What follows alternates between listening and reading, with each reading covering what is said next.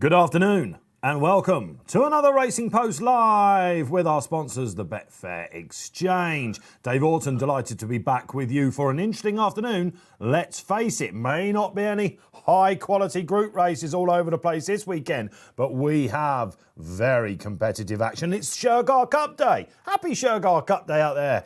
If you're looking at the stuff at Ascot, let's face it, the rain has come down in Britain as well, absolutely chucking down wherever you look pretty much. No doubt you're stuck inside. This is the place to be. We will be learning everything about the exchange, showing you how that works, of course, and trying to give you some winners along the way. First race, as you can see, let's get it up on the screen, guys, shall we? It's coming up thick and fast.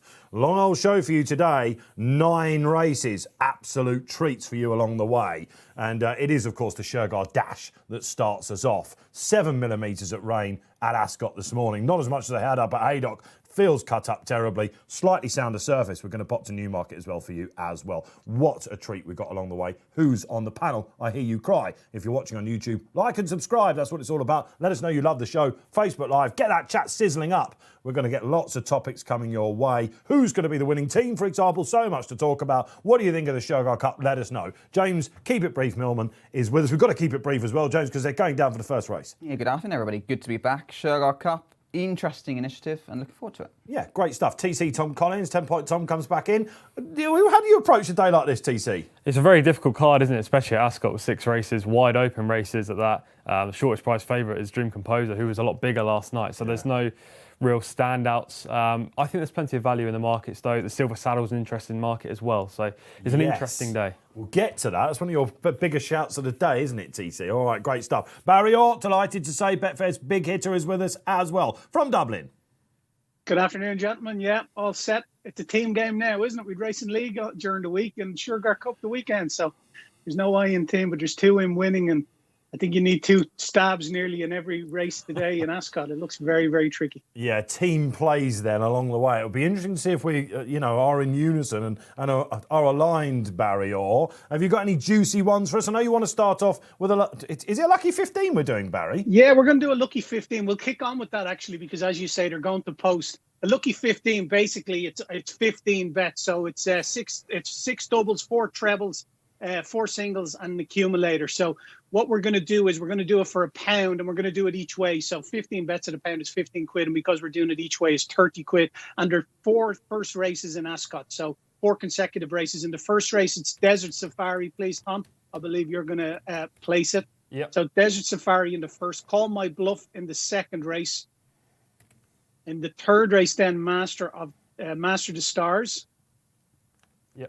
And then in the fourth and final leg, we're going to go Dashing Roger. And like I said, it's 4 singles, 6 doubles, 4 trebles, and a 4-fold of 4 horses. We're going to do it each way. So for £1, it's going to cost us 30 quid, the lucky 15. It's a bet I really, really do like doing, especially on days like today. So fingers crossed for charity. You'll get us about 3.5 grand if they all come in, or we might still be able to net a few quid if we get a couple of winners. Great stuff, Barry. As we know, Barry's been having a scintillating year, 2021, for the charities. Retraining of racehorses. If you're having a good week, if you have a good day, show them some love. You can find them out there. So Barry will showcase the functionality of the exchange, but there's a sportsbook play for you along the way. If you're thinking this is tricky, it gives you that edge during the day, isn't it? A bit of an interest. Who wins the first? James Millman. 5 furlongs, dash, bosh. Going to go for the Ascot specialist. Tis Marvellous. Yeah, so am I. Let's get that out of the way. Finally, we are in unison. This is good. We can get a winner here. It's not a great start, is it, when we're in unison normally? I'm hoping TC might put him up as well. But back to Tis Marvellous. Loads of good form here. Good placed efforts last twice. He's 7 years old. He's as good as ever. And I think he's quite well treated off 102 in a slightly smaller field. Yes, we know the owner as well, don't we? Steve Barrow, one of the owners as well. He used to have Reckless Abandon in these colours.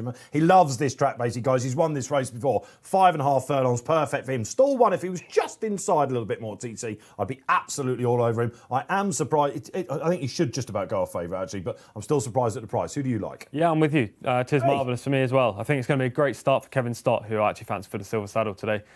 He's run really well the last twice. Tis Marvellous in small field last time, which didn't suit. I think he's just a class horse in here. You can't forget that he finished 4th in the 2020 King's Stand behind Batash.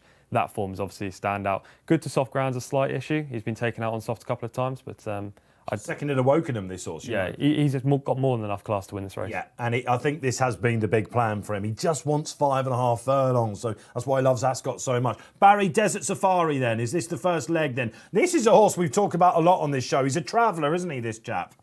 Yeah, he really is. But my exchange play in this race was laying Stone of Destiny, who has form with Desert Safari, who was beaten ahead by him. Trade of fives on that day, Stone of Destiny. I was looking to lay him in around a 6-1 chance. He's out to nearly 10 on the exchange now, which is 9-1.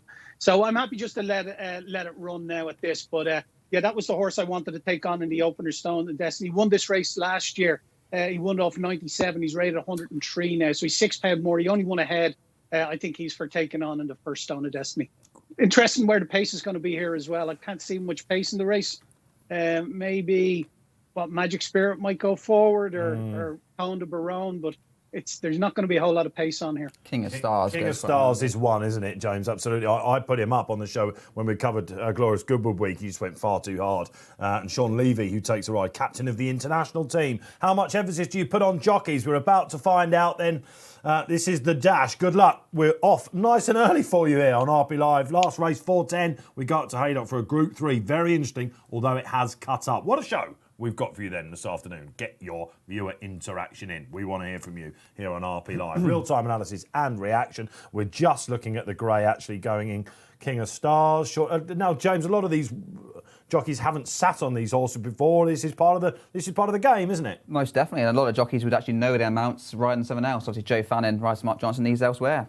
They are in. OK, let's see how they get on then. 5 furlongs. Let's see how Michaeli Michel, the French sensation, gets on Al Jardi. And off they go. And as expected, pace on the far side. That's going to be great for Tiz Marvellous, I can tell you. And he does track the grey. One way of running King of Stars. And they're going far side. Oh, that's interesting. OK, was this a plum then on the near side, guys? They're ticking up with Count d'Orsay. Count d'Orsay held up on the near side of a plum. Looks like James' far side at the moment. Interesting ploy. Interesting, they split with just the 10 runners, 6 and 4. See Jane Chapel Hines, white bridle for a plum. I think Joe Fanning could have a good meeting, so he's leading the pack on the stand side. OK, and they are really strung out. And we'll get a look at the ground TC with the times. But Tiz Marvellous, is that him on the far side? Yeah, he's going to run away with this, sure. Come on, let's have it up. This would be great if he does this. Who's on it? Of course, it's Kevin Stott, isn't it? This was your shout. They're just coming back on the near side, aren't they? Tiz Marvellous going for it. What's that on the far side in the red cap? Snazzy Don't worry about Jazzy, that. Tiz Marvellous has won this. Come on, has he won this? Let's have a look. What's he gone? Oh, no, has what's he gone this? Nice and short. He's Magic won his Spirit on the side. red side. Oh, come on, TC, you've called it, have you? Ooh! Oh, we've just been chinned. No idea on Just that. been chinned. Desert Safari might have got up there. I must admit, I was looking on the near side. Has Barry Orr come and nicked it on the line? There was 2 groups, weren't there, Barry? What's the exchange saying? The exchange is saying Tiz Marvellous is held on. He's in front, on. literally We've seen the 50 slow-mo yards.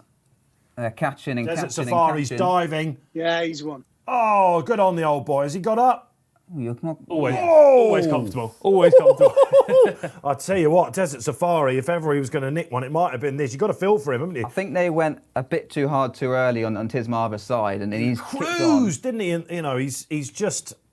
Has it been confirmed? It's a 101, isn't it? Yeah, OK, it's been confirmed. Hey, are you I'll tell you what, Barry, you said it's a team game, this Shergar Cup. We've had 3 for Tiz Marvellous and Desert Safari. Could this be the day that we go through the card? Hey, that's a bit ambitious, Dave. Team RP, we're off a mark anyway. Yes, Team RP, I love it. Absolutely, quite right. Barry, close but no cigar. Funny race to watch, wasn't it? What was the story of the market? Yeah, just looking at it here, Desert Safari traded at a low because it was coming with the run. Trade at a low at 305 for 110 quid. There's not really much of a story in it, Dave, to tell you the truth. What led on the far side that time? That was Aplomb King of led the Stars. other side. King of Stars led 7-8. Never traded lower than 7-8. Aplomb traded a low of 5.2. Your winner traded at a high of, not a high of 7, but that was pre-race, I would imagine. He was always going well, wasn't he? Really tracking King of Stars. It was just He's always with them. literally whether he was going to get caught by the other side because stand side always it always seemed to favour the far side, didn't it? The stand side didn't seem to get into it till late on when they had gone too hard over on the other side. Stalls are in the centre, obviously, today, so we haven't explored that near side rail. We finish with a 6 furlong sprint. I'll tell you what, if you're Michaeli Michel and you're thinking to yourself, you've never ridden on that before, and what was she on Al Jardi, who hasn't really shone, it's going to be what's going through Michaeli's head at the moment. You know, we think she's got one of the chances of the day. I napped it yesterday, Dream Composer. Bit short now, but massive chance. So look, we're off and running. Team RP, get it over the line in the first. Really good to see a horse like this, isn't it? Having his day in the sun. This tends to be his meeting. He'll probably come back for something a little bit later on in the season, you would imagine, but wonderful horse to own. And, 7-year-old now, marker 102. The way he cruised into that, he has gone, or not gone too soon, Jay. He's found himself in front plenty soon enough. Battling qualities as well. He has. He's one of Clive's favourites, and I think he'll have a home for life. You worked at Clive Cox. I was there briefly when I first started. And that's how you got to know Steve Barrow, who part owns this chap. And Adam Kirby and myself were obviously both there as apprentices. Unfortunately, one stood out. And one ends up winning a derby. And the other one's in here. The other one's with Team RP now. Destiny, as the stars have shone your way, my man. Absolutely great. Great to have James back, isn't it, on the show. OK, so look, we're off and running. Early doors. Shergar Cup time. I think we've got, plenty of gaps in between the first 3 races, that's for sure. Then it goes thick and fast. We're going to be literally, I think it's 5 minutes within one race. But look, we'll cover everything. And your Silver Saddle. Should we chat about the Silver Saddle while we're waiting for some viewer interaction to come in? TC, you did manage to sneak it in before the first race, but this was your Silver Saddle bet of the day, wasn't it? Yeah, I've had a little bit on Kevin Stott 8-1. This was prior to Hayley Turner's ride on Barn Owl being taken out later. She's going for a hat-trick, Hayley, isn't she? She is. I think it's going to be a very stiff ask now with just the 4 rides and all the big prices. I know Hayley does it year after year. She always performs. But I think Kevin Stott has the best book of rides, and I really fancy Indianapolis in the next. If he can win the first 2 races, what's that, 30 points already on the board?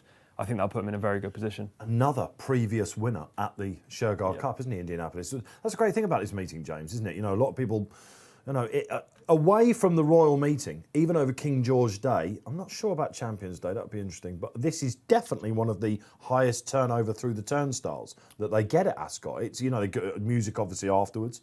I can't think who the act is actually today, but it's normally like an 80s. TC's head went straight up there. You might know. Specs doing it? Is it so? I think I've seen something about it. You were tempted, weren't you? I could tell. Sophie expects to do those great kitchen lockdown things, and I know my kids are into all that sort of thing. Anyway, but it's a good day. Have you ever been as a punter before, James, or anything like that? I've been when we had runners. It's great for the owners because there's prize money down to 10th. We've actually got a reserve, Crazy Luck, and you get paid for taking your horse there. Is she going to get in? It didn't look quite soft enough because I think Royal Scimitar, he's been taken out a lot of times because of the soft ground in the past. I'm hoping Clive does take him out, but they weren't that spread out there in that opener. But I think we have to about an hour before the race, so she's at the track. Hopefully one does come out and then she can get a run, but there's a bit of a wait and see moment. But the owners get compensated anyway, and if you do run, there's prize money down to 10th. So you get a nice bit of prize money. They treat the owners really well. And as you say, punters-wise, there's loads of people go to the Shergar Cup. You'd like her to get in because it is such good prize money. It's 20 grand to the winner, isn't it? Exactly. And in this day and age, not to be sniffed at.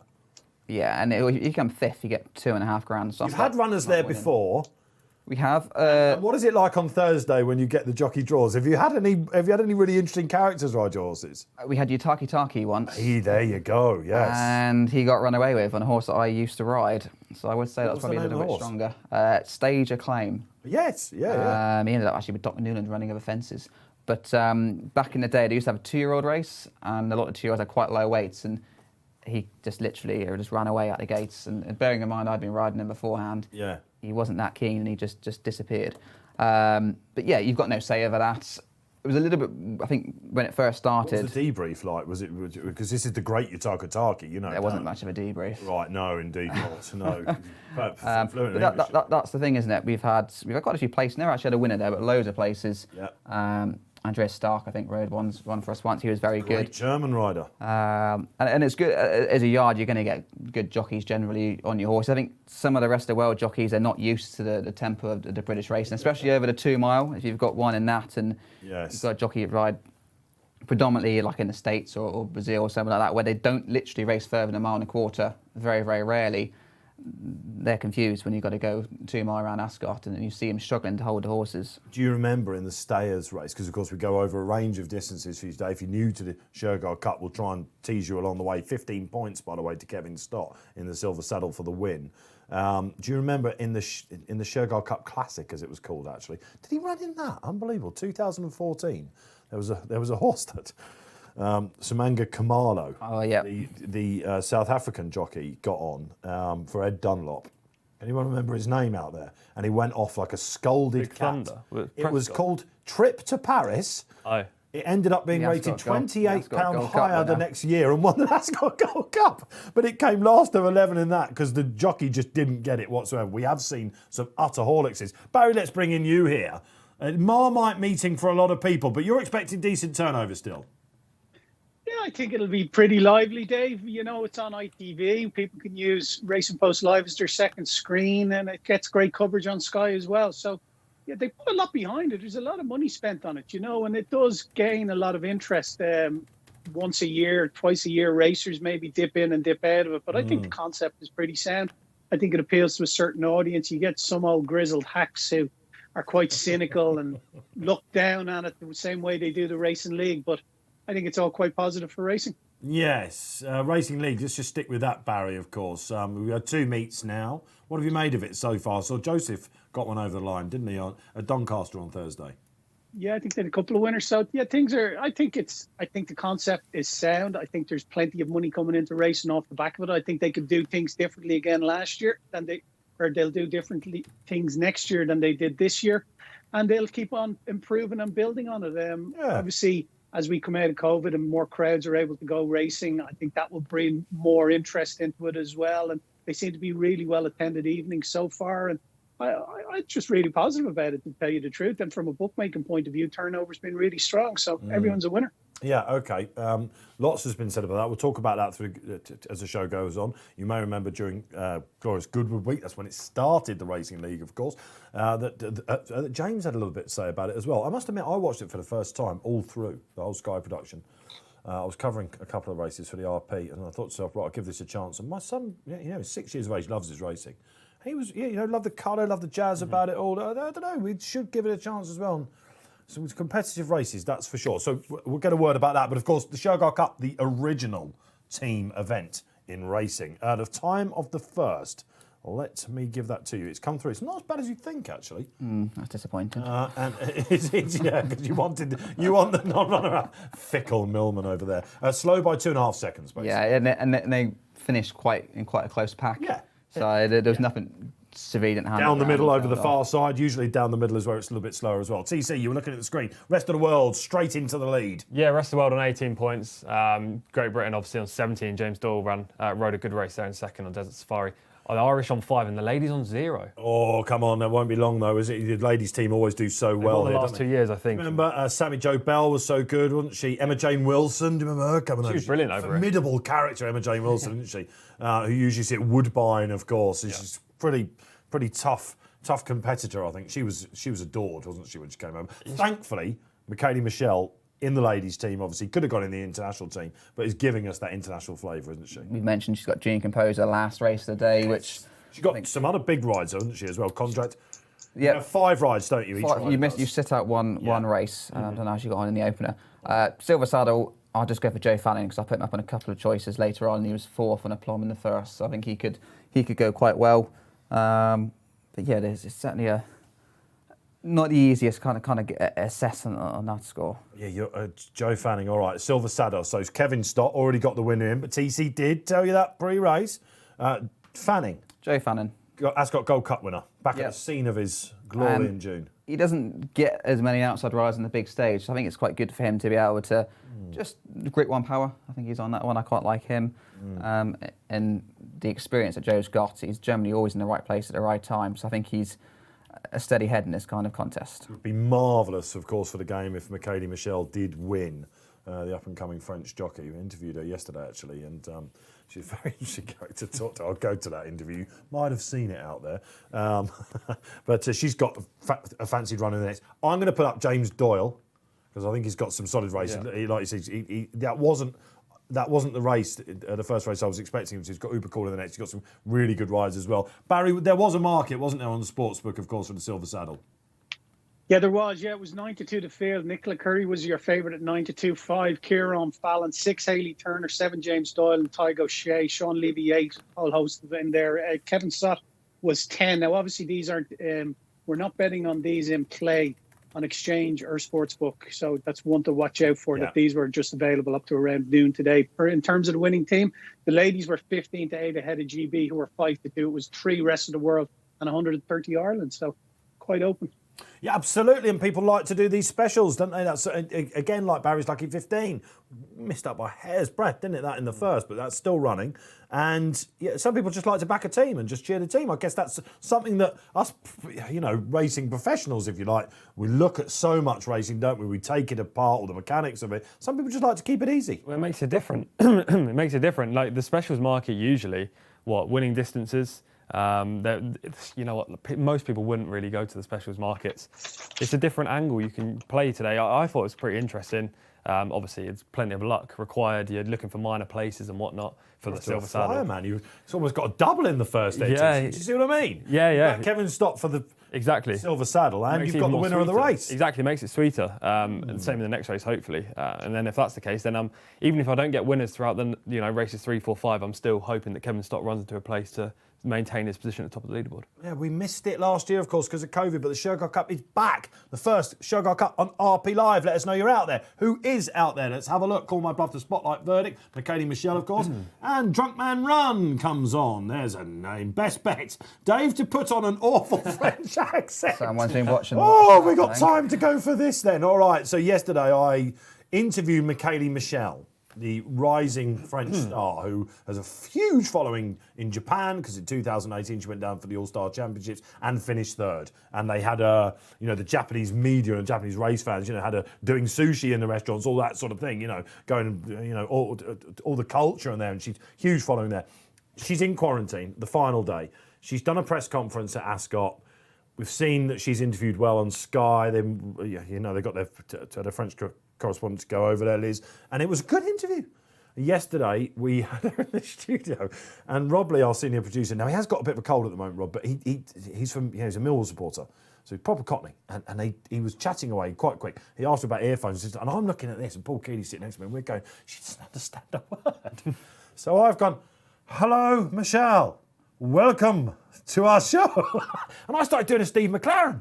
I started going Joey Barton on her. And hello started coming up. And it's fair to say she just thought we were clowns. Well, to be fair, You are clowns. might be a little It doesn't bit of surprise you whatsoever. I'll tell you what, Barry, you wouldn't have seen that interview yet, Barry, but it wasn't one of my finest. I think she probably thinks we're all a little bit crazy over here. Yeah. Were you a bit of low, Dave, wasn't it? It was ridiculous, man. Good mooning. And even Keels had a go, Barry. He started talking really, really slowly. You've got to watch it back. It's out there on Twitter. Keels is the bit that kills me. He's just like, so, Michaeli, he says, you've got to... Just let him astray. We was trying to tell her how to ride Dream Compose. I don't think she even knew the horse's name at this point. Anyway, all that sort of thing. But one thing she did say, that she knew that was her big chance in the last. She's just going to point and go, Barry, and not look behind her. There you go. Yeah, I hope you're wrong, because I fancy her here on Call My Bluff. Ah. All right, before we get to that, let's get another comment in. Drunk Man Run. Thank you for that. Carl Wilkes comes back on the show. Carl, welcome along. Call My Bluff has a massive chance in the 125 at Ascot. Very impressive in its last couple of races. It's the Wilkes nap. Barry Orr, take it away. Yeah, I was fancying him, Dave. You recall we did a show a couple of weeks ago in Newbury in the race Scaramanga won, Paul Nicholls' horse. I was fancying Call My Bluff, but they took him out just on a couple of hours before the off time. Now, that was a decent race, because Withhold has upheld that form in Goodwood since. He beat Speedo Boy and neck and Chester over 2 miles. He was getting £5 off Speedo Boy, but that looks pretty decent in light of what Speedo Boy went on and done. He won next time out in Ascot. He's rated 91 now. He was rated 80 in Chester. Call My Bluff. He's 83 now, which doesn't seem overly burdensome for a horse that's won 5 of his last 7 races. I think he's a horse going in the right direction, and hopefully she can get on well with him and produce the goods for the ladies. So what I'm going to do, I'm going to back him in the win and 3 place market. So he's 7-6 in the win. He was 8 just a couple of minutes ago, but I'm going to be happy to be the price taker here and take him at 7-6. And then in the 3 place market, we're going to look to back him, which is standard place terms here. You can bet in 2, 3, or 4 on the Betfair Exchange. In the 3 places, currently trading at 2.48. And again, around 6 to 4, I'm happy to be a price taker. So 25 quid in the win and 25 quid in the place. There's a couple of dodge pots in here. All eyes will be on the likes of Just Hubert, who refused to race in Goodwood. So expect Exchange players to have their finger hovering over the button there. And the likes of Hutchfield, who the ground went against in Goodwood, drifted like an absolute barge pole, Dave, if you recall. We mentioned it. And just listening to Kevin Stott interviewed after the first race in Ascot, and he says it's riding soft.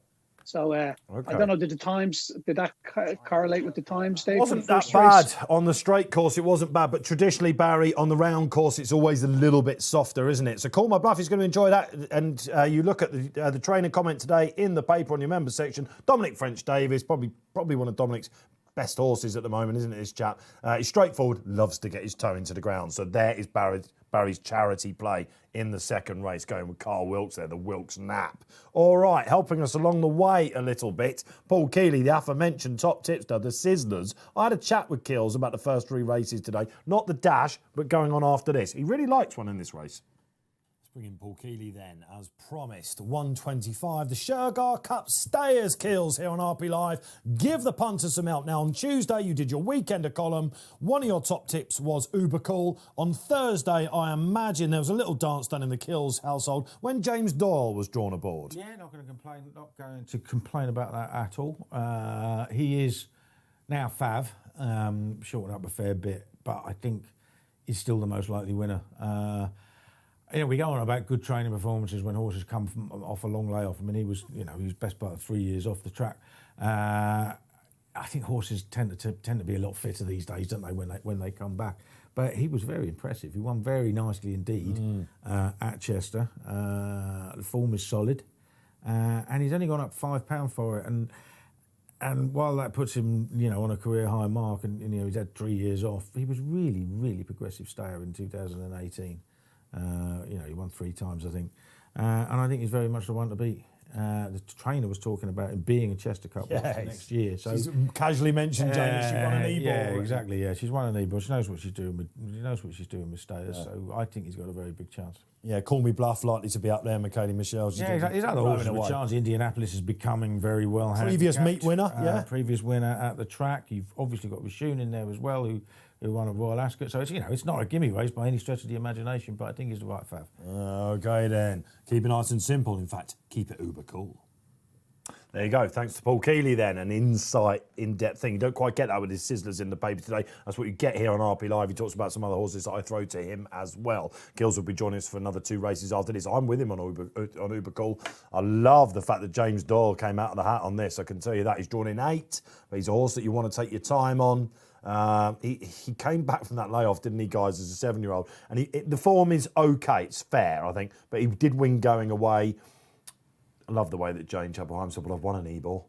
So I'm going to make him into a Chester Cup horse, which makes absolute sense. It's just a case of keeping him right. Stable Pet, she called him after that day as well. Great to have him back. But he's a class at this, and I don't think he'll mind the ground too much. Price is skinny enough now, I'd say, around about 3 to 1. But I'm with Kills, Uber Cool, James Doyle. I'm hoping he'll get nearer the Silver Saddle title at the end of the day as well. Let us know your Silver Saddle thoughts. Who's going to be the best jockey at the end? We will give you a shout. I'm going to tease out some other things for you out there as well. The flat season is basically underway now, isn't it? Fully.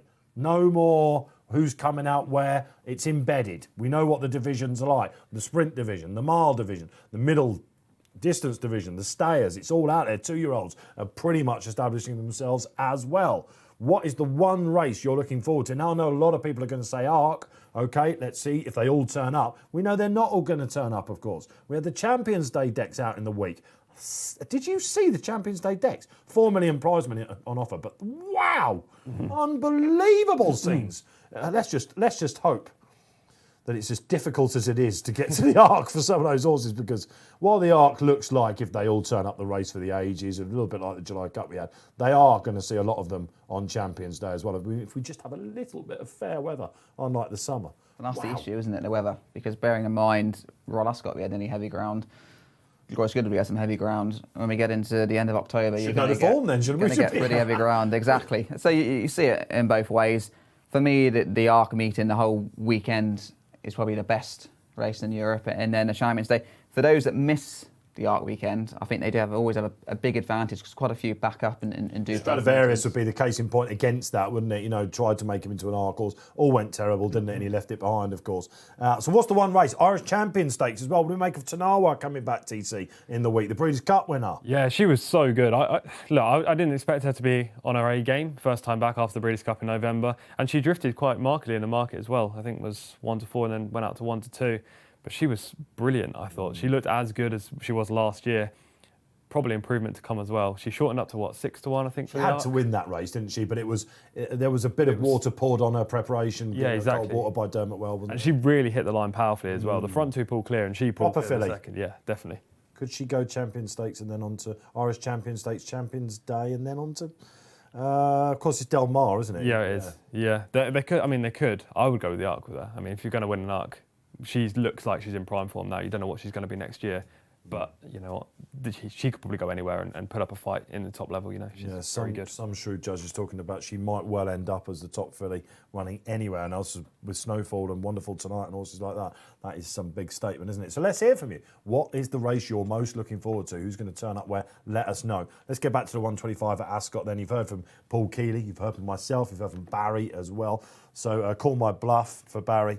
2 for Uber Call if you want to put kills on the programme as well. Mr. Millman. Yeah, Uber Cool, cracking training performance from Jane to get him good. I think 1,000 days was nearly off the track, so he missed 2 whole seasons. 70 days, so she's getting plenty of time to recover. I'm fine with that. But there's still a chance that... If you bounce after 70 days, you can... Yeah, but you might as well never try. If you've had a serious leg injury, you're always a little bit sceptical, so I'm going to have to oppose just for that reason. East Asia is one I'm putting up. A horse who raced in Dubai, did not handle the dirt out there at all, but came over here, 70 he started off, won impressively, got the hat-trick up, beat To Be Wild, a horse who actually races in Uber Cool's colours normally, those purple and green stars. Didn't really handle the weather in the plate at Newcastle in the Constellation Plate.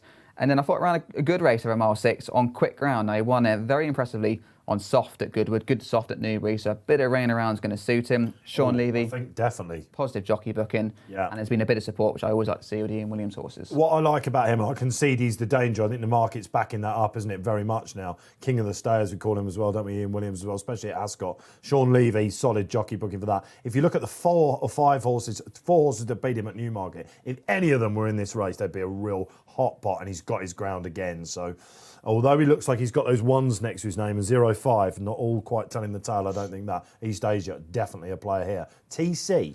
I prefer the other Ian Williams horse, Indianapolis. Paul Keeley said there that he's beginning to look well handicapped. Well, he is very well handicapped, I think, off a mark of 87. His peak RPR is 105. Formerly with Aidan O'Brien, only for 3 runs. Well bred, being by Galileo as well.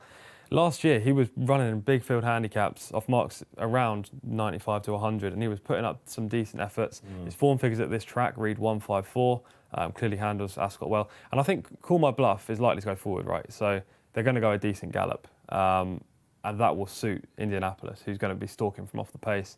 Kevin Stott, obviously, just rode the first winner. Hopefully will win the second race too.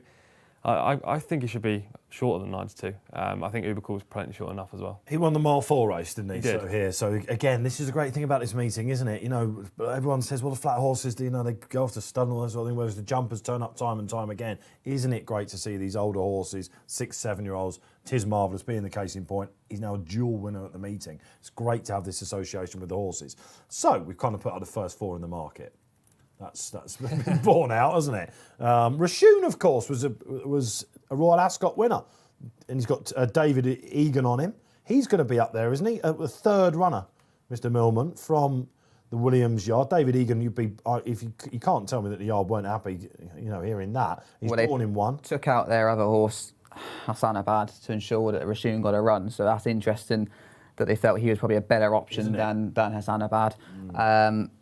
Rashun himself, he only got beat 6 lengths in the plate itself behind Nicholas T.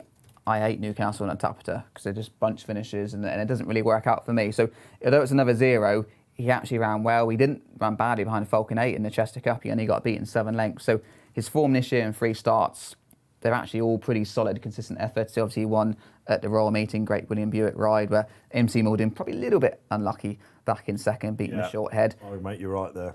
He's probably too big a price at 14s. I think Ian Williams has got a very strong hand in the race. You worry with Call My Bluff.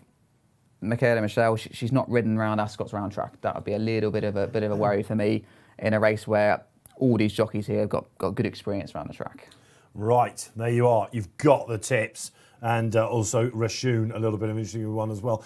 Just before we get your selections out there are some characters in here, aren't there? Hochfeld obviously being one. I sort of feel a bit for Hochfeld.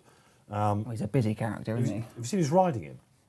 Joe's back Joe. on, isn't he? The Stable jockey has drawn out. Harry Carey, people are crying. Foul play, but that's obviously just computer drawn. Is how it's come out, basically. But a bit like the modern pentathlon yesterday. it's a positive, right? Yeah, exactly. I don't think he enjoys riding Hochfeld, though. Hasn't ridden him in the last 13 starts.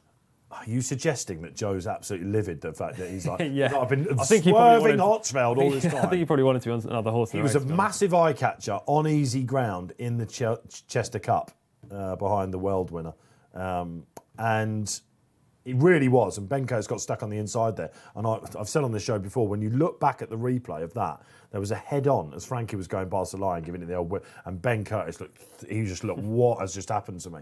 But the problem is with Hochfeld, he doesn't really want that ground to be seen at his best. And they just do seem to keep, give him a break. It's just obviously a horse that thrives on his racing, isn't it? Yeah, he only ran 7 days ago. Seems to run every week, lumping top weight here as well. I think there are two other horses that are big prices we should mention. Just Hubert, will he jump away? I think. What happened there? Was it the flip start? Yeah, I think I'd give him a chance because not too many have that angle, but you could tell he wasn't going to jump exactly. off. He didn't look in the mood, did he? 2 minutes before the race, and that anyone that backed in there, Yeah. that should have been a clear non-runner because that was never going to happen, and he was a short price as well that day. Yeah, he was. He has the ability to go close, to be fair, if he does, if he wants to run to his peak level today. And Cleonte as well should be mentioned for Andrew Baldwin and Adam Kirby. Won at this meeting, won this race in 2018. I ran a few trainer stats for the Shergar Cup yesterday. Andrew Baldwin has had the second most runners at the Shergar Cup since 2010. Yeah, he loves the meeting, doesn't he? Yeah, the most is Mark Johnson with 56 runners, Andrew Baldwin 46, and then it's a massive drop off to 19 for the third most. So he supports this meeting, so Cleonte can't be written off. Yes, I was there the day that Cleonte won at Royal Ascot as well, and it's just dour stay, isn't it? And could well bounce back then. The course and distance, Adam Kirby obviously is the making it out of that. We mentioned them all. Iron Brave. I thought Kieran Fallon might have a good day today. I really fancy one of his a little bit later on. Tease that in the bag. Haniko has probably got hold of him. He's been running well off 100. He's just dropped a pound in his last 5 starts because generally he's not been disgraced. 4th in the plate behind Nicholas T. Likes the Tapeta as well, doesn't he, I think? Yeah. I backed him in the plate last time. Did you? Yeah, I thought he had a good chance. He just didn't really seem to have that final 7-time gear. winner on the all-weather, isn't he? Yeah, exactly, yeah. He's also overpriced. I think this is a real competitive little race. Just mentioned about Andrew Baldwin. I expect he's having slightly more runners this year as well because Trainers' Championship. Yes, He's going to be getting $2,000 for finishing 5th or 6th. This is a big day for King Power, isn't it, of course? Although we're not seeing their colours, they've got the 2 favourites in the races that we're covering up at Haydock. We go there in an hour's time, by the way, to Haydock. We're just sticking, obviously, early start at Ascot, early finish as well, but we're with you till 4:10 as well. All right, who was with Tis Marvellous then? Who got with Team RP? A range of tips here, but we've kind of, I don't know, you don't just have to have one in every race, do you? You could kind of cover your bets a little bit. Just a reminder then that the rest of the world then just leading at the moment. Of course, Kevin Stott thought to be Danish, isn't he? Yeah. Yes. Not too sure how I said that, but obviously in the pandemic. Jack Charlton, Tony Cascarino, Republic of Ireland thing going on, isn't it? Of course. I don't think he's thought to be. I think he is Danish. He was just born in Denmark, wasn't he? Is it not one parent Danish, one parent? I thought is he? I thought he was just born there. Is he a purebred Dane? Is he? Let's have a look at what Maybe he is. Wikipedia I've says. interviewed him. I'm I pretty really sure ought to know that. he lived in Denmark for a while anyway. Yeah, absolutely. But so did William Buick. You couldn't call him Norwegian or whatever, could you? Is his mum Norwegian, William Buick, of course? Buick was going to be riding for... He's in the Sweet Solera today, isn't he? Yeah, but he was initially, when the jockeys came out, I think he was actually going to ride for the rest of the world. Was he or really? the European team, same team as Kevin Stott for being Scandinavian. Who knows these days? You know, you can play for the England under-21s and still go and play for Jamaica or something, can't you? I don't know, or Nigeria or whatever.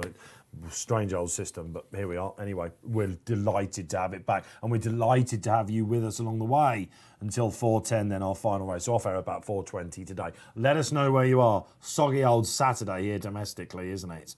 Great time to get involved and have some crack and watch the racing with us. Real-time analysis, don't get it anywhere better. Any other show, and race reactions, which we know you love as well. Let us know you're out there. Okay, it's time for Is it called the Stayers? Let me just remind myself. It was It is a Stayers. It is the Stayers. Oh, it's on the screen. Of course it is. As they tell me, if there you go, it's on the screen. I did see, of course, that Call My Bluff was the Racing Post Spotlight nap. So the doyen of Spotlights, Richard Austin, taking that one as well. He's with Barry Orr, the Carl Wilkes nap, isn't it?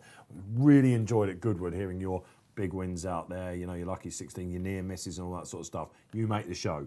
Get involved. Let us know what you're doing out there. All right. Okay, then. Enjoy this. Second race. We're whizzing along, aren't we? Time flies when you're having fun, as they say. Who's going to come out on top? Very interesting race indeed. And away we go. And I don't know, your eyes are just immediately drawn to where Michaeli Michel is, because this is the first time the French jockey's come to Ascot and she's got Call My Bluff right out the back. Interesting. Connections have just said, take your time. Leading. No, she's leading. Black cap. Is it black cap, is it? Yeah. Second at the moment. Yeah, the black cap. I tell you what, Tony Ennis has got nothing to worry about on the race. No, you're not going to be stealing his whatsoever. job for the racing league anyway. Let me tell you, he's a bit worried about it. We'll get to that. Enzo back on the panel next Saturday, I'm delighted to say. All right then, who is leading? Come on, is this Hochfeld? Joe Fanning riding his stables. Yeah, Just Hubert's up there as well on the outside. He's jumped out and he's travelling. Right, it's got to be a stalls thing then. We've got to just forgive Just Hubert Goodwood and no more flip start for him, yeah? Yeah, he won't be going to Salisbury anytime soon. Yeah, all right. And who else is up there? Michaeli Michel is indeed up there. She's dropped back the third, just letting, Joe make the running. Uber Call's going okay, 5th place in the middle of the pack, so you'll be happy if you closer than I was expecting on Uber Call. I guess from stall 8, he wants to just get in. And it's tricky, isn't it, on the round course? You know, when you've got the less than double figure fields and it doesn't get choppy on the inside. You see some very good horses beaten by those outside posts. Triomphe being nudged along there in midfield. I mean, this is as sharp as he's going to want it. Not travelling already. They're not. What's that out the back then? Right out the back. It's Indigo Times, is it? Indigo Times, yeah. Yeah, unsurprisingly, a Simcock course right out the back. That's Hayley Turner. She's bidding for a hat-trick of the Silver Saddles. OK, Barry, we're on the far side. What is the market like? Yeah, 4.3 Uber Cool, 5.5 East Stage, Indianapolis 6.48. Call My Bluff. There's no real massive change. Just Hubert is probably the biggest change. I haven't jumped off. OK, he's 7.4 now. He'd a Betfair SP of 11. OK, yeah, he's well handicapped. And Nicola Curry, as Barry said before, she was the original favourite for the Silver Saddle. Perhaps one of her better rides. She'll be fancying it now. TC, where's Indianapolis? Just behind Cleonte in midfield, travelling nicely on the outside. Probably the prime position where you want to be right now. Just tracking Uber Cool, in fact. What about Rashun, James? I'm looking for the... He's in green. Yeah, he's 4th at the moment against the inside behind Hochfeld. OK, because this was interesting, what you said about taking out Hassanabad, you know, another Williams horse. He tried to have 4 in this, Ian Williams, and he's letting Rashun win, of course, with Royal Ascot winner David Egan. Going a leisurely gate. Leisurely, but Nicola's taken the lead on Just Hubert, and Hochfeld, I don't think he's appreciated having one go past him, because Joe's just niggling away, Cleonte's niggling away. The purple cap with green colours, that is Rashun's niggling away. So if you're just starting to be asked a question here, they're still well grouped. What's in the red cap? That's Island Brave out the back, isn't it, under young Kieran Yeah, he got squeezed out at the start, so he's probably further Hang back. up for today, Kieran Fallon. You know, really, I thought this young lad would be really East Stage is sneaking up a gap up the inside. It's quite narrow, and I think Sean Levy's going to get lucky with. Tell you what, one's absolutely cruising, isn't it? What's this in the black Hubert. cap? That Just is Hubert. Uber Cool, yeah. Oh, yeah, OK, yeah. Just Hubert. Uber Cool. East Asia needs James a Doyle. gap. What have we got here? Rowing away the Iron Indianapolis has got his chance on the outside. TC, is he going to see it out best? No, I don't think so. He's come under pressure. He's not picked up as I thought. Uber Cool's travelling really well. Just Hubert really Go on, finding off the Michaela. front. Come on, Michaeli. Is this going to be Michaeli's winner? Come on, this is Call My Bluff. He stays so strongly, this horse. Uber Cool, though. There's that Sean. white bridle. What's this on the inside? Just Hubert as well. Yeah, Just Tricky Hubert. race to get involved from off the pace then. What is this? It is indeed Island Brave. Could he just swamp him up? Come on, Uber Cool. What do you got? Call Me a Butt. I'll tell you what, Call My Bluff on the inside. It's Just Hubert as well. Is this going to be his day in the sun? Disgraced himself at Glorious Goodwood, didn't he? Just sees off Michaeli Michel, who got a big sniff in the finish there. That is the ladies. A 1-2 for them then. Uber Call couldn't quite see it out. Met some stronger stayers. Barry, they must have gone low a couple off the home bend. Yeah, they did, Dave. Yeah, Uber Cool hit a low in running of 2.4 for 86 quid, and the runner-up, Call My Bluff, hit a low of 5-2 on 1.41. Beating a short head in the first 2 races. That's a bit of a body blow, but Only 7 more to go, Barry. Only 7 more races to go. Yeah, she ran no problems in the saddle though, Barry, right? A lot of people won't have a clue about Michaela Michelle. She's just showing how good she is there. Yeah, when she pulled her whip through, I suppose when she pulled her whip through into her left hand, she got the horse rolling another couple of yards and she's probably up. But it's a game performance from the winner. Take nothing away from the winner and Nicola Curry. Very, very game performance. And, you know, he was well supported in Goodwood. I think a couple of our panel members backed him that day as well. And just didn't jump off, was quite mulish at the start. But like you said in commentary, the stalls is what he wants. He doesn't want the flag start. So, yeah, good performance from the winner. For team pile driver as well, of course. Muir and Grassick, the training partnership now. So who went with him? He's got a top racing post rating of 97. Yeah, he's rating of 87 here, but I guess you wanted to see him jump off, obviously. And once he's out in front, Nicola Curry then. We said the ladies had nil point. Now they are, of course, rising to the top. Yeah, that's what they needed there, first and second. I thought it was a really good ride from Nicola Curry, actually, who was favourite for the Silver Saddle. She was gave an aggressive ride off the front end. Just Hubert doesn't normally go forward, so it's an interesting change of tactics, and it's clearly worked. I'm at the bottom of the cliff with him. I backed him so many times. And you won't be alone. Yeah, exactly. It's nice to see him get his head in front, though. Kevin Stott run out for 5th. Eventually finished 6th. Didn't pick up the 3 points. Livid. On Indianapolis, who probably might have been looking at the mile. He's just caught in between trips now, sort of mile. What was that? Potentially, he travelled really well along the outside. I thought he was going to come and I thought you'd get excited and then you straight away knew, didn't you? Yeah, he didn't quicken immediately and I thought that was game over for him. He stays you, James? Not soft enough for him? Just the fact is they didn't really stop. Nicola ended up making a running in the end, went past Joe and Hockfeld. Michaela sat in 3rd or 4th. Ubercool wasn't too far behind him.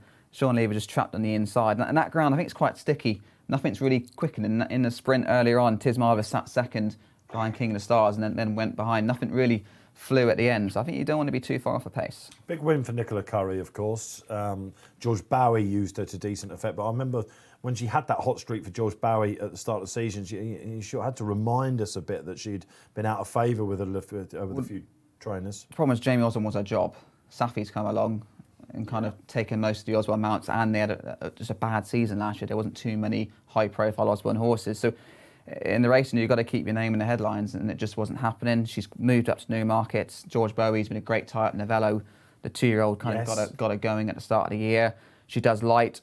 Shergar Cup was what got Hayley Turner really going again, because it was 6 rides, or 5 rides for 5 different trainers normally, and it can be a real big boost, because trainers wouldn't normally use jockeys outside of their own circle, and sometimes you can just put your name back in there again and get you going. So a big weekend. She's ridden a nice winner here for William Muir and Chris Grassick. I think she does ride for them occasionally anyway, but just good advertisement for her skills. For a rider at the Shergar Cup, would it be like a normal meeting regarding riding fees and whatnot? Do they get paid to ride at the Shergar Cup rather than other meetings, do you know? You just get your normal fees, but you're guaranteed 5 rides. Yeah. Good prize money. Yeah. The issue, I suppose, with Shergar Cup is jockeys like Holly Doyle. She's retained by Ex-Elusive's owner, so she had to go to Haydock. William Buick had to go to Newmarket. So if you're a retained jockey, you probably can't really ride there. You didn't ride at the Shergar Cup. I definitely wasn't good enough for Shergar Cup. It wasn't. I don't know whether you'd have been the best fit either. I couldn't see you coming out in the parade doing a bit of this. You know, not really. I know that you were getting you there. I know that it was karaoke when you're on our RTV and stuff. But Squeak was late, so he didn't even get to the celebration. I can't see you with a Union Jack sort of giving it a large, James. Like, you're professional. You cross the line. Job done. Did you ever celebrate after a winner? My first one, because it took me a while. Did you give a whip? Can we look back on that on the members section? We probably I don't think it's there. It's too long ago. It's ridiculous. But what was your first ever winner? Remind us. Polar Dawn. There you go. You can have a look out there on the members section. We'll see the finish of that. Was it whip? Who was it? Would we go Frankie or just a relief that I finally had a little pat down the neck? Yeah. No, they often have a little pat because you got to congratulate your horse. Did you give it the People Simeon? love to see that. Simeon just backing them from behind. I probably Miguel Barcelona in the derby, standing up in his stirrups. I'd end up on the floor if I tried doing that. But it's a weird. Like I say, when you cross that line, it is a weird feeling, and then it's. Whatever race it is, it's still great to do. But I imagine for a rider today, you're waking up. He's not quite feeling the certain pressures, are you? Of course, you know sometimes you'll have been involved with the horse all along the campaign, and you'll know that this is the day, for example. And I think it's probably a bit of fun out there. I spoke to the captain of the international team, Sean Levy, yesterday. He was pretty blasé about it all, actually. Typical Sean. But I said, is this going to be a bit more fun? He goes, yeah, we love the day. It's crowding good fettle and all that sort of thing. Yeah, and you generally got 5 good rides because it's handicaps, 10 runners.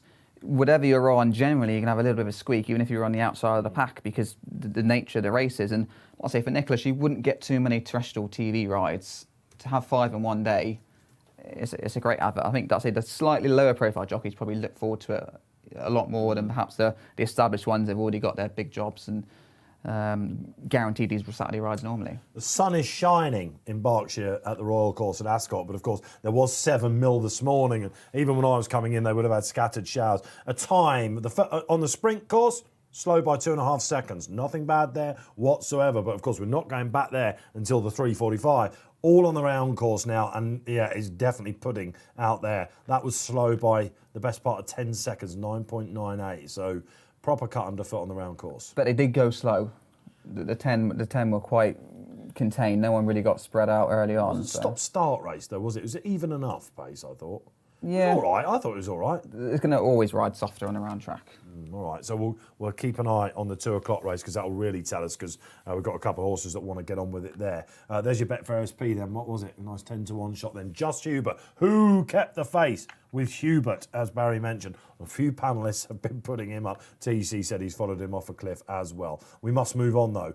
We've got, 25 minutes until the next race, to 2 o'clock. Perhaps one of the most interesting races of the entire weekend, this, with some real characters in it. A reminder, get your sections in here. We will give you a shout, all your selections. This is the place to get your shout out today. Tell us about what you've thought about the flat season so far. Is it all about a trip to the Arc on the first week of October, or are we looking forward to Champions Day as well? And the Irish Champion Stakes meeting, wow, always a good race, but couldn't that be some race as well? Who's the horse that you think will end up as the very best of the British Champion season? Let us know. Who's going to be champion jockey? I mean, this is another thing to talk about, guys, isn't it? Just quickly before we go and look at this 2 o'clock race.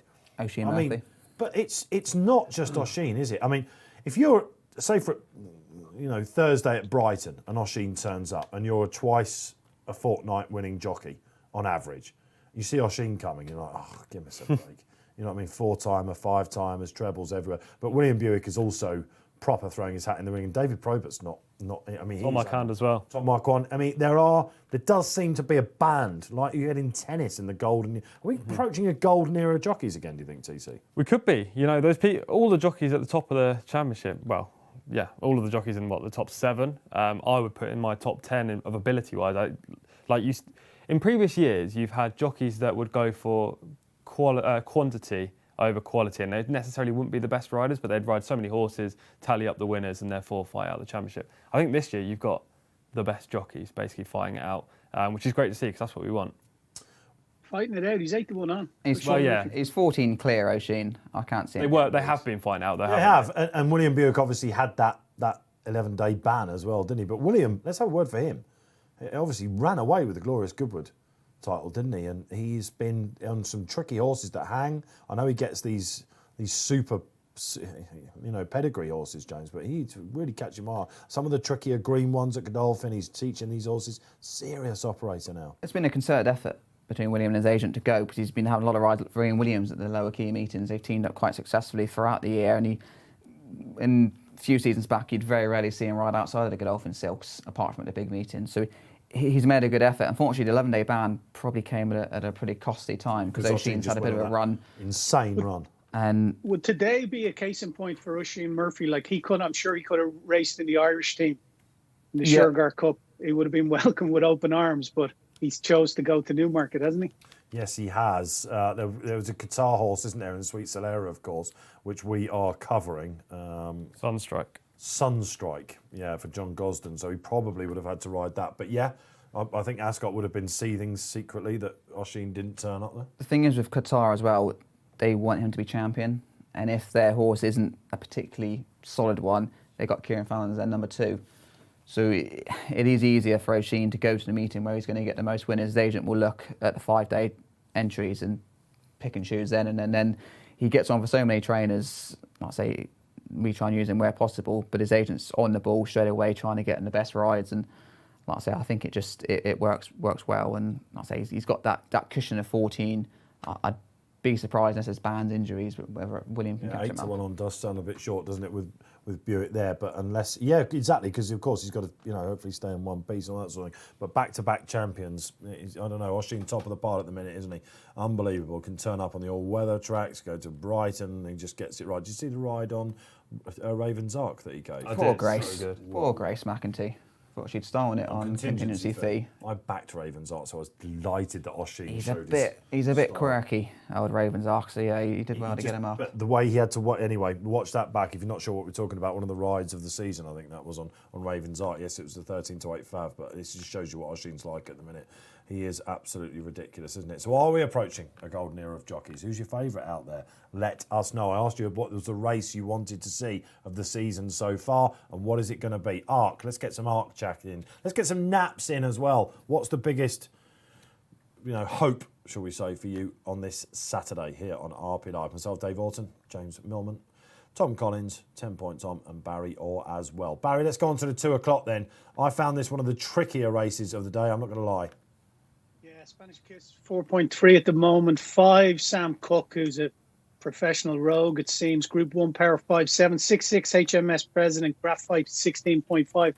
Master of the Stars is out to 19 now. That's what I was fancying in the race, but I fancy him place only. He's a remarkable, consistent horse, Dave. He's raced 12 times. He's never been out of the first 3 in 9 of those occasions. So he's only out of the first 3 in 3 occasions. The race in Newmarket, he got in the Stewards' Room. That was fair enough. But his second to Quickthorn. Now, he's beaten 8.5 lengths. But Quickthorn, obviously, has gone on and franked that form. Is rated 103 now. Last time out in Linkfield, I'd forgiven that. He was beaten 12 lengths, but it was back to the all-weather in Linkfield. He was beaten 14 lengths by Passion and Glory, who went on and won the Queen's Vase in Goodwood. So the form, while it stacks up, he was beaten too far to be true for my money. And he's a horse I think that's just got. I'd like him in the makeup of this race, and I like the fact that Hayley Turner's riding him now. I hate backing a horse next time out that's ridden by a jockey who's just done me a short head, but that's just one of the quirks in me. But Master of the Stars, I'm just going to back it in the place only market. I'm going to look at the 4 places because it's on the drift in the win market. But like I said, he's a very consistent type, and I think he'll run into a place. He's 305. Happy to take that. And we're going to have 50 quid on him in the place market at a little over 2 to 1. Thank you, TC, doing the trading for Betfair today. Interesting, Barry. More interesting was what you said about the short head and the jockeys. We all have our own punting quirks, don't we? That's an interesting one from you. What, you just like, are you still seething, you think, from the well, last you know thing yourself, you've just got beaten a short head by a jockey giving one a decent ride. Now, there's no logic to it. It's just sometimes I get it in my head that, the odds of her winning the next race, 2 consecutive races like that can be a little bit larger than the price of I'm taking it. I'll tell you what, punting quirks. One week we'll tease you out there, your viewers, and see what your punting quirks are. Like, for example, if I see, I don't know, I just can't get my head around this. If I see 7 race card and no favs won, and there's an obvious fav in the last race, I'm almost certain that the fav's going to win. I don't know why. And it's like if I see the first 3 favs win, and I'm like, this next one's just got no chance. They don't all win. It's weird. It shouldn't make any difference whatsoever, should it? No. But these things do get stuck in your head. So Master of the Stars is the charity play in the 3rd race here on RP Live this afternoon. It is, of course, it's on the screen for you, the Shergar Cup Challenge. It's a tricky race, but someone out there agrees with Barry Orr. Could it be Keels? 2 o'clock, and one of the races of the meet, I think we can say that. And probably one of the most popular horses of the day in the 2 o'clock will be Sam Cook. Sean Levy, captain of the Internationals, drawn aboard. It's all going to be about settling in. Now, with Group 1 Power next to him, he's drawn wide, isn't he? Surely Sean will be hoping just to tag in. But this is one of these horses kills, surely, for the punters out there. If he settles, he very nearly wins. Well, he's a nutter, though, isn't he? I mean, that's the problem. You've got, you saw him at Royal Ascot. He was all over the place, and again, he was wide out there, wasn't he? You know what I mean? Now, he's going to see a lot of daylight. The hood worked to a certain extent. First time at Chester last time, he did consent to settle a little bit. I don't think he would have won. He didn't get the best of runs in the straight. I don't think he would have been run. He certainly ran his best race for a while. But can you trust him? I can't. I'd rather back something else. Always has a winner at Shergar Cup Day is Hayley Turner. And she rides Master of the Stars, who, if you ignore the last run, has some very, very interesting form.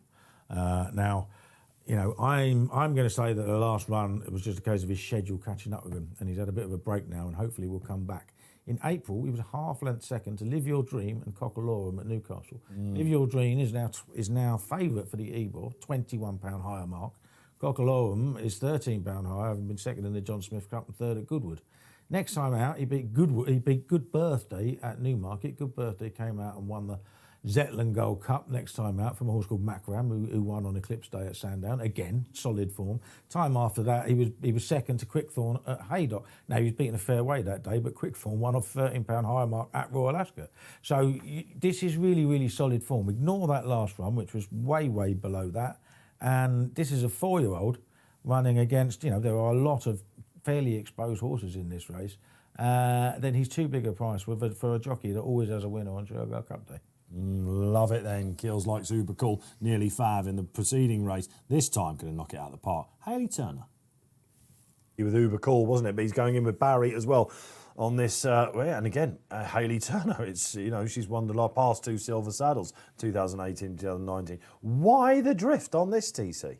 Yeah, it's a bit surprising given, one, Paul Keeley's put him up. You usually see those horses get backed immediately once they go in the paper. And 2, the form has worked out. I didn't like that run last time. I know there are excuses, but that kind of put me off Master of the Stars. He's a decent price though if you fancy an each way play in the race. I just much prefer Spanish Kiss. Paul was talking there about an unexposed horse in Master of the Stars. Well, Spanish Kiss is just that. Only had 9 starts. Arguably my nap of the meeting, I think. Put him up in the punt today. If you take out that last run at Ascot, I think he would be 9-4, 2-1 in here. And he was available at 15-2 yesterday when I first said I fancied him on the podcast. That last time out, effort over mile 6, he to me just didn't stay. He made a bold move up into 3rd and then just flattened out, got passed by 2 horses late. Vinderlander, the winner, ran well since. His previous 2 victories at York and Newmarket were so visually impressive. He still looks a horse on the up to me, a mark of 91. There's room for manoeuvre there. His best RPR is 97. Take one more step forward at a track that he ran well at last time, albeit not living up to market expectations. I think Spanish Kiss is a clear standout. Sam Cooke could obviously win this race. He's well handicapped, but how can you trust him? That's the question, isn't it? Again, as I mentioned, you'd have seen on the feature show we did on Friday, the race here at the Racing Post. Sean Levy was one of the main guests, along with Michaeli Michelle. And Sam Cooke, he said he lives 15 minutes away from Rafe Beckett's, and it's the first time he's ever been allowed in there. This is a classic winning Group 1 jockey. Obviously, Rafe keeps his jockeys close, doesn't he? But this chap, James, Sam Cooke, I'm surprised he's not fav, because he's kind of got a punter following where people think this will be the day. A little bit like Just Hubert to a certain extent. He hasn't half let you down because he is so keen. The hood went on last time at Chester, and it was better, and he ran on. But stall 11... Sean Levy's going to have to be at his absolute very best, isn't he? That's the issue, because if he wants cover from stall 11, good luck. You've got to drop him in and take a chance. And we saw in that earlier race, not a great deal really picked up from behind. They tended to just run their race. I backed East Asia, and he was starting about 8th, travelling strongly, but had nowhere to go and just didn't pick up in time. So that would be my slight negative. I think Spanish Kiss, Thomas made a great shout for him. The handicap has put him up £16 for the 2 wins. But he is a progressive individual. I've gone for Joe Fannin. I think he's a positive jockey booking for Group 1 power, because he's been too keen for Sylvester on occasion. This is another, in a different contrast to Sam Cooke. He's a little bit like Sam Cooke in that he hasn't quite delivered on the earlier promise. He's a horse that's keen, but he races more prominently. It's almost like he's been going for home a bit too soon. He did when he got beaten by Luganini when we were working on the show back in May at Ascot, where he went 5-6 lengths clear down the back straight, and Holly claimed him in the closing stage. He's run well in some really good handicaps since. Stall 12, Joe will be handy enough for him, so I think he can go well, but it's a tricky race. Barry, let's bring you in. I heard you there. This is the game that punters always wait for. Group 1 power. Is he a case of how low can you go and not put it out the fire? Yeah, in Chester, he traded at 1.482s on. He traded at 1.25 in Epsom, which is 4s on, 10-9 on that day in Ascot. That James is talking about there. And then Sam Cooke, in his last 5 runs, 4.972, 2.12, 2.4 and 3.5. So just the data on the exchange, the in-running data would suggest that they're 2 rogues. Okay then. Yes, there are some rogues in here. Unlike Graphite, He's a huge price. He's drifted a lot. I wouldn't say he was rock tough, this chap, but he's come from Andre Farbes. Not a lot of people improve horses come from Monsieur Farbes, do they? However, this chap is slowly getting his way back to form. He's got group form. Thought the rain that fell was in his favour. Liked his run last time. He's got an honest galloper by the look of it. Always looked that when he was with Godolphin and Andre Farbes in France, but he's with the Kent stable now, isn't he? David Egan, stall 6. I just think he's a big price. He's my pick. Yeah, but I thought he was going to be a single figure price. He's got a 14, something like that. He's got a top racing post rating of 113 and yet he's off 92 it. Now, probably 7-year-old, probably isn't the horse that he was. We know that, but there is a race in him. This is a little bit better TC than what he's aimed at, isn't it? But why didn't you like Graphite? All 4 starts this year, he's been sent off at a huge price. I think that's probably why he's a big price again today. I don't know if punters just aren't latching onto him at all. He seems a bit regressive, I thought, based on RPRs anyway. But last time out, yeah, he was, he bounced back to something like his best. Obviously, nowhere near when he was ahead second to the Revenant in France. On that form, he's a clear standout. But he just hasn't shown that just yet for this stable. There's not enough there to draw me in. I prefer the improver in Spanish Kiss. Well, he only picked him up for $7,000 after he had a whole year off. So clearly, he's had some serious injury. But each run, the 4 starts for the Kent team, it's got better and better and better, and I thought he ran well last time. He ran well on quicker ground. I thought it was one of these where I'm like, Group 1 power stall 12, not sure. Sam Cook, if Sam Cook wins today, I'll be not quite kicking the can, but I won't be over the moon. Spanish Kiss, I'll give you my word on him. I said to you, TC, I was following this chap a bit last year, and when he came back on the all-weather for William Knight, he was sweaty, he went wide, he didn't look that, and then all of course, of a sudden I jump off the bandwagon, and he goes and wins his next 2 on turf. It's just a price thing for me now, but still one. Tag O'Shea, you must have been happy with that. Yeah, good jockey booking. He's only 2 from 3 on turf, as you say. He's improved since switching surface. I think a gelding operation has clearly helped him. He had a gelding operation before this year. He took a king hold, as you said, at Lingfield on his first start in April. But since then, he seems to have settled a lot better. I thought he settled fine over a mile 6 last time. They're going to go slightly harder today over a shorter trip. I can't look past him personally. All right, so one of the better bets of the day for Tom Collins. OK, let's get some social interaction. You've been waiting out there patiently. I know you have. What have we got? Ponty Terrier comes on.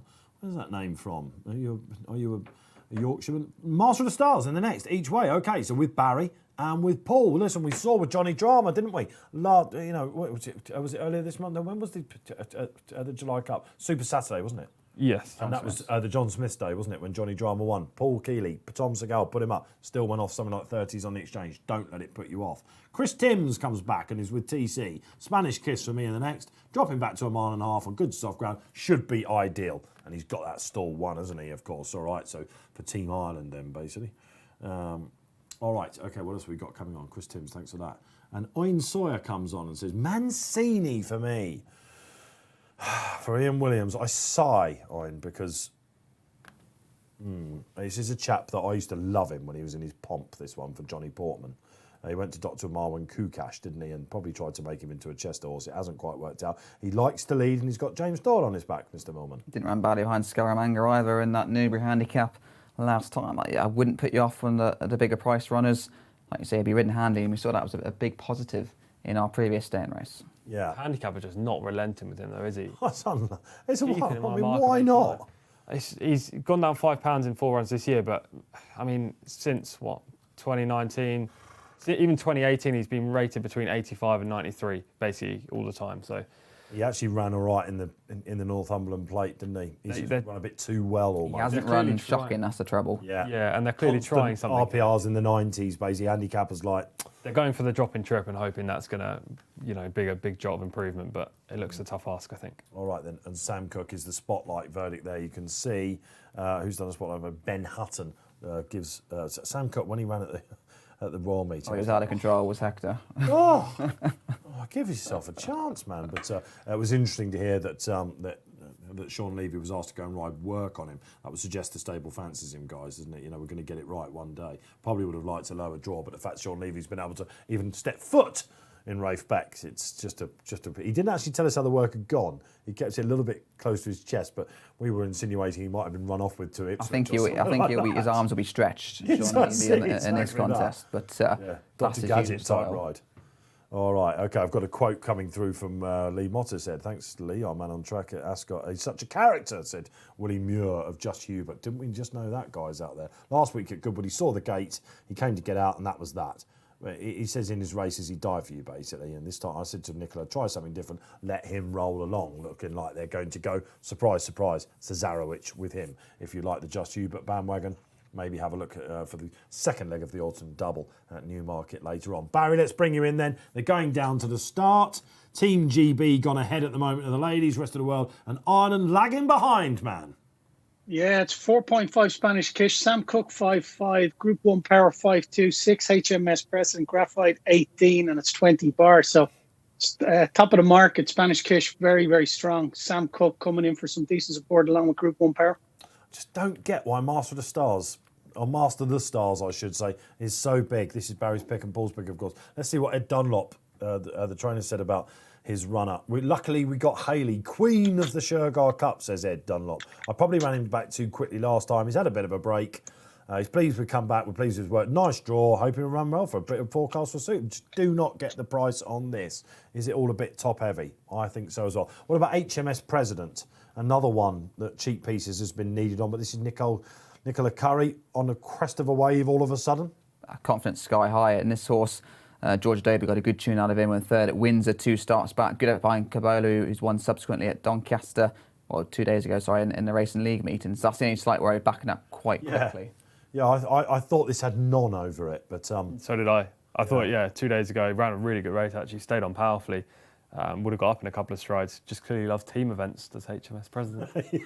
Oh, I'm not sure he's totally a team player. I'm not sure he's always in unison with his jockey, HMS President. But Nicola Curry, could she do a quick fire double? Who's your silver saddle pick then out there? Let us know. Who's going to emerge as the top jock from the meeting? Which team is going to win? I said that Ireland are lagging behind. Well, so are the ladies going into the last race. All of a sudden, bang up there. They've got, of course, 3 of the first 5 favourites here, haven't they? So amazing how it can all change. Yeah, I think James Doyle's currently leading the silver saddle as well, with a second and a third potentially. He'd be on 17 points. Kevin Stott on 15.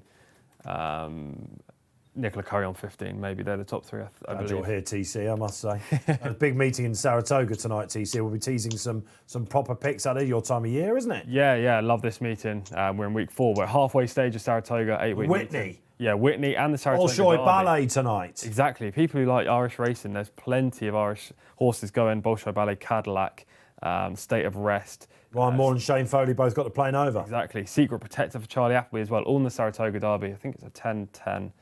Brilliant card tonight at Saratoga. Love a bit of that, and TC will be giving us his picks towards the end of the show. Stay tuned for that. Okay, all right, so Spanish Kiss, who's fancying that out there? Because it's holding its price, Barry Orr, isn't it? And what have we got coming up a little bit later, Barry? We're obviously going to the Sweet Solera, aren't we? We're going to Haydock as well. Haydock's cut up a little bit. There's some unlucky trackers you mentioned to me as we were coming off air into the show. It's happened again, Barry, hasn't it? Started off on good to firm on Thursday. It's basically heavy up there now. Yeah, in that 335. I'm not sure whether we're covering that, but there was 11 runners. It was 6 of them are non-runners now. The Dick Hearn, the listed race for fillies. So that's cut up considerably. The 225, there's just 2 non-runners in it, but it brings it down to 5 runners now. So yeah, they are very unlucky with the weather. They appear to be very unlucky up there with the weather. It's just, I don't know what it is, but even during the summer, it's almost continuously soft ground or on the soft side of good at the very best. So it's a weird one. We've got some short fields now up there, haven't we? Basically, and a couple of skinny favourites as well. Let us know. Just to let you know, we are covering the 225 Haydock and the 410 as well. And we pop at 250 for the group race of the day. That is, of course, the Sweet Solera Stakes. Big racing at the Curragh tomorrow, Barry. The Phoenix Stakes. Did you like one in that? Can you tell our viewers? No, not really. Not at the moment. It's a great race. Like some of the top 2-year-olds in UK and Ireland are in the race, but it's one that I haven't really looked at closely at the moment, Dave. I was looking to get the day out of the way, and then I'll have a good look at it in overnight and into tomorrow. But I think the horse of Fozzie Stack's Castle Star, that just on a very cursory glance was the one I was kind of looking towards, but that could all change after this evening. Fools seldom differ, Barry Orr, and I'm with you, I have to say, on that one. Are you with us as well? Are you going to 3 wise monkeys on that one? I felt he should have won last time. He got Behind too Go much, Bears Go, who is Dave Loughnan's first ever runner in a Grade 1 tomorrow, Group 1. Against that, I think Go Bears Go is a really decent horse to back up. He's the 9 straightforward days one, isn't he? after Royal Ascot. So it's a tough one because I think Go Bears Go can probably improve again, having a bit of time off. Whereas Castle Star has definitely been unlucky on that occasion. That's tomorrow at the Curragh. We've got the Prix Maurice de Geest as well, and we Starman coming up to put some shine on the sprint division again. 6.5 furlongs tomorrow, absolutely ideal. Where were they going to go? We thought was Starman wants a bit of top of the ground. Let's hope he runs tomorrow against some of our old favourites in that at Derville as well. What a time it is to be on planet Earth. What a time to have you here with us on Racing Post Live as well. We're getting close to rapid racing time, basically, but Team Racing Post here, we've already got you a winner over the line. We went close in the second race as well. I think hopefully we should be drawing some points here as well on the studio. Let us know, how's your day going? Have you got any multiples out there? Did you go in with Barry's Lucky 15 as well? Couple of short heads in the first 2 races. Will it be third time lucky? Well, we're about to find out because they are going into the stalls. Spanish Kiss, has he gone in? What am I looking at there? Who's that? In the green Group 1 power. It's a lot of money for him as well. All about the hats in this, isn't it? Again, who'd be a commentator? But we are off and running then, 2 o'clock, and all eyes on Sam Cooke, I think, guys, because this is going to be Sean Levy. What does he do? He's in the yellow cap. He's gone right to the back. I tell you what, there's a classic winning jockey for you, James. Yeah, you knew he was going to do that from stall 11. Didn't have a great deal of choice. There's a fair bit of pace on, though. I'll tell you what, he's got into a brilliant position here, I think, because he's on the inside. This is all you could have asked for if you've backed Sam Cooke from Sean Levy. That's exactly where East Asia was, though, and he got no run through. So it's interesting to see Move on, Millman, how it will pan out. But they're spread out quite nicely now. Yeah, so Mancini, there was a bit of love out there, wasn't that, for my viewers? James Doyle likes to get on with it. TC's up front. What sort of tempo is he setting? A pretty quick tempo, I think. There we go. Fast tempo section just come up 11.59. Previous furlong was 11.41. They're going a solid gallop. Couple being ridden along in midfield already as well. I'm not sure who it is as the camera just panned away, but it's going to be a pretty big test. Master of the Stars in a nice position for anyone that took the price on the Drifter because he's second place under Haley Turner. Yeah, let's go to you then, Barry. Master of the Stars. You've got to be happy with that position, haven't you, in second? Yeah, still 23 to back on the exchange. 4.6 Spanish Kiss, 4.3 Sam Cooke. Now 6.8 HMS President. That's come in a bit. But Group 1 Power seems to be travelling well now on the outside. He's gone a lot quicker than the stayers, though. What will he find, Group 1 Power? TC Spanish Kiss, the Fav, locked away in midfield. Yeah, perfect position just behind Master of the Stars and one place in front of Sam Cooke. It's where I want to be right now. I don't want to be too close to the pace. And Group 1 Power is really pressing Mancini, it seems. Yes, and I would wager just as Mancini was trying to get a breather, up comes Group 1 Power and Joe Fanning on his outside. Graphite's going well in the purple cap. That's what I like to hear. Say no more, first one off the bridle. Now, they're attacking now. Mancini stays further. Here we go. James Doyle presses the button. Master of the Stars. Perfect run for this. I still can't believe how big this was on the price out there. HMS President there as well. Looking for Spanish Kiss. Starting to get going. TC needs to run. Needs a gap right now. It's getting tight. James Millman called it 2 furlongs out. White cap. HMS President's hit the front. See if he can keep going. Come on, Graphite. Come on, what have we Spanish. got? I can't get a run on mine. Spanish Kiss then. He stays a lot further. Sam Cooke, I'm looking for him. He just hasn't really got going, is he? He's on the inside. Has he left it a bit too late? Is this Graphite? Come on then, the old Farborough horse. What's this on the outside as well? The Grey Restorer, William Williams. So it's a battle of the Greys at the moment. HMS President going to finish third, it looks like. Graphite, go on, get stuck into him, David Egan. Go on, you can find. It's the old Group 3 horse. Is he going to do this? He's a big price. Coming back on the inside. Yes, Graphite gets it. Tough as they come then in the finish there. Really good run, you have to say, by HMS President. Coming back at the finish. And what was Restorer, wasn't it, on the outside? Flashed home, just flattened out late. 3 dominated the finish. Barry Orr.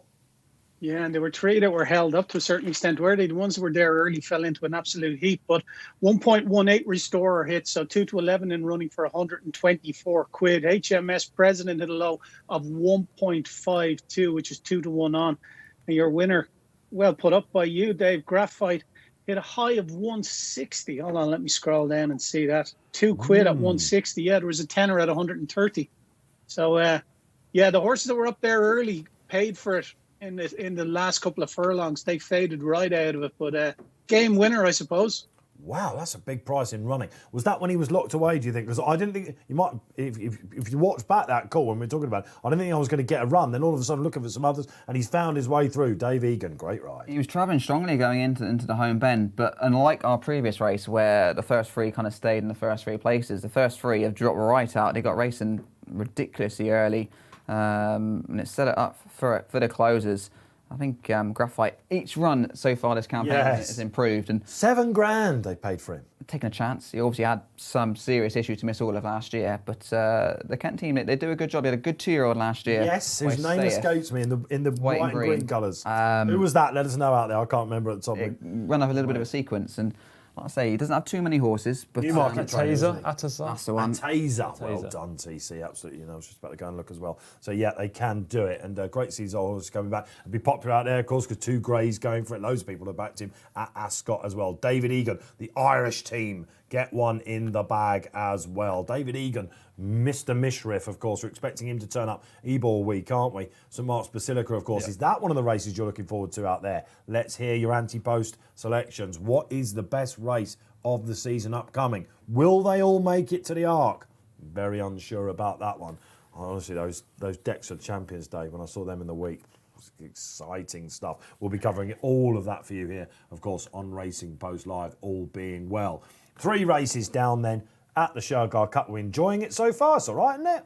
Yeah, could do another winner or something. But yeah, I mean, I feel sorry for HMS President. 2 seconds, narrow seconds in the course of 2 days.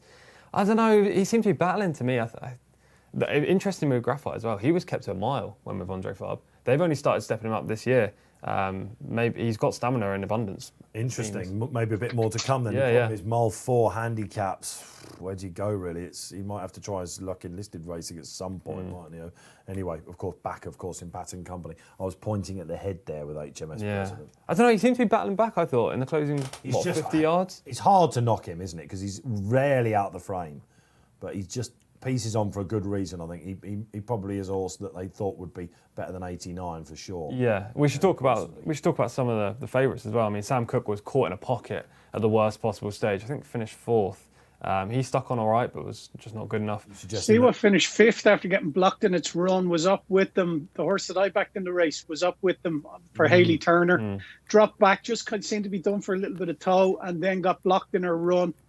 Made a straight ride onto the rail and ran on to finish 5th then. Oh, okay, interesting. Could mark her up on that run. I wonder if being Ed Dunlop as well, they might go up in trip with that as well. A Spanish Kiss, any excuses, TC? Made the move plenty early enough, I think, but still was beaten out of sight. Maybe just a bit of a weak finisher the last twice. I mean, last time out at Ascot I thought it was maybe the trip, but just potentially a weak finisher, I think. So David Egan takes out the 3rd, then the Mile 4 race, the Classic, and throws his hat in the ring for the silver saddle as well. Come on, let's hear from you. You've got some time now. We've got to go up to Haydock, of course. It's a 225. You can see the Betfair SP there. Graphite. Hopefully some of you stuck with me then and went for that one. Really, really happy with that. 'Tis Marvellous we've had. So that's 2 7-year-olds that have won. What was the age of the second winner? Remind myself. Just Hubert. Just Hubert. He's got to be around there, hasn't he? He's got to be around there, hasn't he? He's a 5-year-old. Still plenty of life left in Just Hubert then, of course. All right, okay, that's the 2 o'clock down. Let us I'm hearing from... Oh, yes, actually, I've been asking for people what they think about the races coming forward. Who comes on? Tom Leach has been listening. Happy days, Tom. And he says, Tanawa wins the Arc. My favourite horse in training, yeah. Did you see Tanawa? We had a word from TC about the great filly. I didn't see it, but her whole campaign is geared towards the end of the season. That's why she hasn't been seen early on. The fact they've kept the mare in training suggests that there's plenty more left for her to improve, and she did the right yards. So I think each run this campaign, like I say, she wasn't fully tuned for a return. So the fact she got the job done bodes well for the future. Barry, Tanawa. She was impressive on her return, wasn't she? Albeit in a race again, she sort of had to win despite the penalty. Can we see this one going for the Arc? She's a certainty to go for the Arc. That's all she's in training for. Is that it? I thought it was going to be Champion Stakes and then maybe back to Breeders' Cup again. She's gone to the Irish Champion Stakes, Arc, and then Breeders' Cup. But that's the race that the Aga Khan wants to win. It's all about the Arc with her. It's not about the other 2 races that are either side of the Arc bid. But she was a bit mulish going out onto the course. She threw Colin Keane. She didn't want to go out. She had to be led out. Then he remounted. Then she got a bit fractious around going into the stalls and that. But once she started racing, it all came back to her, and she's won convincingly. It was a bad race, nothing more than a bad race, but she showed her well-being. Whether she's up to giving the Way for Age, the 3-year-old filly, Snowfall, remains to be seen. But she's a real live prospect for the. She's a real life prospect for the Arc, and it's the fillies have tightened their grip on the race. Yes, it does seem to be the case, doesn't it? Fillies. So, Tom, lovely, thanks for that. Tanawa, okay, so will be the Arc. Yeah, one on heavy, isn't she? Unbeaten last year, firm ground, good ground. I might have to start giving her a bit more credibility for that. Do you know who I think is the undoubted value? Who?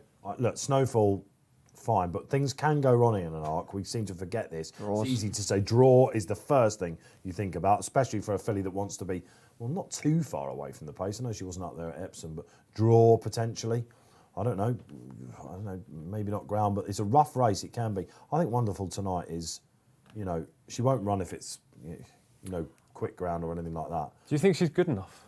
I think she is the one that is almost certain to be bang there, 2 out. She does run her race. I wasn't overly impressed with her at Goodwood, I have to say. In the, what was it, Lily Langtry? Yeah. Tough ground, wasn't it, on the Saturday? A lot was said about that, of course, in the press. David Manuzio's crack star filly. The way she was up there, and the other leader, McAwee, fell in a hole. And it's just 2 out, you're like, this. I mean, we covered the race last week, didn't we, Barry? And I was just, this is some classy. Mile 6 as well was probably against her just a little, was it? Absolutely, 100%. Treading water. Remember, William Buick was having a look for non-existent dangers, wasn't he, of course? And Tribal Craft was the horse that came out. I just think 8-1, Barry. She looks the horse. She's going to run. She'll probably get a crown. She's been over to France. A lot of people saying cannot possibly beat Snowfall, but things can go wrong in a L'Arc de Triomphe. Yeah, they can, and like we said, it's the fillies again. They must be about a 4-1 on chance to have the winner of to win the Arc at this stage. I'll have to have a look and see. Snowfall's a 3-1 chance. Taranara's 6-1. Wonderful Tonight 7-1. Love's out to 10-1. She's the big drifter off her defeat last day.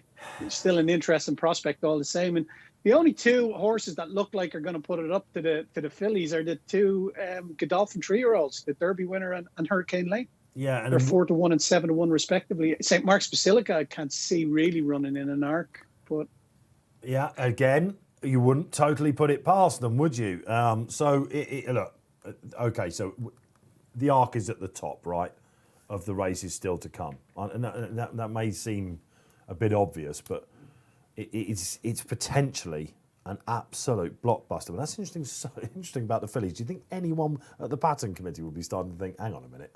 To be fair, if it was it the free pan allowance that they get, I just think there's a good strong crop of older fillies in particular staying in training nowadays. The Colts just haven't, for whatever reason, been so strong, but Godolphin have got 2 very good ones. Who goes there, Adyar or Hurricane Lane? Probably Adyar. Tom? I'd run Hurricane Lane there. I think he's better suited. I actually think both will probably go. But I would run Hurricane Lane. I think that Grand Prix de Paris it was like a trial for the Arc last time up, and he answered all the doubters basically. It's been extremely interesting to watch those 2 horses progress to the top level, isn't it? Who goes there? Who's the best colt then in the Arc? There's a question out for you. Great to have you, Tom Leach, talking about the Arc then, and Tanawa as well. She just knows how to win, doesn't she? One of the highlights of last season, that of course, when Dermot Weld managed to get a winner at the Breeders' Cup, wasn't it? Having gone so close and, globe-trotting, trying to breaks all the records, goes and wins the Melbourne Cup, goes and wins the Belmont, back in the day. And all that. He's the one that went first, really. Yeah, well, absolutely. Trailblazer. Yeah, and in COVID as well, although Campanelle for Wes Ward came over and won, we managed to get a couple over there as well. Glass Slippers, how good was she, by the way, at Goodwood? Very encouraging. She's going to run in the Nunthorpe, I believe, maybe. I'd like to see her go back to the Flying Five at the Curragh, wouldn't you? She wants every yard of 5. Dig in the ground as well, generally. Did she? Wouldn't have got out at Keeneland last time. No, she did Yeah, she well. won good to firm, yeah. But she does want. It was just such a good comeback run, wasn't it? It was lovely to see. We've got all these brilliant horses out there. A lot of people saying, what with the wet weather, I want the jump season to come back. Not a bit of it. This is the exciting crescendo of the flat season. And shall we go to Haydock then? There you are. You can see the market. There's a right old character. We've been seeing the older characters, of course, at Ascot so far in the Shergar Cup. We've got one here. Fantastic Fox. He's a little bit wayward, Barry Orr. Yeah, he's a funny one. He's one I'm looking to take on. He's 6-4 at the moment, 2-5-4, 3-4 Dubai Mirage, 5-7 Royal News, and it's 12 a Name Point Ivy. Baker's Boy is 15.5. I think the ground's gone for him, Dave. He's a really good run last day behind Guru in that handicap in Ascot over a mile. Time before that, he won in Hamilton. He won the 7.5 lengths. In between, he's got beaten on soft ground over a mile too. Now, you know, I was putting it down to the trip maybe in Ascot, the mile too, and he just got a funny ride. But last day, we were all on him to a man on the panel. And he just, were you in that day as well, James? Yeah. It wasn't a good watch, sure it wasn't. But I think this is a real monkey, and I think the soft ground's again him as well. So we're going to take, he's at 6-4. We're going to take 50 quid at a backer stake there. I'm happy to, I'd actually, we'll set our own price here. We'll look to lay it at 256 and not 258. Oh, yeah. So at 256, we're a layer looking to take 50 quid at a backer stake. Yeah, I said it after last day. I thought he was for chalk from now on, and I think this is one that will definitely get beat here. That's been matched as well. Thank you, TC. Thank you, Barry. And do you know what, Barry? I'm with you. I wanted to give this guy another chance. I think the non-runners are against him. We've got Eminent Hipster is out. Thibarn is out as well. It would have been fancies for Sir Michael Stout. Around the bend, now... let's just get this out of the way. I respect you. I think you're a methodical chap. You do your homework. Your preparation is good. You just don't get too emotionally attached to these horses. However, after calling this chap some names and the ride he got at Royal Ascot, you're going back in on the Fox. The opposition is not great. It wasn't a great ride. It wasn't a great watch. But he was the best horse in the race to me. The soft ground is the interesting angle. Royal Ascot, he went absolutely flat out over a mile and a quarter. That was ridiculous, wasn't it? And it was his debut on soft ground at Nottingham. But they are He's untractable, this horse, basically. That's why the bend helps him, because it can help him settle. And this is one sharp bend for him. But I'm not sure if it's a tactical race, this is going to be a nightmare for him, James. I'm amazed you've gone for this. But the opposition is average. Dubai Mirage did run well at York last time, but... Got to give him a lot of weight, isn't he? Is he only for a boy named Ivy who probably isn't quite good enough? Baker's Boy, he wouldn't be in the same league as this horse. So I don't trust him, but the opposition is very limited. I think he's the best horse in the race. Right, I'm with you, but I thought that at Ascot as well. And I thought that after the race at Ascot as well. But SDS, Sylvester de Sousa, is probably, I don't imagine, well, maybe. He doesn't like riding them. He definitely does. This is Joe Fanning and Hotchfeld, right? From the way he gets on him and going down to the start. But still 6, he's going to, I imagine, drop him out again. What was there? It was 6 runners last time, but they were 5 in a line. I thought Sean Levy had long arms after Sam Cooke. This is going to be head up in the air, throwing it around. You're going to be beaten after a furlong, man. He wins. He still wins. All right, OK. Seeing the ball big, and he punters out there as well because he's hardening up all the time. James going for fantastic Fox then. TC. I can't back him at 6-4. Just too short for me. Some reason coming. Well, sanity. I mean, yeah, he's sold backing him on a maiden victory basically, and the fact he finished third to Snow Lantern in another maiden, like that's it. James, he's taking some belters here. No, I mean I could be wrong. He still wins. He still wins. I quite like Dubai Mirage. He absolutely bolted up in this race last year. Sorry, by 4 3/4 lengths. He was held up, so the small field may be a slight issue. That might be the one worry. And then he's gone for the classic Saibin Sarur kind of Maidan to Royal Ascot, and then from there that we saw with Real World. Obviously, he hasn't done what Real World has done by winning 2 subsequent starts. But last time out at York, I thought he ran a really nice race off the same mark of 97, beaten by a York specialist in La Trinidad. Trip, track, ground. Soft ground? I mean... I looked at this. He's Tabawi, obviously, isn't he? But yeah, he should handle it. He's only run on soft once, finished 12th in the Britannia behind Calusi. I mean, how much can you... You can't really use that piece of form. It's the Britannia. I mean, he ran OK in mid-division. It was the Calusi Britannia, wasn't it? Yeah, exactly. With it. Yeah. Saibin Sarur's trainer has won this before. His team are in very good form. Dubai Mirage, you won this, wasn't it? Yeah, last year, yeah. OK, all right. Catch up, Dave. I'm nearly there. Yeah, and that was, of course, on good ground. I like the other Godolphin horse, of course, trained by Jonathan Thady Gosden, Rab Avlin. First-time cheek pieces on Royal Muse, and I like the fact he's coming back in trip. Yes, he won at a mile 2 at Chelmsford, but last time, I don't know, he had absolutely every chance, and I thought it'd be quite interesting over a stiff mile. He gets soft ground, not over a stiff mile, but I think this is the one horse that will keep it simple. We were talking about punting. What was it? What did you refer it to? Quirks. Quirks. That's it. One of mine is that never to back a horse that was beaten at odds on last time. And It was a shocker, wasn't it, last yeah, time? Royal Muse was stuffed at 2 to There's something 5. went wrong. He's been off 122 days. Pocket talking from Tom Collins. I was not on, but if I was on, then I would. Professional pocket talking. Look, who knew a 4 or 5 runner race, a handicap at Haydock would get us bantering with each other like this. A boy named Ivy also runs in a race with Michael Dodds, and a good time. It, of course, took the big one last Saturday, did in the Stewards, Paul Mulrennan on. Never run the extremes are going, and we have to expect it's going to be pretty tiring ground here. And Baker's boy, Jane Elliott, Tom Dascombe, on his very best form, that third.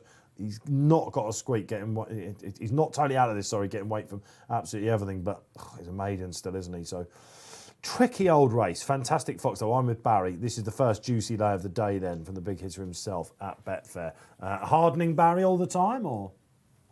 238 now, yeah, so he is. He's hardening. Listen to me there, 355 Dubai Mirage, 6 Royal Muse, and 12 a boy named Ivy, 16 Baker's boy. But yeah, he's relatively strong now at the head of the market, 2-4 around the 11-8 mark. From 6 to 4. Yes, and the horse that beat him at Ascot last time, he's a bit of a monkey as well.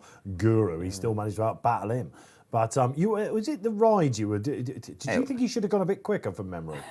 They wanted cover, and the problem was no one really went on, so they were just... going to find the cover in this race? He's drawn 6 and dropping last. They're not going to be 5 in a line in this race like they were at Ascot. They're going to be 2, 2 and 1.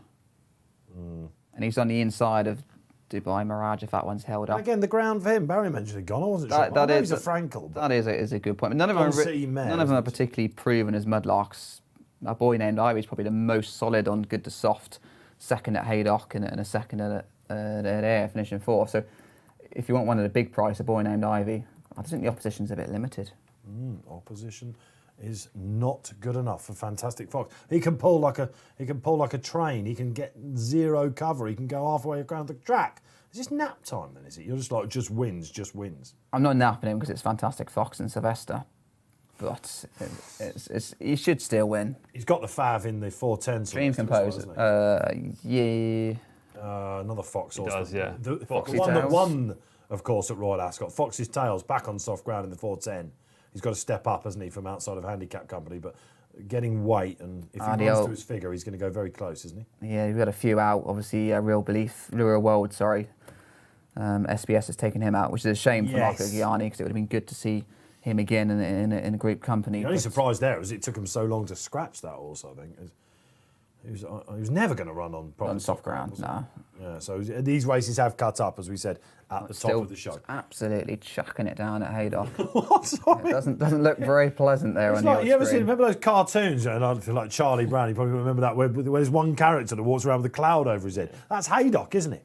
You know what I mean? It could be a heat wave. Summer of 76, yeah, that would have been the place to go and get your Mirage, wouldn't it? You know what I mean? So there's a Dubai Mirage. Maybe he's the best named horses, but they are just so unlucky at Haydock. So if you're living up in the St Helens area, is it just always raining? I don't know. Anyway, they're going back behind the stalls. So you don't want to be disparaging about it, but it does seem to be tricky to forecast what the ground will be at Haydock. Let's get some socials in there. Spotlight Verdict, of course, weighing in with James. Manny Draycott comes back on, one of our favourites, and says Fantastic Fox should take this. Like James, Mally. Forgiving moods out there, everyone is. Mally.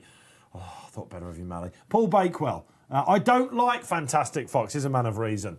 Okay, a Gosden horse beat it last time. For that reason, I've backed Royal Royal Muse and Dubai Mirage as a saver. So the boys in blue for you, taking on the other boy in blue, I suppose we could say. 2 big powerhouses in. Have we got any more out there? Paul Bakewell, a man of reason. Okay, Manny Draycott with James. Someone had to be, I suppose. He's being backed. I'm not the only one that thinks he should win. So one. He's not being backed the way you think a horse like this should be backed in a race like this. That's after cutting up and there's question marks about the second and third favourite. He's still 2-4-2. That's fair. He's still 2-4-2. This should be nearly an even money chance if they were weighing into this, thinking, right, the second favourite and the third favourite big could have them, question marks It's about those them. fingers burned the last twice, isn't it? Ascot. That's kind of most punters wouldn't touch him again after watching that. We've got a forgiving James Millman, something I never thought I'd see on the show. I'll forgive him. And One last chance. Exposing himself, saying something's been beaten at odds on, don't back it again next time. Yeah. What did you put up anyway? Dubai Royal Mirage? Muse for me. Oh, your Royal Muse. I just thought it was a rab. Is he the likely front straightforward runner? ride. It's going to be some culture shock for him, his first time on turf on this ground. And again, could have pulled him, Barry, I suppose, couldn't they? So I looked at that this they morning. could have, I just think he's probably a bit of value here. So we don't know about him on turf. We're about to find out. It's one of those. Again, if there are 8 runners in this, I wouldn't be backing Royal Muse each way. It's just one of those. Just can see the others fluffing. Money for their a boy lines. named Ivy now into 7. He's a solid 6 to 1. ground angle.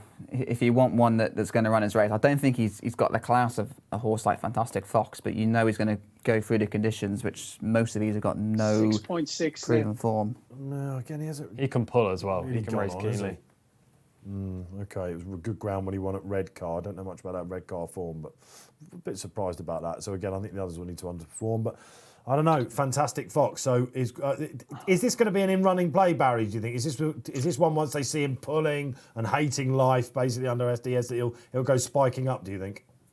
Yeah, he'll definitely, if he starts that game again, he'll definitely go on the drift. I don't think he'll go a massive price, but yeah, it's going to be an interesting proposition, the in-running market here. It's one to keep an eye on. As we talk, he's out to 252 again, 256 after being in 262 now. Yes. He's taking some slide. Here we go. Dubai Mirage is into 2 to 1. They're watching him down at the start and thinking, oh, hang on a minute, who's this turning up? Is he a chestnut from memory? I think he is, isn't he? But yeah. He is a chestnut, yeah. I remember being rather taken with him on looks as well before. 272. He's There's a poor guy outside in his Scare odds umbrella. at Haydock, isn't it? We are in August, believe it or not, people. Look, we know you're out there as well with your art comments. The big race of the year, as we're now calling it, since the start of this show. And look, if they all turn up, absolutely brilliant. We know you're getting your art tips out there a little bit later on. Things are starting to get a bit quick and fast here on RP Live, so we will find our opportunity to give your Arc de Triomphe shouts out there. Is it just a snowfall benefit race? 3-year-old filly, the best of them out there? Does she just go and do it? Or is there a cult that can do it? Have we seen the best of Adiyar yet? Have we seen the best of Hurricane Lane? Which one will go? The St Ledger. It's all there, isn't it? What about the sprinters as well? Starman going tomorrow. Let us know. All right. But we've got to concentrate on the 225. He's not Mulish not helping himself. Oh, professional reputations at stake here. This is absolutely great stuff. I'll get my licence back out if he's He is a little... Oh, you wouldn't want to be riding this, would you? The challenge. I like the Give challenge. you a little insight into James. He comes in and goes, I hated riding at Epsom. I hated riding at Epsom, Chester, Brighton. Anywhere that actually tactical nous, Yeah, basically. I like the simple things. Simple things. You're in so life. good at Kempton. Oh, there's the home Just forward him straight. to get him in. There you go. Oh, there. All right. He's in then. What are we going to find from the talented Mr. Fox? Let's find out. Oh, yeah. All right, he's away. What's going to lead? Looks like Baker's Boy and Jane Elliott might want a piece of the action there. Royal Muse, this is what I was hoping for. Just keep it simple, Rab Havlin. You mentioned, James Millman, that a boy named Ivy can take a grip. He definitely is doing that. was T6. Settled a little better than I was expecting, Fantastic Fox. And Dubai Mirage, last year's winner, TC's pick. He's even, in fact, perhaps settled less best. Sylvester's not enjoying himself though, and yeah, This isn't his sort of ride, is it? no, he likes to send him on from the front. But no, if you've backed him, this is what you expected. Sylvester's already looking for the 2 furlong pole right now, TC, isn't he? Thinking, when can I attack? He's done well though to get a bit of cover. He's right in the middle of the 3 at the back. It's annoying. Much closer than what he was at Ascot, where he was too far out of his ground. All right, Barry, let's bring you in. They're coming around this sharp 2 to end. 1 now in running. He was 292 a second ago. 4-1 Dubai Mirage. 5-9 a boy named Ivy. Royal Muse is into 5-5 and 15 to 1 in front. And they are coming stand side. Thank you, Barry. Ooh, He's don't get very boxed in, talented, the Mr. Sylvester. Fox, isn't he? But will he get the run at the moment? Tight grip still for Sylvester. Now, Royal Muse is about to take this. The lead up from Baker's Boy. A boy named Ivy there. Despite the fact that 5 runners, it's already concertining up on the inside. TC. Sylvester needs to go. Yeah, they need to, both riders in behind Hector Crouch Go, and Sylvester Sylvester, need to get go. a gap. What price has he gone? All right, he's going low, so he's got the run He's now. evens now. Here we Yeah, go. he's odds on. Okay, Come on, Royal Sylvester. Muse still isn't done with on the inside, but here he comes. Fantastic Fox. James Millman was in a forgiving mood. So were a lot of you out there. He's just proved that bit too classy, Come on, isn't Sylvester. he? Baker's Oh, Boy, yeah, no, Royal yeah, Muse. is he? Is he? Yeah, let's Yeah, have a yeah. look. Yeah, he's got it over the line. Royal Muse is doing his very best. I don't think he's absolutely in love with the ground. Sylvester de Souza, no worries, says James Never Millman. in doubt was that. Professional reputation restored, man. You must have enjoyed that. But before we get a word from James Millman, we had a bit of banter along the way. The punters knew as soon as he pulled wide, Barry Orr. Yeah, Baker's hit a low of 8.2, and that had a Betfair SP of 19. Royal Mirage 2.56 hit a low of. Fantastic Fox hit a high of 5 in running. So someone looking to take him on at bigger prices. 5, which is 4 to 1, £2 match. 11 quid at 4.9, 22 quid at 4.8, all the way down, obviously, to 101. But yeah, plenty of people looking to take him on and running as well. And I'll be took him on there. I've done my dough, but I'll be taking him on every time. He's an absolute scourge, I'd say, the horse is. Needs everything to fall right for him. He couldn't have found a worse race today to win. Oh, there we go. We're still being disparaging about him, despite the fact he's got the one thing he does have in his locker is a lot of talent, isn't it? And he's got a turn of foot, obviously. Is this a Cambridgeshire horse? Big field, he'll settle on a straight track. Yeah, it wouldn't be your worst shout. There we go. I wouldn't. Someone does know what he's talking about now and then. I wouldn't disagree with that. Yeah, he's beaten a horse rated 77. It's all. That's why he was hard to oppose, because he was clearly the best horse in the race. But with connections, is Rog, isn't it? Rog Ver and King Power. They might say the bigger the field, this is quite a talented horse, back on decent ground. He shouldn't be so keen in a bigger field. The problem is he's probably actually going to go up £5-6 for this, and he hasn't achieved anything. Baker's Boy had an easy lead in front. The 2 Godolphin horses, I'm not sure they were happy on horrible ground at Haydock. Against that, he's a talented horse, and in the Snow Lantern Derab form, it suggests he's potentially a pattern horse, but that temperament is always going to hold him back, isn't it? Well done, Mr. Millman. You kept the faith, and I you think showed a different side to your game there. A humanitarian Millman for us. Mr. Millman taking emotion out of his betting there, Dave. Well, like me and you. Well, yes, indeed, absolutely. What one could never be an in-running punter. It was a painful watch at Ascot, though. Yeah. It wasn't fun. Yeah, fair enough. All right, TC Dubai Mirage has never really turned up, did he? Yeah, he was just wide throughout. Didn't seem to quicken when asked, and never going to win. All right, okay, that's Haydock. We've got the last race at Haydock is 4:10. We're also 2:50, so 20 minutes away from the group race of the day, the Sweet Solera. We'll essentially see a classic filly in that. Got some really interesting lines of form, some very interesting horses as well. Can't wait to go up to Suffolk. But we must return to Berkshire for the Royal track indeed. Let's go to Shergar Cup. It is next, and one of my best bets of the day. I'm 2 from 3. Don't undersell yourself on this show, guys, at Ascot. Who knew? And I really think that the market has got this right, because I think Dashing Roger is one of the bets of the day under young Kieran Fallon. For William Stone, really good trainer, William Stone. What he's got, he does extremely well with. And this chap, the comment about Dashing Roger, really like this. He's in great form, has been running well against, decent horses. Make you right, absolutely, about that, William. At Sandown, he won 2 starts ago, really impressive. He said he just needs rain. He's got it. This is an interesting line. He'd have a completely different rating on good ground to what he would on soft ground. So he's got the low draw. Dashing Roger for me. Let's get it out of the way. But what you really want to know out there is, where is Barry Orr going to play? Yeah, I think you were looking over my shoulder when I was doing my homework, Dave, because I've landed on Dashing Roger as well. Since you started talking, he was favoured. He's second favourite now. Uzo was favoured at 6.2. 6.4, Dashing Roger. Raising Sands, Big Springer. He's got his ground. 7.2. 6.8, Ravich. Bear Force 1, another one come in for decent support, is 10. And it's 11.5 Barbie. Yeah, Dashing Roger, you've said it all there. He's the stable star for the Stones, isn't he? Won his first race off 77. He was third last day to Johan and Verian and Salisbury. And Migration was a fast finishing fourth that day. We know what Migration went on to do off 95 in Goodwood. Before that, in the Sandown handicap, he won, was on soft ground. He won it by a length, or a half a length off 92. Second has won since. He's keeping his form well. And he's got the bit of rain was welcomed by them, no doubt. And I think at 6.4, he's an eminently fair price. We're going to have a 50 quid win on him at 6.4, please, Tom. Just a simple win only better. Lovely. Absolutely. So myself and Barry seeing the ball big with, of course, the William Stone. He is a very, very good trainer indeed. And Roger, he's a dashing looker. Let's hope he can produce that turn of foot as well. Stall 3, love it. James Millman, what's not to like about Roger?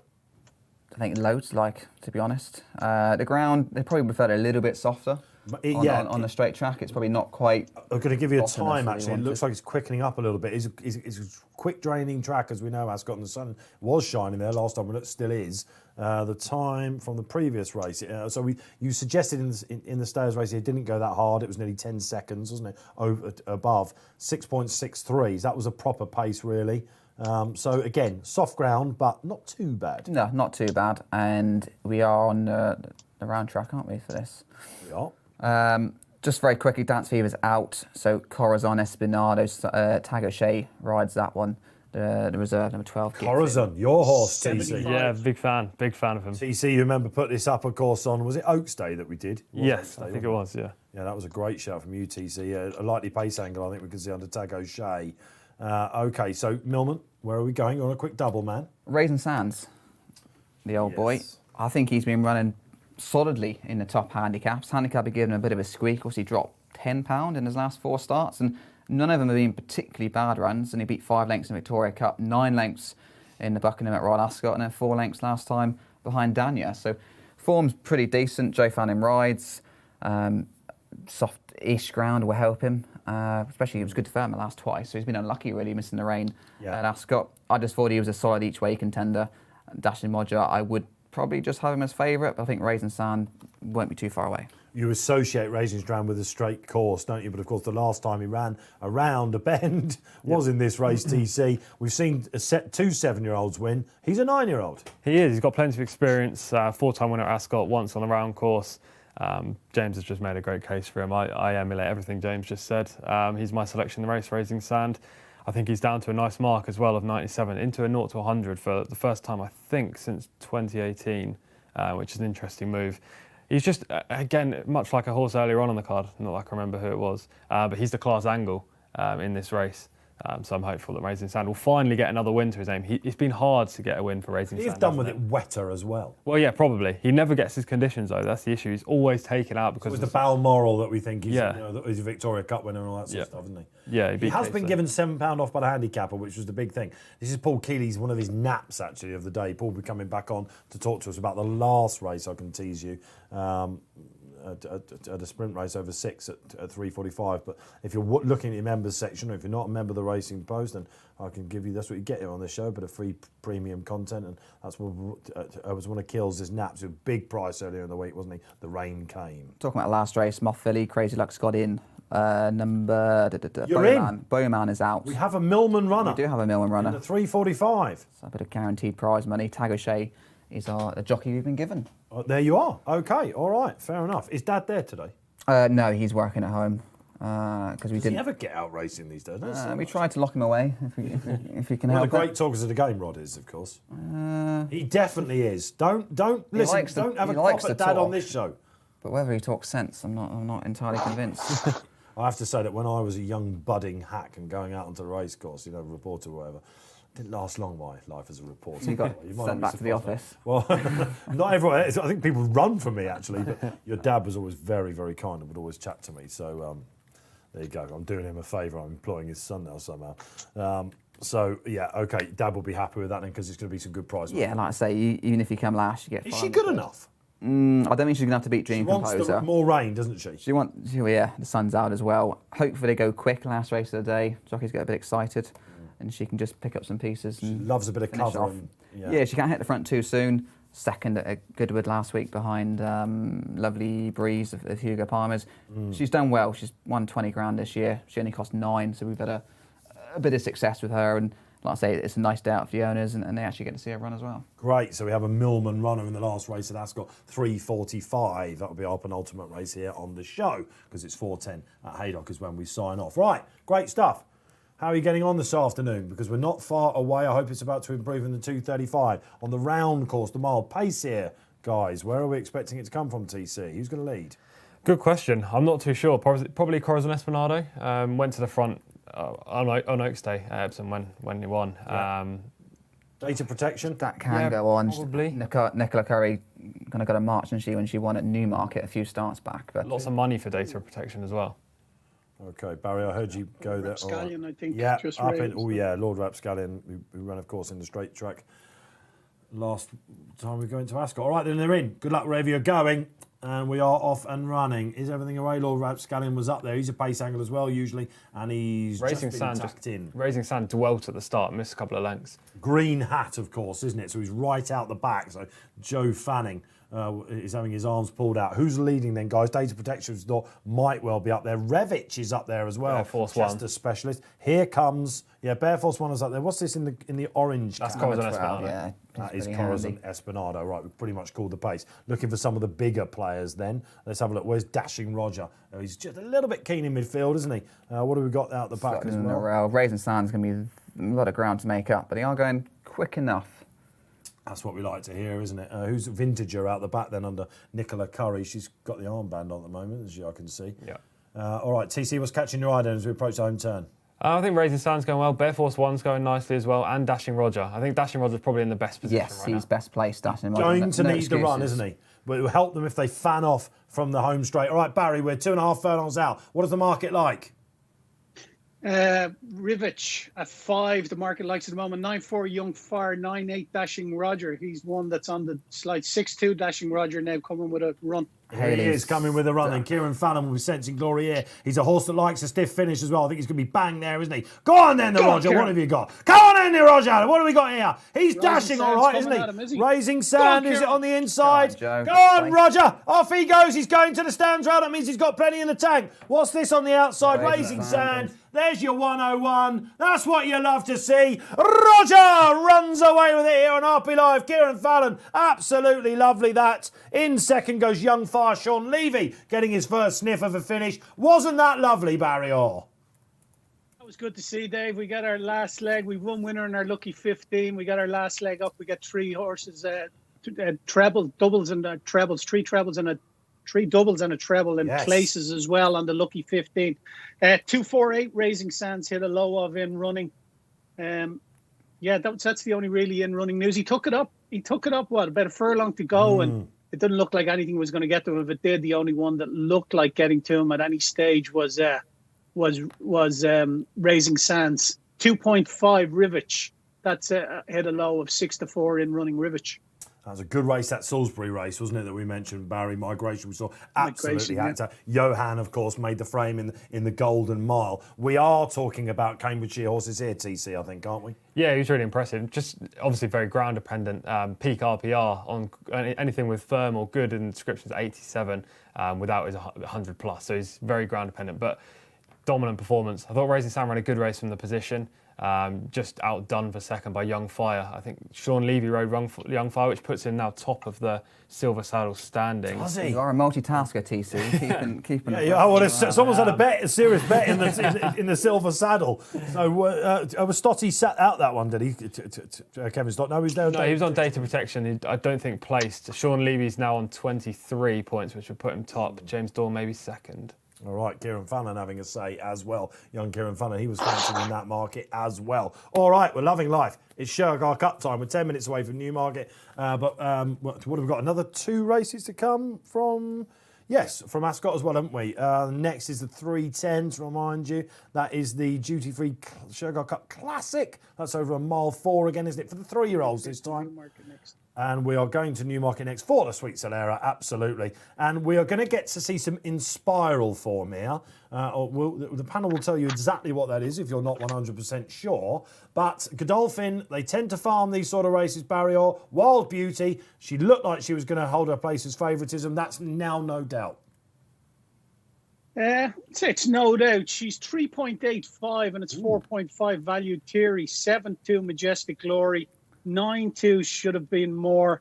8-6 Art Bracken, Rasa Ryan, who's riding great at the moment, it has to be said. The horse I like it, Dave, and it's not with any conviction I can back anything in this race, to be perfectly honest with you, because it's any amount of these could take a big step forward, as you well know.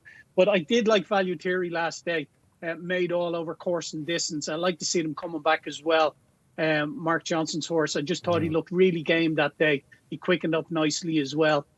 And he's got conditions to suit. So currently trading a 4.4. It was a 5-1 chance when we first went up with this race, but 4.4 in the exchange. I'm just going to have a simple 25 quid win on him at 4.4, please. So we can set our own odds here, 4.4, and someone will come in and lay us that bet. I'll tell you what, Barry, I have been looking at your homework. This is very much my selection as well, Value Theory. Myself and Paul Keeley, we did a panel show yesterday. We liked her as well. Mark Johnson, 5 runners in the past 10 years, 3 wins, 2 places. So going for a 5th win overall in this race, Value Theory. Drawn in 9, have the option of the stands rail. We think Franny Norton, point and go. Course and distance form was Barry's in. And the time that day, despite the fact it was only a novice, is just about the best that I can find. My Race Form Interactive split second says she's a little bit quicker so far than Wild Beauty. That would be my worry about the Fav guys, Wild Beauty. Behind In Spiral, who looks like one of the most promising fillies we've seen so far this side of the Irish Sea, TC. Very much so. I was at Sandown. There was no one there. Very Star surprising. Stakes, really, It was a Thursday. There was no one there at all. Max fit 500 people.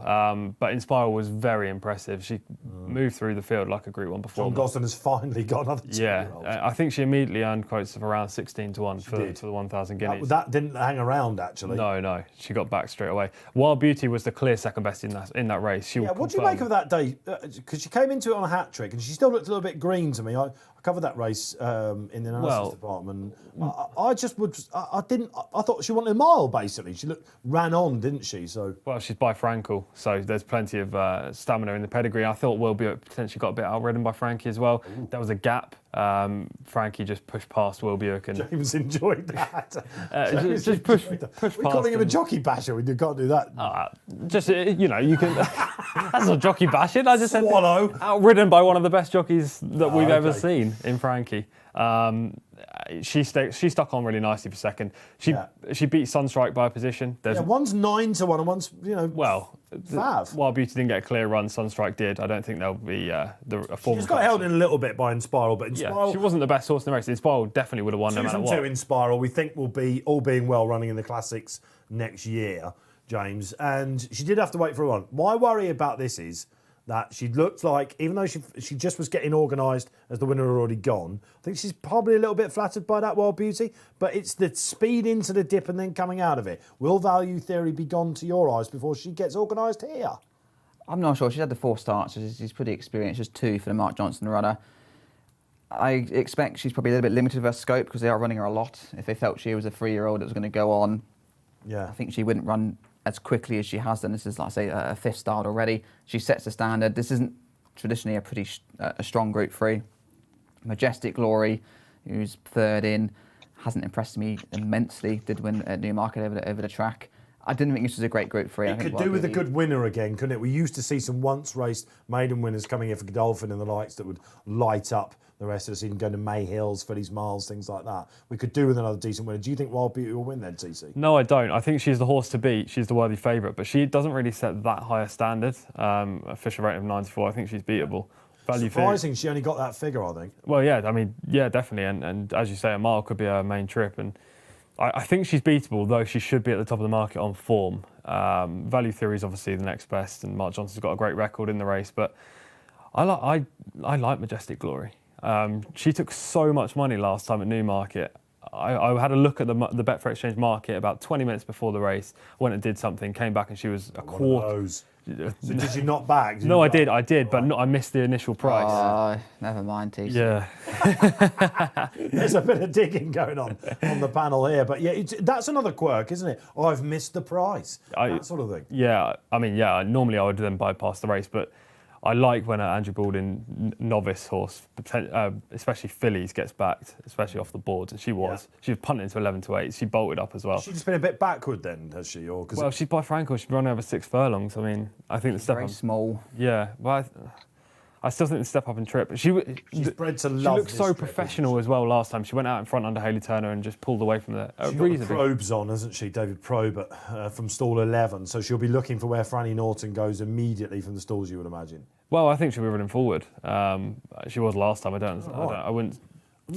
Still 11, keep it simple. I think she'd probably let her stride on. She showed speed to lead a field over 6 furlongs. If something eyeballs Value Theory, and they are considering going into the stalls for the 250 at Newmarket this week, so I should tell you, then that's exactly what Buick's going to want on the Fav, isn't it? Something to soften up slightly Value Theory. Well, if she gets an easy lead... She was keen, wasn't she, last time? Sure. So you're hoping if you're backing for Annie and Value Theory, he will get an easy lead. But I think, as TC says, 2 stalls away is Majestic Glory. And even though she's stepping up a furlong, I'd be surprised if they hold on to her too much. There was a filly, of course, that made the frame in listed company over this trip last time. And Desert Dream was given that system form a bit of credence in the Princess Margaret. Although still a maiden, did anyone like Fahi's runner should have been more? I think she's got a chance, but backing a maiden in a race like the Sweet Solera is bold. Nick Bradley That's does what he this. does doesn't every time. He Yeah, just exactly, yeah. keeps going big Kaboo. He's the main one. They've got And a couple of Gamble. others, Eldrick Jones. Fev ran in a couple of... Fev Rover probably as well, the big... But she for the she has to reverse the form without Almo Handasar, who beat her on debut at Pontefract. Obviously, that horse had prior experience. But they're closely matched, and one's 50 to 1 and one's 8 to 1. So. All right, there you are. You've got the tips out the way then. It's group time here on Racing Post Live. So much to come your way, of course, in the rest of 2021 with our sponsors, the Betfair Exchange. Will be with you all the way. Jump season is still a little bit far off, isn't it? We've got plenty to come here on the flat season. What's the race you're looking forward to? Who's the horse so far that you're looking forward to come out next? Palace Pier. He's become something of a forgotten We horse. missed him, haven't we? He's only missed, not even 2 months yet, and he's just been forgotten because of what we saw in the Going to Sussex go back to days. France, and then they're talking about stretching him out finally, aren't they? Yeah, it'd be interesting to see if they do or not. They got the Mishriff Mile 2 project up, I suppose. Will they go back to the Champions Stakes with Mishriff after his flop last year in the race? Or Yeah. It's all ground dependent, isn't it? Depends. no problems with Ascot as he proved last time at No, all. You know, no. Massive run of the King George, wasn't it? Just Team Gosden. It is literally Mischief and Palace Pier keeping them aloft in the group And in races. Spiral, we might see. Well, hopefully, because Yeah. the 3-year-olds this year are absolutely shocking for Clarehaven. All right, Barry, we're a minute away from race time. If they Yeah, all there's go one in. word flagging Dave. Art Bracken's come in for decent support. It was 122 quid matched on that at 22 on the Betfair Exchange, and all the way down to the price it's currently trading at, which is 8.6. I seem to remember someone on the panel put it up during Goodwood. 'Twas It Thomas. raced in the nursery in Goodwood. Yeah, I put her up. It was Thomas. I thought she was going to run a big race that day. She drifted like a barge, didn't she? And everyone hit it. Was it the ground, maybe? Well, Remember, she drifted really... Yeah, up to At one 16. stage, we thought she'd only 3 legs. yeah. She actually ran all right, didn't Yeah, she? she got short of room and had to She's check. doing all right. Yeah, she's a horse that wants to get on with it. She could be a pace angle. The one plus for Ardbracken is that she really likes the rising ground. As soon as the ground comes, the final furlong, she'll be picking up again and going Well, towards the the line. market was right about her last day in that she drifted so badly and she ran pretty poor. But it's speaking They're in her coming for her favour now. today, if that's Yeah. any indication. Yeah. It's not It's a Team good Annan, group so 3. better than a mark of 85. We're pretty sure about that.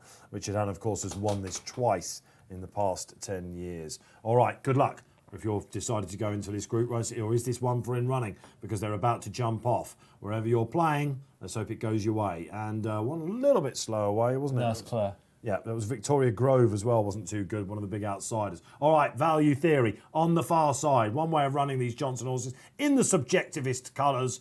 On she goes, being kept a little bit warm by Renaissance. The Robert Ogden colours. David O'Mara's up there as well. Majestic Glory decided to take a lead. It's all far side at the moment. Wild Beauty is up there, James. Yeah, closer than what she was at Sandown, which I think is a positive for anyone that's backed the favourite. I make you right about that because this is a sharper test. TC.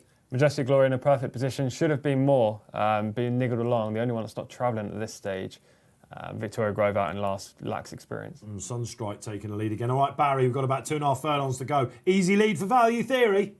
Yeah, 3.9. 3-1 Wild Beauty is still your favourite at the moment. Renaissance is out to 50 now, Renaissance now. But yeah, it's between the top 2 in the market according to the running here. Yeah. Or the betting and running. Almo Handasar also travels well. Can't get the run. Value Should have been theory on more. the far side then. Wild got a Beauty gap. struggling. Here comes Majestic Glory. Could this be TC about to get off the march? She's Come going to on, like the Probes. rising grounded wager. Changing her legs on the inside. Value theory. She's just going to get outspeeded, isn't she? Wild Beauty is Come on, coming. Probes. Majestic Glory's there. Can Wild Beauty and Buick get it up? This is going to be one for Team Balding and Tom Collins on the show. Value theory coming back late in the day. Not good enough. All far side. High draws you had to be. Maybe we could just mark up Wild Beauty a little bit, but I think we've seen as good as she is.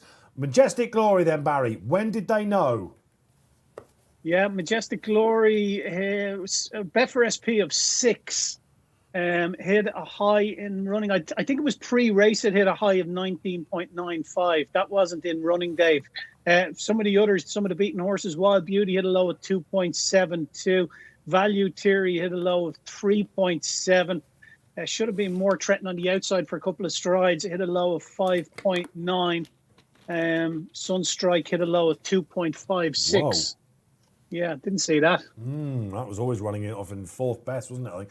A Bracken coming back late in the day. What sort of filly have we seen here, Mr. Millman? Disappointing Group 3, really. She's only 81 coming into this in the back of 3 runs. She's certainly improved, but a lot of these fillies, they probably lack a size and scope to go on. And she is a Frankel filly. Probably disappointing that she hadn't won before that third start at Newmarket last time. But Dave Orton took a lead. Too Keen was the Johnson runner.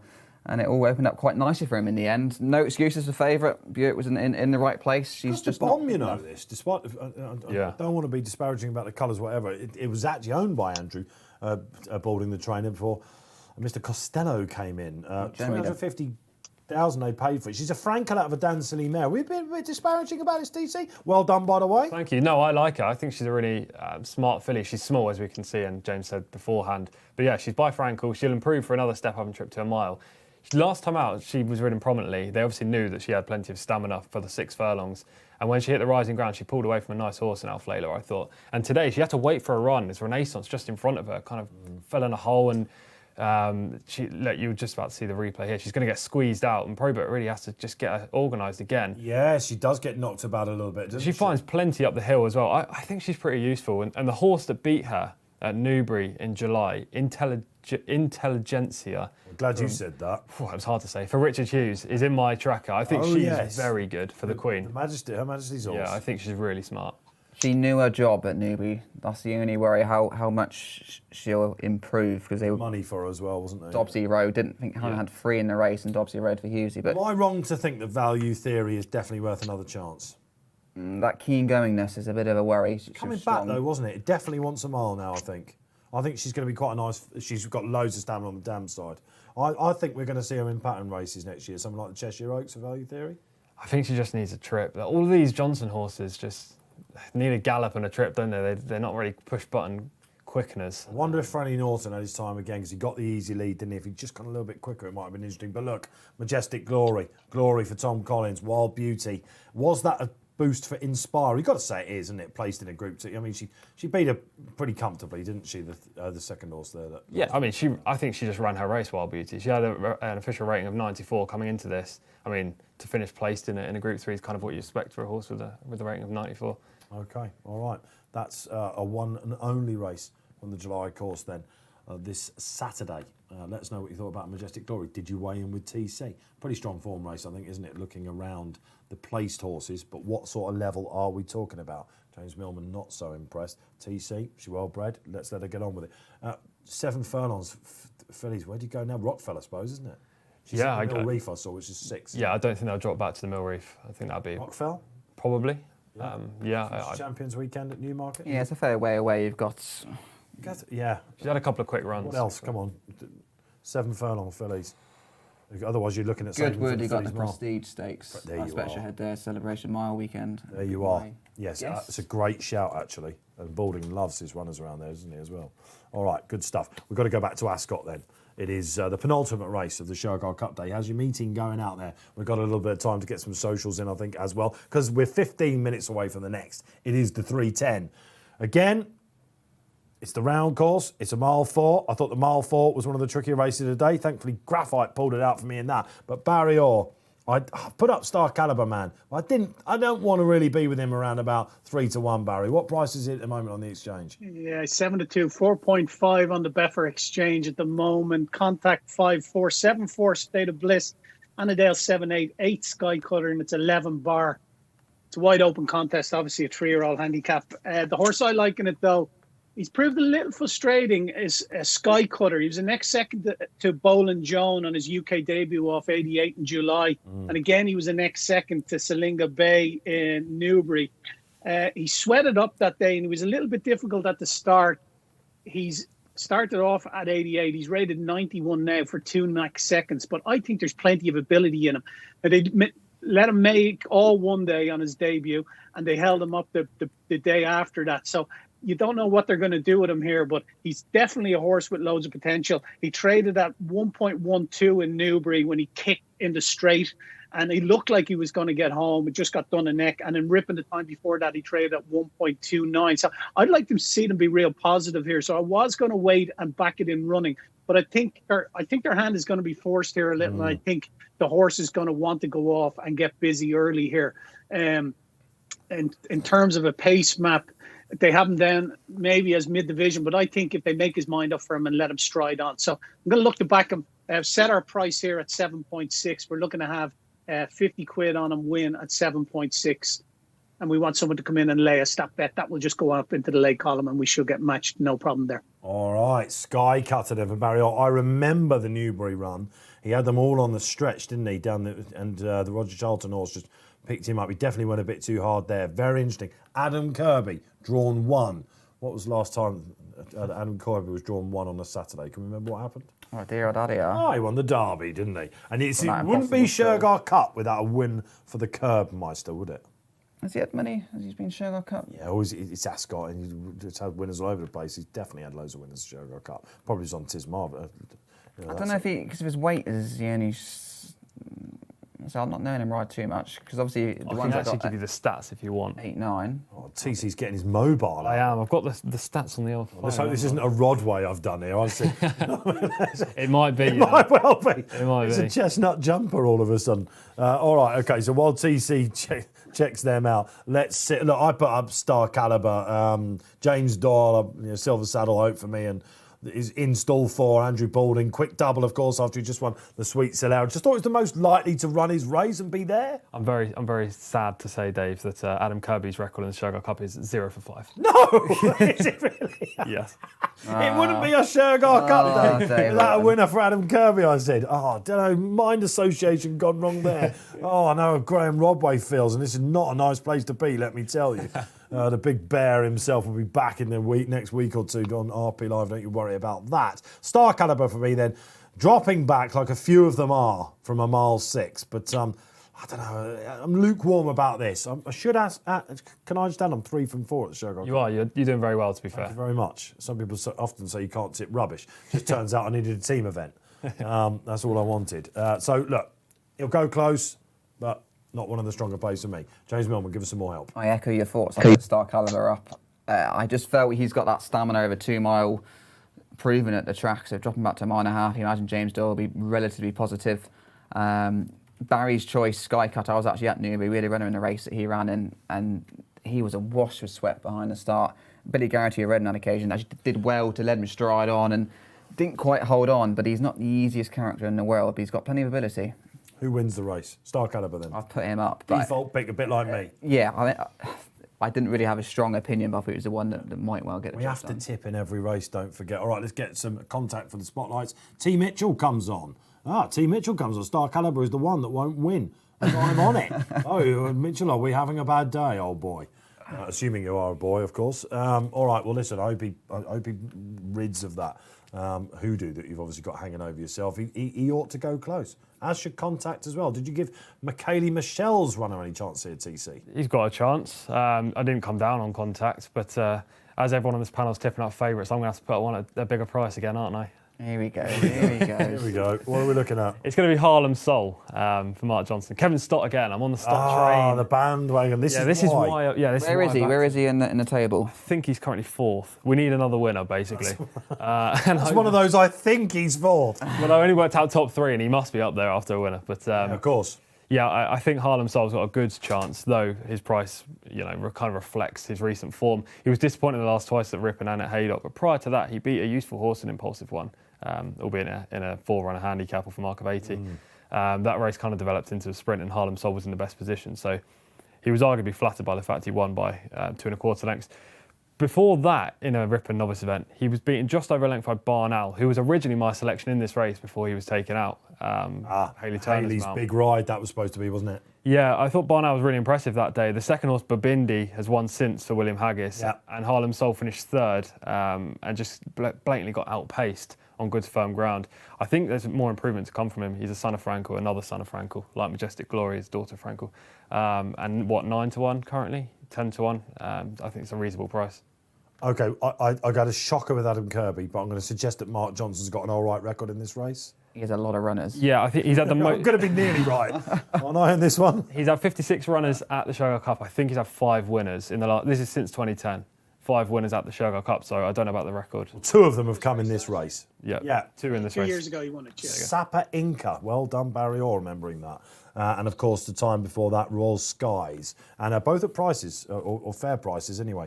Yeah, how many has he got in? He's got 3 in there. He's got Annandale, who's a horse a little bit like Hotchfeld, who we've been mentioning earlier in the show, just keeps turning up. You think you've seen the best of him. I thought Annandale was going to run down Classic Lord that same day when Inspiral went when I was at Sandown, but Classic Lord battled back. I don't think he's the hardiest of Mark Johnson's runners in his stable. Johnson, not yeah, hardy. well, obviously he's got loads of hardy horses, but Annandale, I thought not all of them are. Not all of them are. Yeah, exactly. I thought he showed the issue against Classic Lord. The one that ran yesterday, I can't remember its name. I think Kills might have put it up, actually. It didn't look the heartiest. What socials we've got? Mally comes back on. What was it? I think he agreed with me with Fantastic Fox. He's probably thinking that day. Well done, Mally. No idea what he's talking about. And Chancey each way on Prison Break. Is that the... Richard Fahey. Of course, Mally. Let's have a little look down then. The outside of the lot then. Tag O'Shea, drawn 2 for Team Ireland. The orange cap for you out there, Mally. Winner last time out. Someone give me a word on Prison Break. I don't know why it's quite such a big price. I suppose it's a step up in grade for him. Only a 4 in a race he won last time, but... Do you know what? I'll tell you why. 97 runners in the last fortnight, Richard Fahey. 3 winners. Yeah, that's not a good strike rate for a trainer who's You usually mentioned so it prolific. at Glorious Goodwood, didn't we? So he was frustrated week. Premier Power. Is it Premier Power? Is that what you say it? Yeah, the 2-year-old. The Norfolk winner. I don't want to bring that up with TC too much. I think TC Perfect power. Perfect Let's not power. talk about him. That was a frustrating week for Richard, wasn't it? A powerhouse Northern Yard, but obviously lots and lots of horses to run. But just the 3 winners, so I wonder if that's it. I'm not sure. And rated 74 as well. He could have looked elsewhere, couldn't he? But yeah, I don't know. He's getting plenty of weight. So I think with Prison Break, his main asset is stamina. Last time out, I know it was over a mile for this trip, and there was only 4 runners, but they went a proper gallop. It's been tried over further. In fact, he's won over it, hasn't Yeah, and he basically stayed the best because that there was only 4 runners, which usually would insinuate a slow gallop in a tactical race, but Rebus Road went off like a bolt from the start, and basically Stamina won through, and Prison Break just stayed the best. It's a lot tougher, isn't it? But of course he is getting the weight. All right, so thanks for that, Mally. All right, so Prison Break. Is there any we haven't mentioned? State of Bliss, did we mention, for Mark Johnson? Buxton 2 as well. Yeah, Nicola Curry, she's up there in the jockey standings as well. Another victory will put her top. Sean Levy's not going to ride in this race, has he? Yeah, Possible Man's Out, who she got short-headed by last time, didn't she? And again, I thought was slightly I wanted more of an inside draw. It's 3-3-2-2-2. Yeah, frustrating. Handicapper got it, or you could put him up for £3 for that recent second. Bearing in mind each go in a handicap of 84, 5 goes, 5 defeats, and then up £3. That's it. Wink of an eye though, who was done last time. At Goodwood has been a real progressive horse for Her Majesty, isn't it? So fair form line coming in there. Pretty good race, just very difficult indeed. I'd love to see McCaney Michelle get one over the line, wouldn't you, before Dream Composer, which comes up at 3:45. That will be our next race, actually. So lots of chance in between now and the final race at the Shergar Cup to get your viewer interaction here. Who wants a shout out? You can get it here on RP Live, whether you're watching on YouTube, Facebook Live, or indeed anything on Twitter. #RP Live. But we've had some good socials. We started well, didn't we, Team RP? How do you think we're doing? I mean, without me, just because you've had the be 3 having winners at the old Shergar Cup there there. this afternoon. So, I'm just about to start a week's staycation, you know. Oh, so you're going out on a high. And I mean, these producers, honestly, in the gallery, without me, I'm telling you, I agreed to. This is it. I'm officially on vacation. Okay, so it's next. And here I am with you, Millman. What a way to spend your holiday. It's ridiculous, isn't it? It is the best. I'm going to get a train to meet everyone on the staycation. It's gone terribly wrong. If you'd have told me at the start of the year, I'd say I was in Turkey living it up last year, and it's all gone wrong. But anyway, yeah. So I'm about to have a bit of a break. But what we got coming up, of course, next week. What is it next week? The big race. Oh, it's Great St Wilfrid, isn't it? Ripon. Who do you think of when you think of the Great St Wilfrid?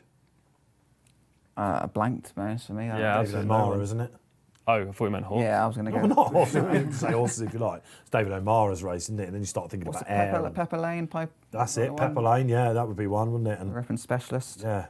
Anyway, so Great St Wilfrid next week. I know that. And then, of course, it's York, isn't it? Oh, fantastic. Yeah. Prize money at York is immense. I think nearly every race is £70,000. Yeah. Are you going to get up there? We've got a couple in for a day, hopefully goes there. I think there's a Phillies Sprint worth 70k. Just good money all through the week. TC? What, am I going to go? Yeah. I've never been to York. I do need to go. I think I might have that week off because I was originally supposed to be going on holiday until the old Don't worry, they'll pull you back in here. That's what happens. Yeah, I really should go. I've never been up. I Love it, TC. I don't get that many winners though. We were talking about crab tracks, weren't we, last time? Yeah, that was my big track, Yeah, my bogey track. Yeah, but I can't get going many is winners brilliant. there. It's absolutely superb. I do want to watch St Mark's Basilica in the flesh. I've never seen him before, so in the Jubmont. Evans, isn't he? Barry on the sportsbook for the Jubmonte, Mishrif and St Mark's Basilica take 2. He's evens, isn't he?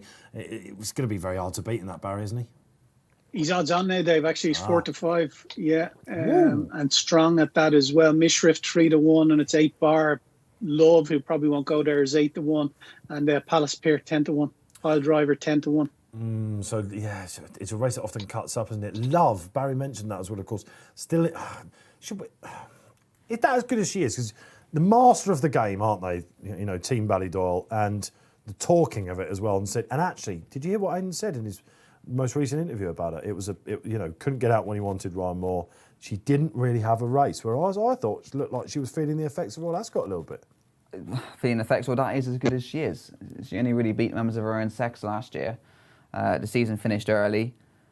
It was hard work at Royal Ascot when she won, given a good ride by Ryan Moore. Form's been deflated, isn't it? And it just looked hard work throughout the King George, to be honest.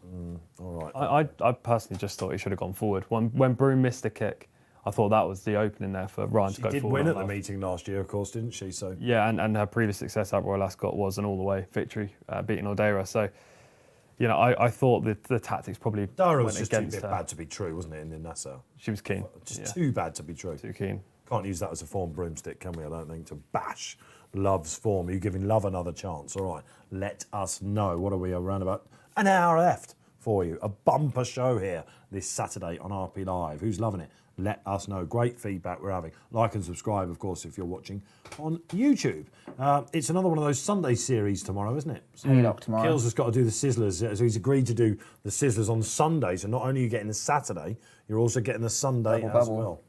Yeah, he was hoping for a jolly today, I think, at Ascot when he found out it was another one of those Sundays. He was like, but he was bashing it out. I saw him yesterday in the office, really keen. All right, so that's a good Sunday tomorrow as well, isn't it? We've got the Phoenix Stakes at the Curragh. You've been treated to Derville, of course, the Prix Maurice de Geest. Let us know who wins that. Is it just a Starman benefit? And, of course, you've got one of those decent Sunday services as well up in Scotland. Star Calibre then, Barry. As we've been talking, all I can see is just a price crash, isn't it?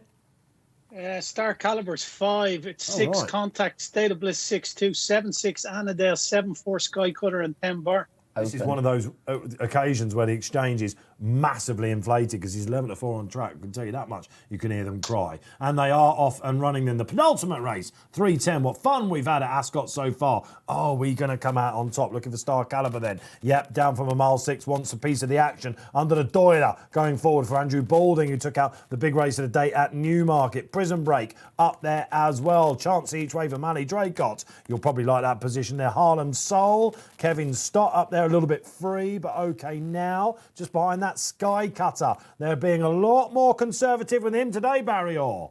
Yeah, he's settled nicely for Adam Kirby. He really has. So he's not taking a pull at all. Very pleased with that.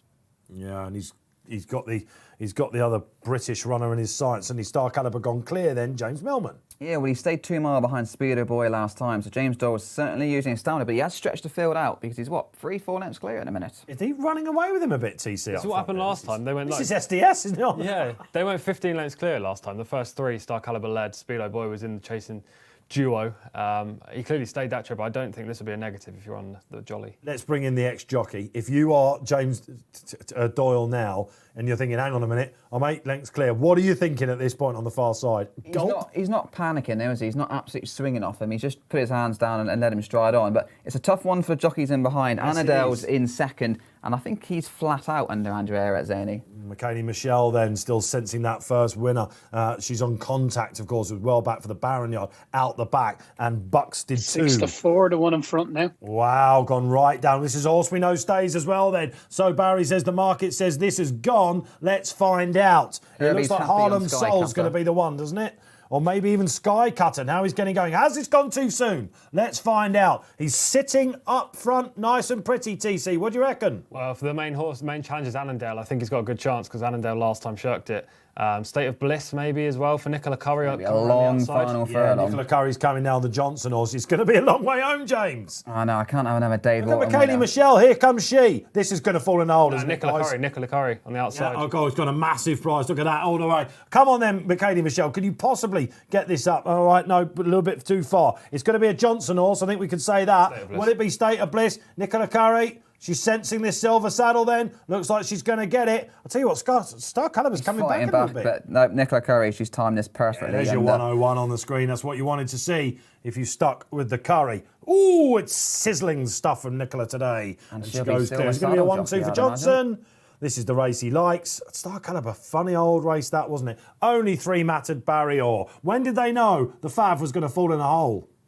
Yeah, the winner hit a high of 40 for £6 in running, Dave. State of Bliss. You had Star Caliber, who hit a low of 2.16, so just nearly 5 to 4 for £92. And Annadale hit a low of 2.2 for £155, but a high of 40 for the winner. Okay, a high of 40. There you are. Funny old race to watch, guys, wasn't it? Star Caliber. TC, give me a line on this, because it was coming back at the finish, wasn't it? Yeah, he's just... Lonely then, or? I don't know, he's too enthusiastic early, so the jockey kind of has to let him roll, and then he just doesn't quicken when asked. He just gallops away at his own speed. Am I wrong to think he's the most interesting horse in this race? Because he's obviously done so much early. Yeah, but he's going to do this next time, and punters are going to go in on him again, and this is going to happen. He's a horse that I'd be taking on. I thought Annandale ran an okay race in second, but just didn't have the acceleration of the winner. I think that puts Nicola Curry in an insurmountable lead. If my I'd say so. 2 wins, she's at a place as well. Yeah, 40 points. Sean Levy's on 23, and it's 15 for a victory. So And she's got a ride in the next as well. exactly. I think Nicola Curry, who was favourite for the Silver Saddle, it has to be said, is going to win. Wow, those pesky bookies. Favourite looks like they might be right. What's she got in the next one? Is Royal Royal Scimitar. Scimitar. Drying ground, we'll be hoping for that one. And Michaeli Michelle got going a little bit too late there, but she's on the hot pot in the last. All right. That will be our next race, actually, won't it? So, I don't know. Let's go back to Star Caliber. I want another final line on this. Listen, James, we've got you. If you were debriefing, now this is why I'm interested in this, and this might be purely from an analyst point of view. When a horse goes as hard as he did, remember Fantastic Fox that we saw winning at Haydock earlier on, when he went to Ascot and he went bowling off? Yep. Right? He fell in a hole and finished nearer last than first. This chap's coming back towards the finish. What's the debrief? Want to go back up in trip? Did he get lonely? What am I writing as an analyst? A's is mile 6 2-miler. So he's run a mile and a half. He just looks like an out-and-out stayer. He's not an out stayer. So Fantastic Fox, that was Sylvester out of control. James Doyle wasn't out of control. He probably got in a stride too quicker than he wanted to, but he again knew that he had the stamina in the bag. Now, it's 2 Johnson horses that have followed him home. All the other horses, they're absolutely out of the picture. And I think he really has brought the stamina into play. The horses that do stay further have come to the fore. It's just, he's run like that in all 5 races this campaign, really. It's not just the first time. He's proven a little bit frustrating. So he had the age allowance against Speeder Boy. It still got beat in the old Brown Jack over 2 mile here. Oman beat him at Chester. Beaten at odds on at Bath and a novice. I think he's a little bit of a quirky customer. He's a lay next time. He's going to go favourite because he just catches the eye. That's what he does. Everyone's like, oh, this horse was clear. And then he's Give him excuses there. He went too quick. And I don't think he's been unlucky. No, me neither. I think he's actually run up to form. State of Bliss had been frustrating, but TC mentioned it was a good race last time. Concentrate on the winner as well then. Tried to make all pretty much, didn't he? Got taken on at Glorious Goodwood last time. That would be a definite boost for Wink of an Eye fans, wouldn't he? This horse, you know, Her Majesty's horse for William Agnes is just 1-1-1-1-1. And another big boost there. The winner wasn't stopping towards the end either, was he? So he's Melrose, definitely going to go. I'd say. Melrose. Off to York. The young Ebor. Yes, indeed, the 3-year-old's Ebor. Everyone loves the Melrose, don't they? Because you see a horse that's running on over a mile 4 and you just think, that's the project, don't you? Everyone loves to bag a Melrose winner. I think that Goodwood form from last time where State of Bliss was second to Wink of an Eye, I think there's going to be 2 next time out winners from it as well. Scampy and Ziggy. I thought they were both really eye-catching. Ziggy didn't get the best of runs and Scampy's still unexposed, 2 3-year-olds. So put them 2 in your trackers for next time. The form looks pretty strong already. All right, and there you can see State of Bliss. What was it? Betfair SP of what? Around about 5-1 there as well. So it was well fancied, wasn't it? All right, so we're nearly over at the Shergar Cup. We've got plenty of time to chat. The hot pot could be just coming. The whole entire meeting could be coming up in the next. Shall we get there we are, the final race. It is the sprint. We've had a 5 furlong race. This is over 6. I napped this yesterday, Dream Composer. I'm not having a bad afternoon. I didn't think it would go this short. Self-praise is no praise. Well, no one else is going to give it to me. You're not, Millman. And don't even go there with TC. And Barry Orr, well, he is on my side, I know that. But are you agreeing with me on the Composer? Into 11-4 now, 3.7. Your favourite at the moment, Popmaster 4-4, 6.4 Royal Scimitar, and it's 10 bar. I was fancying Royal Scimitar. Now, the ground is not optimum for him, but I think he'll get away with it because we've had a drying afternoon there and a warm day. So I'm keen on him. He was a half a length fourth to Blackrod last time out. That was his first try at 6 furlongs since he won his maiden. You know, he started the season in the free handicap. He's well beaten in Britannia, but he won the race in his side, which was the far side on the July course. Started the season off at 103. He's rated 97 now. And I just think there's a lot to like about him. I think this is going to prove to be his trip as well, the 6 furlongs. And she's riding great, Nicola Curry, isn't she? So 6.4, I think, is an eminently backable price. We're going to have 25 quid in her at 6.4. And happy to be a price taker here as well, please, Tom. The Royal Scimitar then. Comes from that really strong form race, as Barry said. Richard Young, who does the close-up comments and the analysis, one of the form book assistant editors, Dickie Young. This was one of his eye catchers of the season last time. I was sharing the meeting at Newmarket with him for the Racing Post, and he went, I've got the eye catcher, he said. Not maybe quite like that, but he was pretty adamant about it. You thought this might be one of the non-runners that let you in the back door. I did, because Clive's taken out twice. Once at Epsom on Derby Day, which it did chuck it down on that occasion, and at Glorious Goodwood is also taken out.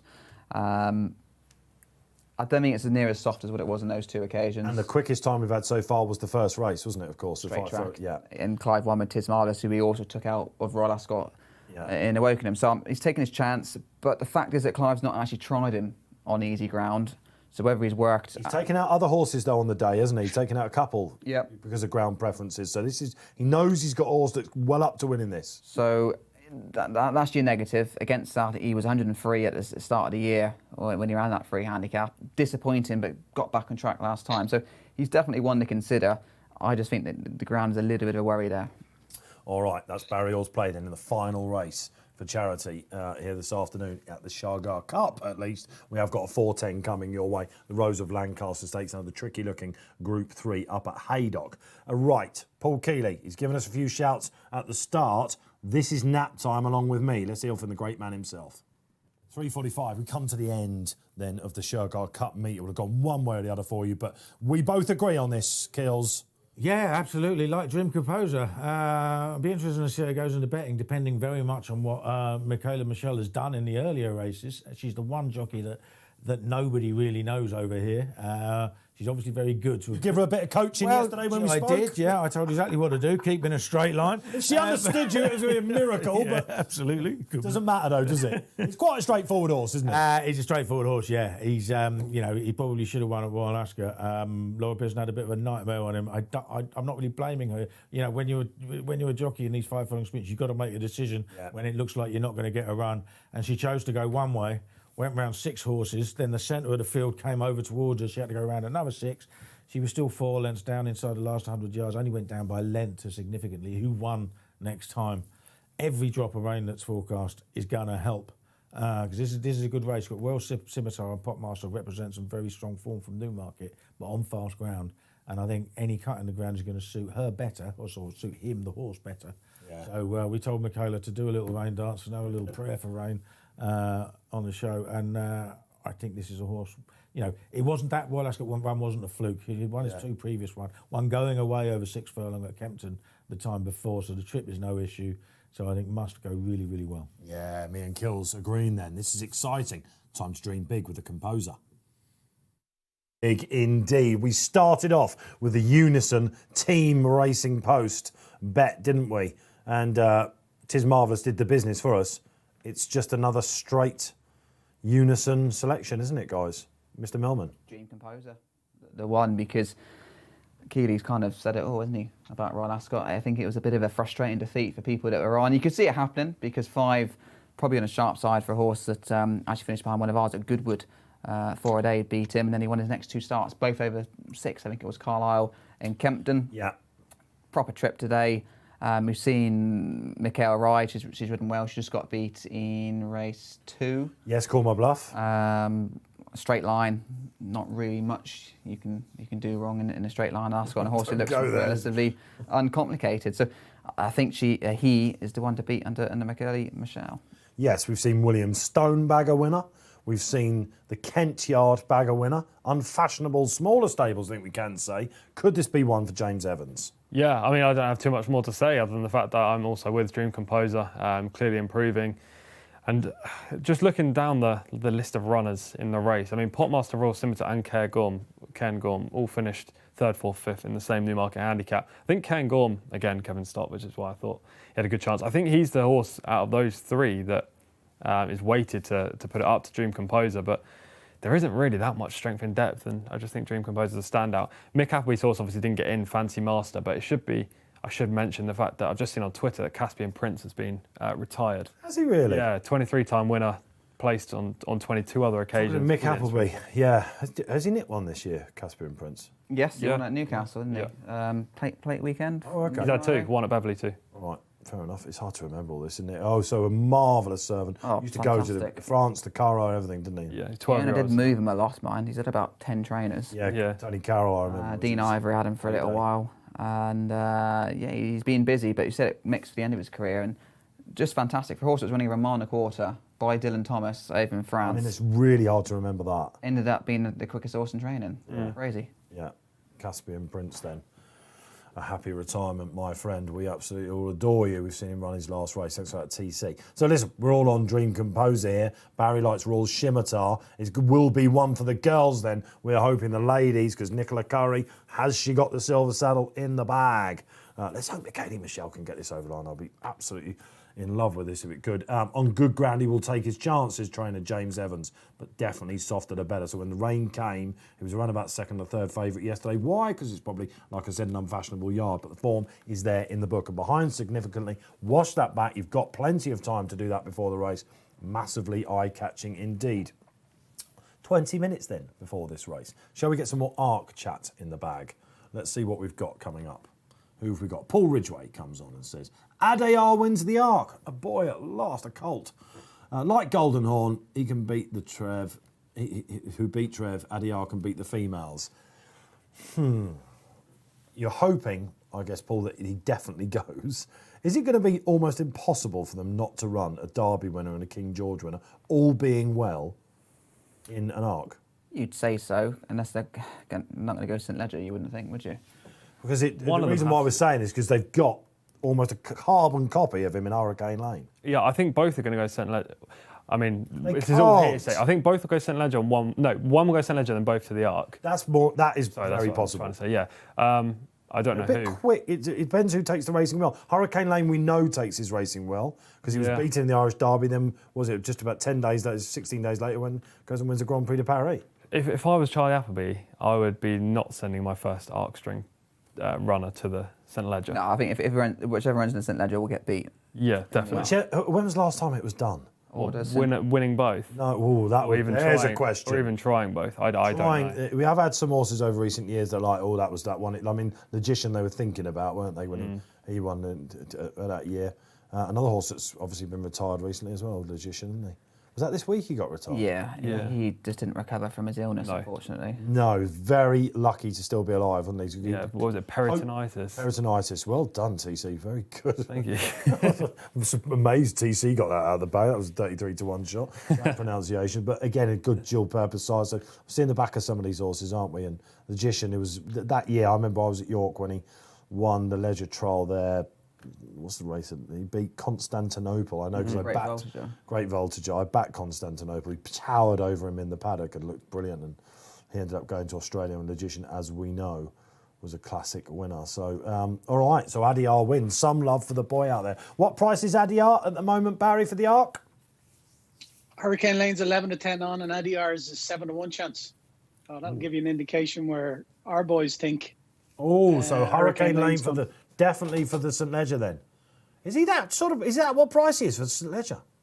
Oh, do you know what? I've not even looked. That's Odds on, yeah. He must be going there then. Oh, that's it, isn't it? Okay, all right. So, sportsbook. And, Just going back to St Ledger to Arc, Capri won the St Ledger in 2017, beat one when he ran behind Enable in the Arc. Was he drawn terribly though, Capri, that day? He was 20-1, and he was drawn. I was sure I was there. Not 15. an ideal arc prep for St Ledger run, is it? No, Because not- invariably that's- they can have a hard race.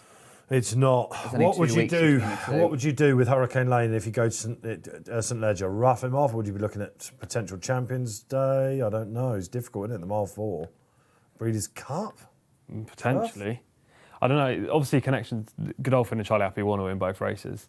Kingston Hill was 4th after he won the St Ledger. That's much better, isn't it? What year was that? 2014. Well done, James Millman. So, Paul, yeah, I think you've got the right cult then, pretty much, haven't you? All right, so 7-1 for the Arc. Paul Ridgway saying can beat the girls. What does Nick Palfrey say? Welcome along, Nick. He said Aidan O'Brien has never won the Arc with a 3-year-old. What? Has never won the Arc with a 3-year-old? And like Love, Snowfall has not beaten a top-notch yet either. Has he never won the Arc with a 3-year-old?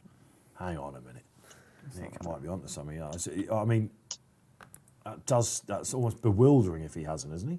Well, I've only Never got won the it last with 10 Tron. years. All of a sudden, I'm going through my head. Dylan Thomas was an older horse, wasn't he? Yeah, that's the one I was thinking it might be. Nick, you might be. Nick's probably. Found was 4. Nick's probably looking at the winners and going, "I know, I'm right." Yeah, he's only won it with Foundland, Dylan Thomas, and both. That is a before. big surprise, isn't it? It's not been obviously a particularly successful race for him, is it? Really? No. Galileo didn't go down that route, did he? He went to Breeders' Cup. He did. He won in the Classic, didn't he? Which Pedigree, I suppose, to get a dirt form. didn't work out Either at way, it made a good the start. Giants Causeway thing, wasn't it? That they were trying to get over the line. So, yeah, Nick, very interesting indeed. Snowfall then. A dig at Snowfall's not beaten a top notcher. That's fair to say, isn't I think it? if she goes off This is a favourite. love thing, isn't it? So what do we do with these 3-year-old fillies? Because people were, you're right, Nick, people were hitting love with that stick, weren't they, when she came back for the Prince of Wales? 3-year-old fillies can only put what's in front of them, but you know, until they go against a colt or an older horse, you just don't know, do you? And that is, she's won so well, Snowfall. You've still got that little question mark at how strong is the 3-year-old fillies, and they are not very strong, but she I'm has loving just this. produced great I performances. think Nick's onto something there. I love that, because obviously I think Wonderful Tonight is the... You're on. It's a real the solid Menissier fan club. Who's not? It's very true. I think he's a great trainer. It's just, and did you hear about him talking about Thundering Blue? And he's having all these winners all over the place. And obviously the late Thundering Blue that he had, he said, I just love that he was interviewed. I can't remember where it was. He said, I can still see him about the yard. I feel his presence and things like that. David Menezes, how high can this man go? Absolutely. And The string's getting bigger and bigger. double it in the week, didn't he? Of course, one of the Racing League and then one at Sandown as well. John Egan rode that one for him. Migration's going to be a serious horse, the one that won at Goodwood. Looks like that. I put him up at 14-1 at Salisbury. Oh, here we go. I backed him. That's the only time I've backed him this year, and he finished 4th. He had the worst. Sylvester put him in the worst You position. wouldn't say that was self-praise, actually. would No, it? it's literally the One opposite time. of Yeah, self-praise. literally the opposite. Yeah. Yeah, but he wasn't one of the He wasn't- icons. I was He's at- got to be Cambridgeshire, isn't he? Yes, or whether they go up the ranks earlier or not. He doesn't mind tilting at starts. Because he is a group horse in a handicap. Yeah, and David doesn't muck around with them, as we know from Thundering Blue, etc. So, yeah, no, I think Wonderful Tonight. But Nick Palfrey, you might be on to one. Snowfall, Barry Orr, let's come back to you. 3-1 at the moment on sports, but that price has been holding up. But she is about to run in the Yorkshire Oaks, all being well. She turns up there, gets the job done. If they all turned up, Barry, which is unlikely, I'll give you that. What SP are we looking at? There's a curveball. In the Arc? Yeah. Jeez, Dave, how can I answer that? That's pie too far. in Too far in the finger in future. the air What I'm, stuff, isn't it? what I'm trying to say is 3-1. Favourite. Yeah. She'll go off Is there favourite any as I juice look in the 3-1 now for people out there, or is it going to get bigger? No, or? none whatsoever. Right. No, you'd want your brains examined to be back to 3-1 or better than that. That's I'm kind just of what looking I was at trying to get Twilight at. Gleaming here. Yeah, Twilight Gleaming Twilight just won. Gleaming. She just last song, yeah. Queen Mary 2nd, Wesley Ward, arguably the most interesting runner on the day. I think. At Running Deauville, Deauville, yeah, okay. She's been working at Campanelle Arlington. Very weird. Very weird move. Took it quite easy there, bearing in mind the Boost for the distance. Queen Mary. Where does Quick Susie go? She was going to go to the Phoenix, wasn't she? She's been rerouted somewhere else. Yeah, I don't know where she's been I think rerouted. she's out and out, Cromwell with out it. and out 5. Yeah, all right. I did see that. Anyway, that was during the week as well. Some great art debates we're having here. Thanks to you guys out there for putting those into our head. And Nick Palfrey, you're quite right. A reminder for Dave Orton, at least. Aidan O'Brien has never won the art with a 3-year-old. I mean, he'd never won the French Derby before St Miles Basilica went and turned up in it. Well, he's having an absolutely fantastic French campaign. Mother Earth Group 1 the other day. Really nice article from Richie Forrester, our Irish editor, saying Aidan O'Brien, you might not think he's having the season, but he could potentially be champion train in 3 different jurisdictions. Amazing stuff, isn't it? Yeah. Barry, that's quite incredible, isn't it? That's mad. If he wins the Arc, he does, doesn't he? What's prize money for the Arc? It's like 3 million. Yeah, two and a bit million. Out there, isn't it? I suppose with Goz not having the He's got nothing. wide ammunition. He's got nothing in the 3-year-olds. I think he's had about 4 group winners this Andrew year. Balding's having a big shot for that, and of course the Sweet Solera would have helped him there. His father, Ian, won it, of course, didn't he? Back in the Mill Reef days and all that sort of stuff. So Andrew Balding, great to see him having a shot at the Trainers' Championship as well. All right. We are still, around about 10 minutes away, aren't we, from the final race of the day at the Shergar Cup meeting. How's it gone for you? Have you enjoyed it? Has it won you over? Let us know. Or loads of comments we had yesterday after the feature show we did saying, I'm not watching this weekend. This is one to be at the bar and all that sort of stuff, But it's been a lot of fun. And it's great to see some of the smaller yards getting their day in the sun on the Saturday in some valuable races as well. And Nicola Curry, once again, it looks like a lady is going to take out the silver. No, it's done and dusted, isn't it? Yeah, she's won. Does already. it? Yeah. Oh, she's got it. She's got the prize. She was 17 ahead with one race to go. Does she actually get a silver saddle? That's quite a nice trophy she just picked up there. Was it a saddle though? Oh, she's there. No, I think that trophy is the presentation for the last race that she won. Oh, okay. The presentation that you're looking at there, James. But she does. I think it is actually a silver saddle. Mark Johnson was there. You actually get a silver saddle. There you go. It's not a big saddle. You have to return it, or imagine if it was an actual saddle. These jockeys would need someone like me to carry it out, wouldn't it? But do you think it's something you have to return? Do you think Hayley's had to go? Get the keeper. I got an extra year in lockdown, all that sort of stuff with it. I think it's probably you get a little. You get a copy of it anyway. Even in this day and age, do you think they're giving things away? It's Ascot, I suppose, isn't it? I'd say so. It's Ascot. They do it. They do it like no other at the Berkshire track. Of course, even the flowers stand to attention there. So listen, let us know what you thought about Shergar Cup Day. Not the right horses have won. Hopefully, we've pointed you along the way of a you couple. Get 3 winners like Dave Orton. That is the Self-praise is a lot of praise. It turns out in this game, James Millman. Very much so indeed. And like I say, you're not going to blow my trumpet, that's for sure. Okay. Dream Composer. Talking about a clip on Twitter. There's a long shot. Producer, get a clip of that now, come on. Let's go to Barry Orr quickly. Talking about hitting the right notes, Barry. There you go. All the people I could have said that to as well. Mr. Millman's thinking to himself, I've come all the way out from Devon for this show, I will not be going anywhere near your trumpet, I can tell you that much. But Dream Composer, still hitting the right notes according to the market. Let's move on. Second favourite now, 4.5 behind Popmaster, who's 4.0, 6.8 Royal Scimitar, 9.8 Cairn Gorm, and it's 12.5 Bar Shark 2-1 is 12.5.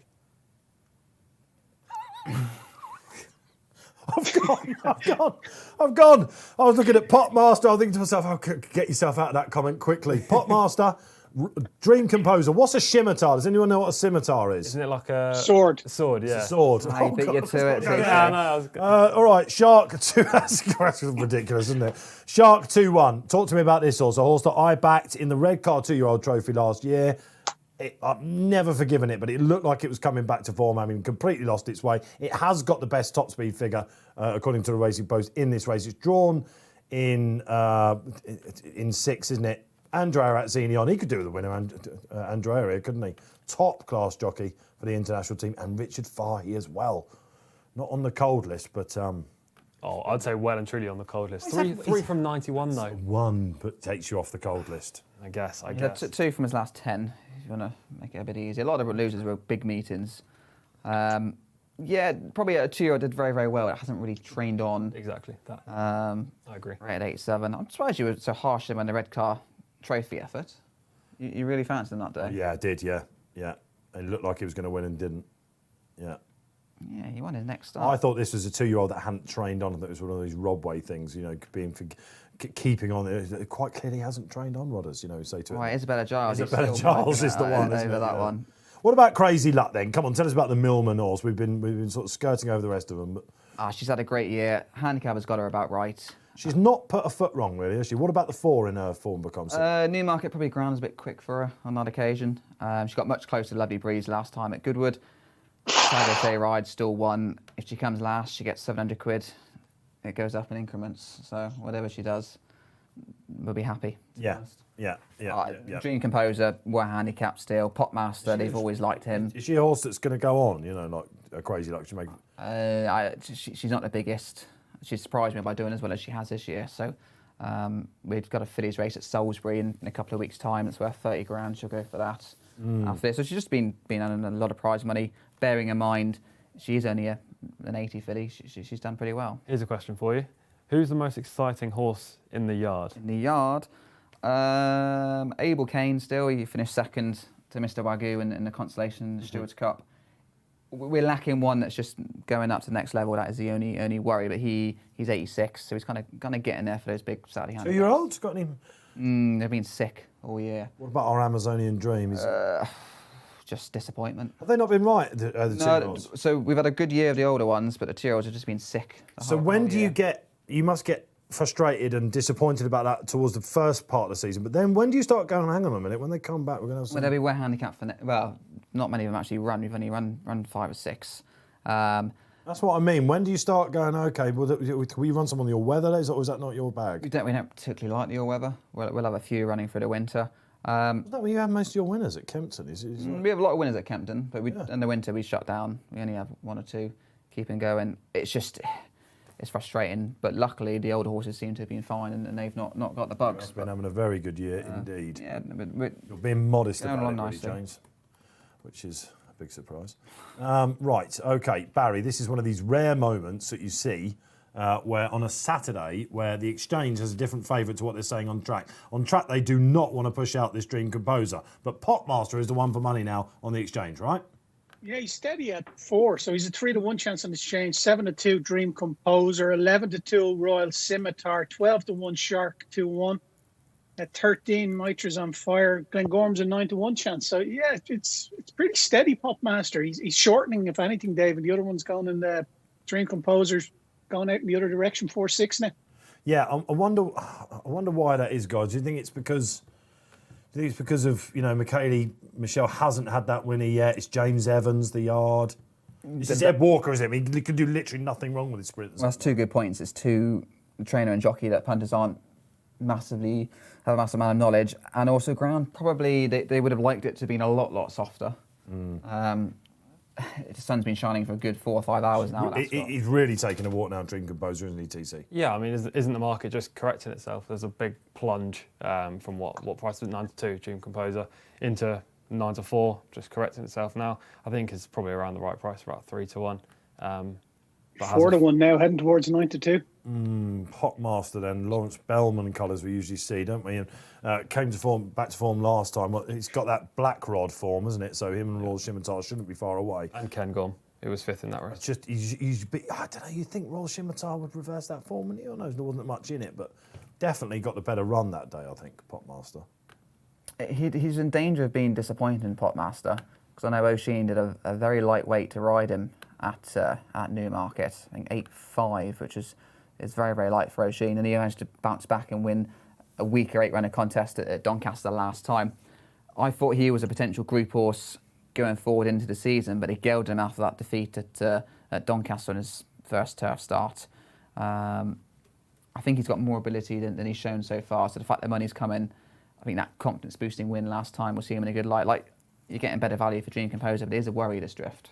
Some trainers just get these sprinters, they get them hot, James, don't they? And he had a winner at the Racing League, the filly that won, I forget her name. It was at the opening race, I think, wasn't it? 10-Year Canyon. Was that Safi Aspron? Yes. Sorry if I pronounce the name right. Safi rode that, didn't she? It was a really good ride. She's got a lot more to offer. But he's got Starman tomorrow. They all seem to be, all the right horses are just progressive. A turn in season, isn't it, really? Last year, the English King, but apart from that, it was a bit of a disappointment. Whereas this year, Primo Baccio, Starman, there's loads of nice horses. Expecting to see a bit better from Primo Baccio, France by Mother Earth last time? She didn't get the best trip. Messi isn't that also going to be her issue? I don't know. There was a meh. Yeah, like the last twice, yeah, but I mean... She only got beat 2 lengths. Yeah. It wasn't a bad run, and Because she thrashed Snow Lantern at York, didn't she? Although Snow Lantern very keen that day, and probably not her track and all that sort of thing. But she goes to the Sun Chariot next, by the way. It looks like, doesn't it? Ding ding, round 2. Hopefully her and round 3, I should say. Round 3, Alcohol yeah. free, of course.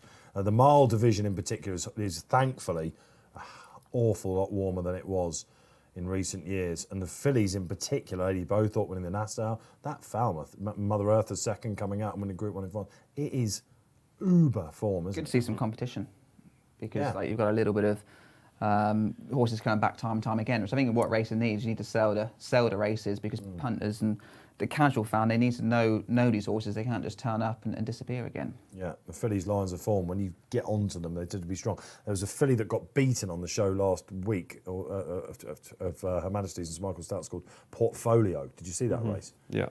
I missed it. It was in the Savour Forest race, of course, and it Yes. was the Godolphin horse that we fancy came second. But anything that's run against Portfolio in handicaps is well handicapped. Something won to boost Portfolio's form earlier this week, but I can't remember who it was. Last night there were 2 winners that I found out. You see where I'm going with this? Yeah. Lots of that. Whoever's come close to Portfolio, she's a group horse.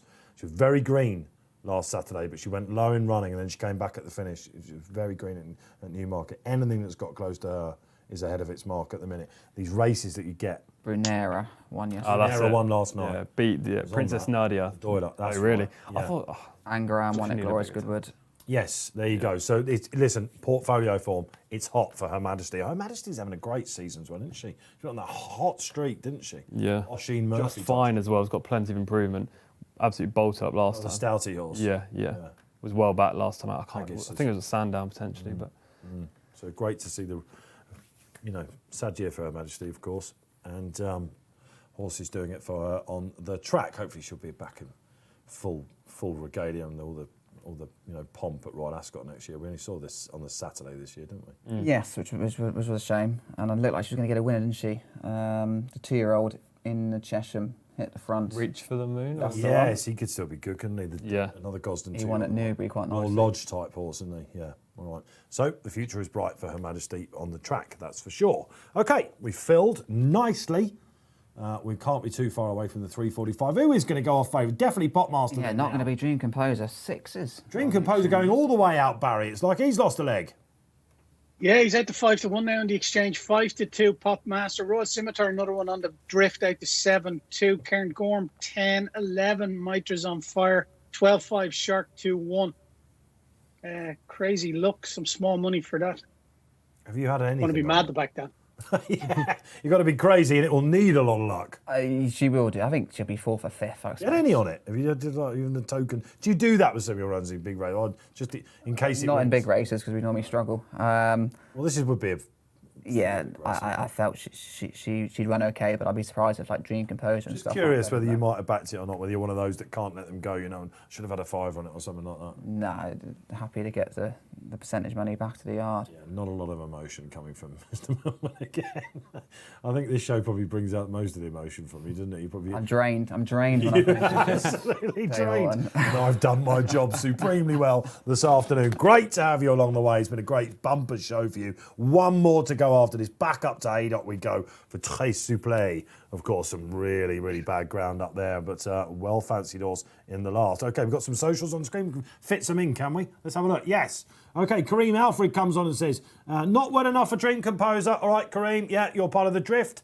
Oh, I'm not looking. Andy Sim comes back. Potmaster wins with the 5. Andy is. Let's get one more in before the last goes in. Who else is coming up? Good to have you back, Andy. Who comes up? Paul Bakewell comes back on. Ken Gorm each way. TC give a mention to as well. Interesting race then. Good luck wherever you're playing. It's the 3:45. And away we go. And Royal Scimitar absolutely walked out. You heard the groan there from Barry. Nicola Curry nearly fell off him. I don't know what happened. Was it a blindfold issue? One thing also, she's sticking towards the stand side. So this is obviously a Clive Cox plan, wasn't it? A horse that wants the quicker ground. They think it's on the stand side. In the meantime, leading up there, Shark 2-1. Andrea at Zini, which indicate they're not going absolutely hammer and tongs. Mumba Wumba for Adrian Nichols. Not a small yard that could have a day in the sun. Dream Composer, nicely up there at the minute, guys. James Millman. Just tracking the leader, Shark 2-1. There are actually nearly 3 groups in this contest. Royal Scimitar has caught up on the stand side, but it made up a lot of ground pretty quickly. It did. TC, what else is catching your eye? Popmaster travelling. Yeah, travelling the best. Dream Composer, no excuses from there, but doesn't seem to be quickening well enough. Who's in the green? Is that Metro's on fire? Oh, what's this? This could be Steven's. Come on, Crazy. Ken Gorm's there as well. Dream Composer. He's just hitting that flat Gorm. spot. on, No Crazy. good for him. What's this on the on, outside? Crazy. Ken Gorm there as well. Where's Crazy Luck then? Orange cap. Come Orange on, Cat is Crazy. going to win, isn't it? She's winning her side. Oh, come on! pulls Come up on, in Crazy front. Luck. Royal Go on, Scimitar on the Crazy. near side. What have we Come got? on, What's going Crazy. low? Here Go we on, go. Crazy. Crazy Luck on the other Go on. side. This Go is on, a real Crazy. tight one. Come on, Millman. Ah, Hard luck, She my does man. pull up in front, doesn't Second, what a big run that was from. Was it Mitras on Fire that's gone and pulled it out? Yeah. A double for William Muir and Chris Grassick then on Shergar Cup day. That was a tricky finish, that, Barry. It certainly was, yeah. Metro's on Fire is your winner, is it? It hit a high of 40. yeah. Yeah, hit a high of 25 for 13 quid. As a Betfair SP of 10.5. Mitra on They might be Fire. fair. The horse that raced by its own up the Yeah. stand side, Royal Scimitar, hit a low of 3.6. That got, Jenny, that's 2 runs now where it's been on the wrong side. Yeah. But obviously they elected to go up the stand side. That hit a low of 3.6 in running. What else was there to finish? Kern Gorm was there. Crazy Luck. 2.62, a low for Karen Gorm, and Crazy Luck hit a low of 2.2, James. Yeah, there's nothing on her side to take her into the race, unfortunately. She hit the front. What a creditable run that is. We'll get a word from James on Crazy Luck, who went in, and Mr. Millman there. Mitros on Fire then. I'm surprised I didn't see that one. Joe Fanning, who you fancy for the Silver Saddle. Yeah, I did. Too little too late then for Joe. Unfortunately for me, and he's gone and done my horse. There's the irony. So she wants a bit of cover, Crazy Luck, of course, and she didn't get any. She still hit the line. You said it had absolutely no chance. I thought she was too high in her handicap. She's done well. Bit of a funny race because Great when they surprise you. Nicola Curry missed the break completely and has just got caught. That's obviously the one to take from the race, isn't it? Royal Scimitar TC. Yeah, he was the eye catcher. I thought Crazy Luck was actually going to come and win. She seemed to just pull up a little bit. Potmaster didn't pick up very well. I don't know what happened to Dream Composer. Yeah, very flat indeed. That late drift, it just maybe the ground. McKenny Michelle will be thinking, oh no, usually held up a bit more. Yeah, maybe change of tactics. And also, Metro's on Fire ran in that same Newmarket race as Ken Gorm, Potmaster, and Royal Scimitar, and actually finished behind all 3 and has come out and beaten them here. So closely matched group. Scimitar is the unlucky one in the race. Definitely. The way she fell out of stalls. Definitely. Without a penalty next We day. got second. Yeah, where do we go with that? That's the question. See if it's got any entry. Likely race that chap. You've got to think Royal Scimitar's well handicapped, Barry, haven't you? Because must have given them 4 lengths at least.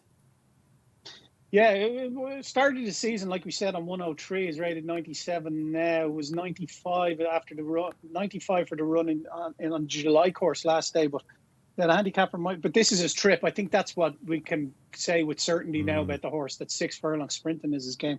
Air, gold, silver. I'd love to know what happened to him coming out of the stalls. It was a weird one. She nearly pitched out over the top of his head.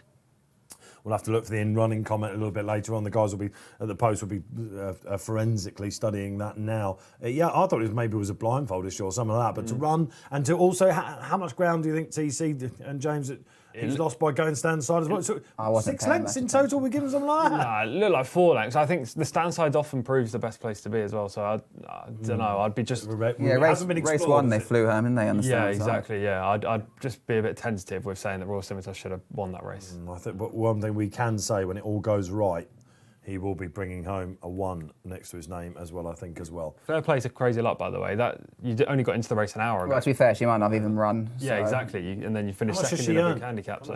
She got another $7,000, so that's 27 this There's year. a bar downstairs, you know. I haven't earned that. That goes to Starting the staycation, owners. I might start drinking with you downstairs. Happy days. There's a bottle of bubbly coming courtesy of Mr. Millman. I backed Dream Composer, so that wasn't very good for me. So did I, and so did Kills, and so did TC, and a lot of us out there. We bid farewell to Shergar Cup Day. Really good fun. We weren't totally sure what we were going to be getting. No. We had to look at teams. Which teams come out on top? The ladies, I believe, won with Royal Scimitar's 3rd place because Ireland took 1st, 2nd, and 4th, I think, and they were off the speed. I think the ladies won. Nicola Curry won the Silver Saddle. So. We champion them here in this studio a lot and at the Racing Post. We say it's a total equality now in the saddle, but I guess the Shergar Cup proves that. That's time and time again. 3 in a row for the girls, /ladies. Used to be called the girls. They won 2018, 2019. Wasn't run last year, and then obviously this year. There you go. It's not just the Arc then. Turns out the Shergar Cup is all about girl power as well. Farewell to the Shergar Cup. Let us know how you went on during the day. Do you like it? Are you good to see the back of it? We've got plenty of time until the next, 20 minutes. And it's another group race, of course, for us, isn't it? We're signing off with a bit of quality then. The race has cut up. Barry Orr, Sylvester de Souza will be hoping for a quick, high-profile double at Haydock. Yeah, Foxtails is 236, 395 Yukon Glen, Stormy Antarctic is 10, 9 Fancy Man, and it's 13.5 Extra Elusive Majestic Dawn is 20. This is another SDS horse I'm taking on. Keen to get against this. We're going to set our own odds here. We look at the layout at around 236, 234 around that mark, looking to take 50 quid at the backer stake. Head second to Dubai, honoured last day on firm ground over a mile two. Not a bad run. The race in Ascot that it won, I don't think is working out at all. And I think there's good horses in here against a Yukon Glen. You'd have to say it was a little unlucky last day. That could work out a decent enough race when it was second. Stormy Antarctic has got his ground. I think Fancy Man's going to improve considerably. The other 3-year-old in the field, Fox's Tail's a 3-year-old as well, but I think he's going to improve considerably for his break, and he's getting his ground as well. So a couple of these are ground dependent and they're getting it. And I can't say that hand on heart with the favourite, although he has won on soft ground, but he did show a liking last day when he was ahead second to Dubai Honour. So happy to take the favourite on at around that price, 236. Oh, we've been agreeing a lot today, Barry, but the first disagreement, the first head-to-head for myself and Barry, when this race cut up, I just kept coming round to the 3-year-old Foxtails, you know. That was a great helmet cam, wasn't it? That Oisin Murphy showed us when winning this handicap. And he got the run up the inside. He had to go to plan B, and the horse won despite jinking halfway across the track. Back on faster ground last time on the July course, he actually improved on the figures. It was a better run in defeat, we said. Getting the weight from the likes of Yukon Glen. I just worry about how hard a race he had last time. It was only 8 days ago, wasn't it, of course, at Glorious Goodwood. Loves the track, Yukon Glen.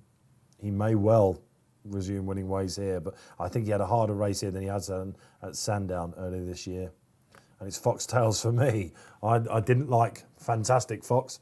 I like the tail, though, so I hope it wags in my direction. Mr. Millman in the last. I'm going to go with the old boy, Yukon Glen. He's had a fantastic campaign. Hats off to Jim Golding and his team. They've kept him at peak condition. He ran a stormer at Glorious Good, wasn't he, 8 days ago? It may come Carrying too the quick. same penalty, isn't he? He's amazing, really. He's so good as an 8-year-old. I'm going to roam with him again. Fox's Tail, he is probably the up-and-coming 3-year-old.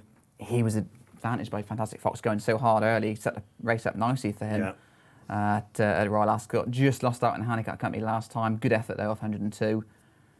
I'm just... Probably heart rolls my head. I'll stick with the old boy, Yukon Glen. And he'll handle the ground, which is a big plus. The old It's been a Yukon day Glen. for old boys at Ascot, hasn't it? We've seen a couple of 7-year-olds winning. And, of course, Yukon Glen as an 8-year-old. We've got Stormy Antarctic in here as well, who's been basically chases the rain wherever he goes, isn't he? Ed Walker, disappointed with Potmaster in the last TC, but Kills made a great case in point for this in his Sizzler, so he should never be the price he was before the race cut up. He won't mind the small field scenario. Was this your pick, or? No, my pick is Extra Elusive, but I can see the case for Stormy Antarctic. I think they're both price value plays, Stormy Antarctic and Extra Elusive, against Fox's Tails. He's just too short. I can let him win at 11-8. You know, I think he's a 2-1 shot. So why would I get involved at 11-8? Real World would have won the race if this was on fast ground and he ran. There's no doubt about that. He's a Group 1 horse in a Group 3 race. Is he? Yeah, 100%. He achieved an RPR of 120 last time. That's a Group 1 calibre performance. But yeah, Extra Elusive in here, I think, 10-1. Won this race last year. Not necessarily going to be suited by soft ground, but as a 2-time winner on soft ground. Yeah. Last time just pulled too hard behind Yukon Glen in the Brigadier. He's a lot bigger than I thought he would be. Well, yeah, he's the value bet. Is that because of the ground? I think so, but he is a 2-time winner on soft. Like, I don't know. I wouldn't necessarily say it's a negative. Plus, he's definitely been laid out for this race. Came into it without a win last season. Then he went. It was the start of him sort of getting a bit better, wasn't it? Yeah. But he was a little bit disappointed last time behind Yukon Glen, wasn't he? He was just too keen in the Brigadier Gerard. There was only 4 runners. Arias race, wasn't it? Of course. That's potentially the negative here. Like, where's the pace going to come from, and is it going to be quick enough for Extra Really wants to Elusive? back him, Majestic Dawn was an eye catcher in the Golden. Was it the Golden Mile? He was in something, wasn't it? No, it wasn't the Golden Mile. You like him, don't you? The migration race. And he couldn't lead that day, and he got buffeted around the inside. If you remember, it was the first race in the meeting, wasn't it? We Yeah, first one. And he was an eye catcher. He's got plenty to find in Majestic Dawn, but I think they'll look at this and say, we might do a little bit better than expectations because we'll get to the front here. And he's a heavy ground winner. He's a last year's Cambridgeshire winner, of course. Well, you were told, weren't you, by the trainer? We were told. Yeah, do you remember I said we had Ollie Cole came in and goes, "Oh, I've got one for the Cambridgeshire," and we said, "What is that?" And he said, "It flopped a bit on." And we were like, it was Majestic Dawn he's talking about. They had a much more fancy one in the race as well. I can't remember what it was. This gets the rail, first time blinkers, 50-1, cheers, Ollie. And I had a couple of ha-ha messages from him afterwards saying, you were told, and of course we were. Yeah, this is a horse that's now sort of twilight, isn't it? You know, win a Cambridgeshire, you've got to go into listed and group company, really, haven't you? Even though at Goodwood last time he wasn't seen to his best effect. I think he'll lead or nearly lead here. Extra Elusive. Yeah. I think Majestic Dawn and Extra Elusive are the two that are going to go forward. I don't know how hard they're going to go, though. It might be a bit of a crawl. Yeah, Holly tends to only go forward if nothing else does on Extra Elusive. We saw them come stand side, didn't we, in the previous race? Yeah. Stormy Antarctic will love the ground, won't he? Absolute traveller, love it. You know what you're going to get with him. I wonder if he can give the weight to the 3-year-olds. Fancy Man's in here as well, isn't it? Pat Dobbs, of course, and Richard Hannon. A horse that looked like he was going to win at Chester, but on youth spirit, didn't he? He went hard that day. Arguably a bit disappointing this year. Not necessarily trained on from 2 to 3. Beat Alan Kerr, who's favourite for the Great Voltigeur at York as a juvenile. This year, he's been, to my eye, disappointing. Lower RPRs as well. Yes. So it's 2 from 2 at Haydock, both on soft ground.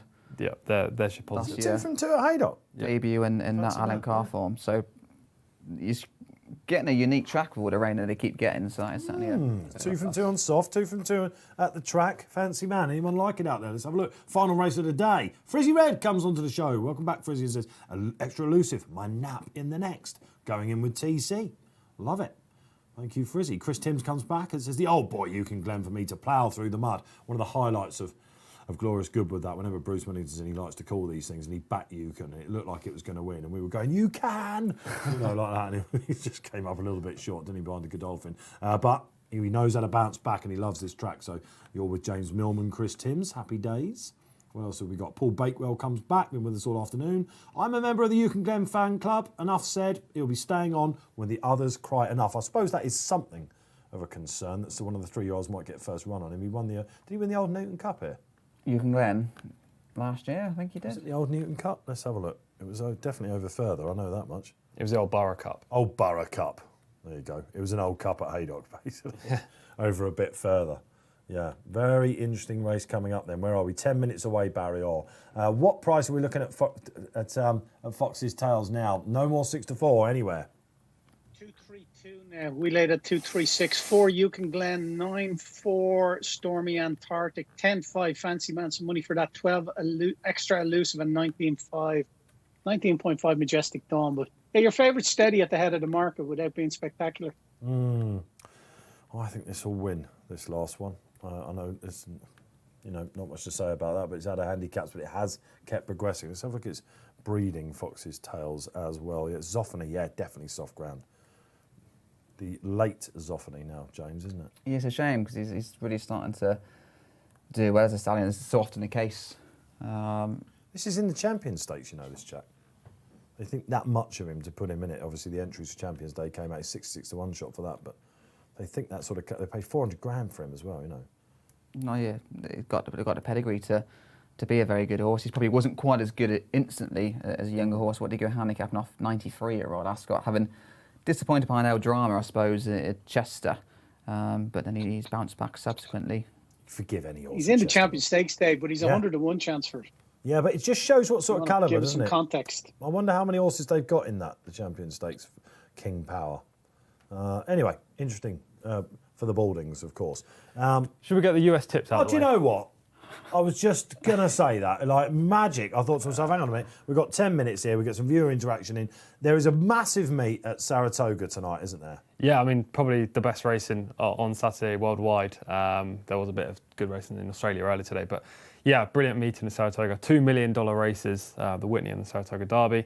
Saratoga Derby, selection is State of Rest. This is the Bolshoi Ballet race, right? Yeah, Bolshoi Ballet, Cadillac for Jessica Harrington, who finished 4th in the Breeders' Cup and won last time out. Secret Protector for Charlie Appleby, who's also in the race. But State of Rest, 10 to 1. Joseph O'Brien, he sent one horse over to the US so far this year, Baron Samedi, who won under John Velasquez at Belmont. Ambassador. Yep, and John Velasquez teams up with Joseph O'Brien again on State of Rest, who I thought ran a really good race in the Champagne Stakes last year behind Chindit and Albashir at Doncaster. Really unlucky last time on 3-year-old debut at the Curragh as well. I think this is a shrewd move to get a bit of decent ground for State of Rest. 10 to 1's a decent price in the 10-10 race 9 at Saratoga. And then the following race is the Grade 1 Whitney, the 10:48 race 10. Nix Go's the favourite. Greats run in the Whitney, don't they? Yeah, this is a brilliant race for older horses. Nix Go is going to be your pace setter. Swiss Skydiver, who is arguably one of the best fillies and mares worldwide, is in there as well. But the booking of Irad Ortiz is intriguing. She usually goes forward, but Irad doesn't like leading. She won't lead Nix Go, will she? No. Nix Go is the fastest horse, one of the fastest horses in America at this trip. Maxfield, though, is a selection for Jose Ortiz, who's the current leading rider at Saratoga. For Godolphin. For Godolphin, 7 out of 8 in his career. Yeah. Sold a feet, he was luckless. Last time out, blistering success. I think he's the most talented horse in the race. If he can get a trip at 9 to 4, he's a great play. All of these races you can see on the RP cards, of course, Ron Wood does. And you can bet on them on the Betfair Exchange too. There you go, happy days. So you'll be glued for that. Bolshoi Ballet then, lots of people just be expecting him to go out and win again. Sharper test at Saratoga against him? Yeah, sharper test. Last time he faced a much easier field, let's say a subpar field for the Belmont Derby, although it was a Grade 1. Ryan Moore just basically had to find a gap for him. I think that could be the problem tonight. He needs to be held up, or he seems to benefit from being held up and then use that push-button turn of foot. If Ryan can find a gap, then look, he's the worthy favourite and he might win. He's got the class, but I prefer State of Rest price at 10s. Was so impressive visually in the Derrinstown, wasn't he? Of course, massive disappointment in the Derby. Just didn't turn up. Went to Belmont, won their Derby. They've kept him out there. Bolshoi Ballet, Ryan Moore. If you're wondering where he is today, he is, of course, in the States. So that is, 10 past 10. A really good card there tonight. Get involved on the exchange and indeed the RP website as well if you want to have some interest on a Saturday night. Thank you for that, TC. All right, back to Haydock we must go. Tactics-wise here, we're expecting a bit of a muddling race, Mr. Millman. I don't think it'll be too muddling because I think Jim Crowley will go on Majestic Dawn. If he doesn't, Holly's no worries about sending extra elusive on. You can claim he's a funny horse because sometimes they did make the running on him and then they've dropped him back out again. Yes. So I think he'll be dropped out. I mean, he'll be last, won't he? That's how Paul likes to ride. That's what he has been recently, but he did used to make the run and he made all in a John Smith's, I think, when he won that contest. So he's a very versatile old boy and they can ride him how they want. Aggressive with him, aren't they? The campaign. I mean, he's 8, of course. Yeah, he takes his racing well. Australian type prep. He made all at York, didn't he, as well, at the back end in the Cumberland Lodge. So he's just a fantastic horse and a great credit to Connections. I hope he wins again because it's great to see an old boy campaign like that and be in the form of his life. I'm assuming he's in the International. He's not, is he? No, he's not. He's in the Ebor. So. The Ebor. He's a 14 to 1 chance for the Ebor. Wow. Who's favourite on the sportsbook for the Ebor at the moment, Barry? There's a short one in there. Hold on 1 sec. Hamish is in there. Who else is in there? There's another Haggis horse, isn't there? The Haggis horse, isn't it? Ilarab? Is Ilarab in there? Oof. Live Your Dream. Good question. Oh, the Godolphin horse, of course.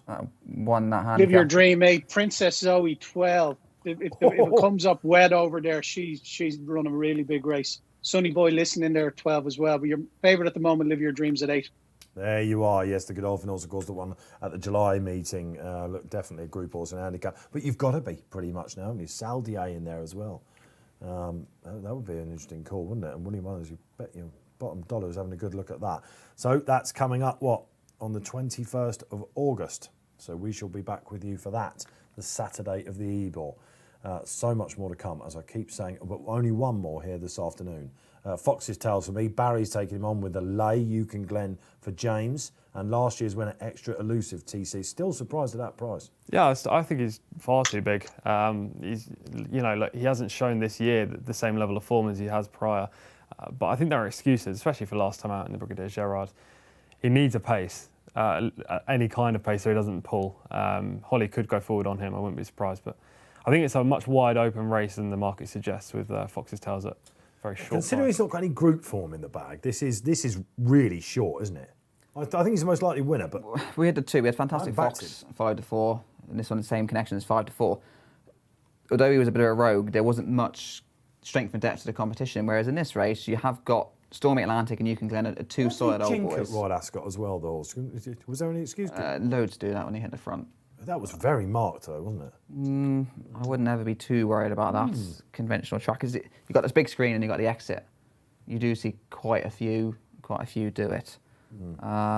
He did get beaten a handicap last time. I know he was off 102 and in a very strong handicap. But He was a strong He handicap, still got beat. I thought it might have been the ground. I thought that Oh, too quick. Okay. quick enough. I thought he wouldn't say too quick because he acted on it, but yeah, the track should suit him according to Andrew Balding, of course, who's already taken out the previous group race that we had here on RP Live as well, and he's chasing down that Trainers' Championship as well. Okay, only around about 2 minutes away from this at the most. Big sporting day, actually, isn't it? Been watching the Olympics? Oh, it's been cracking stuff. The odd Olympics. You get up live for that, will you? Or? No, I have. I don't miss a. Yeah, I'm a night owl, so I've been staying up till 5 a.m. Yeah, see, I get up at 6 to go to work. Yeah, exactly. I mean, it can't work. That's late for you as well, isn't it? No, we don't start too early, to be fair, down in Devon. But More relaxed way of life. bit more relaxed. We were Shut down during the winter. Not bothered about the all weather. We don't need it. We'll just pump them gotta have up. a little We can break have second at the Shergar Cup, you know. at some point. But it's been good stuff, and Team GB they're doing pretty well. Was your brother there today with the filly then? No, Pat's weekend off, so yeah, he's skiving off somewhere. Still see his name in the amateur races. He's ridden a couple of costly defeats this week. Not great stuff. Sibling rivalry going on Junior here. let me down this week. Is that right? Yeah, we had a couple. Master Gray got beaten neck. He rides throughout the yards in the series, though, isn't he? All that sort of- Yeah, no, he's got ride at Windsor tomorrow for Michael Blake. Horse Windsor tomorrow, so those are racing it. There's been quite a few amateur races lately, actually.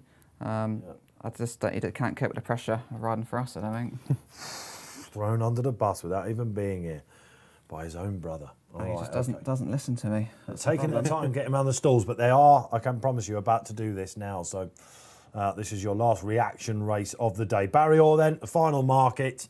He's not drifting to my eyes, is he? But Yukon Glen rock Strong solid against support. him.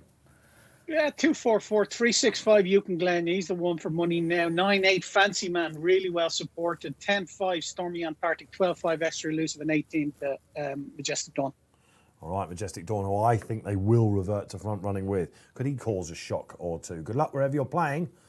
We've seen some good 2-year-olds this week as well, haven't we? I'd say that because there was one at Yarmouth at Holly Road in these colours.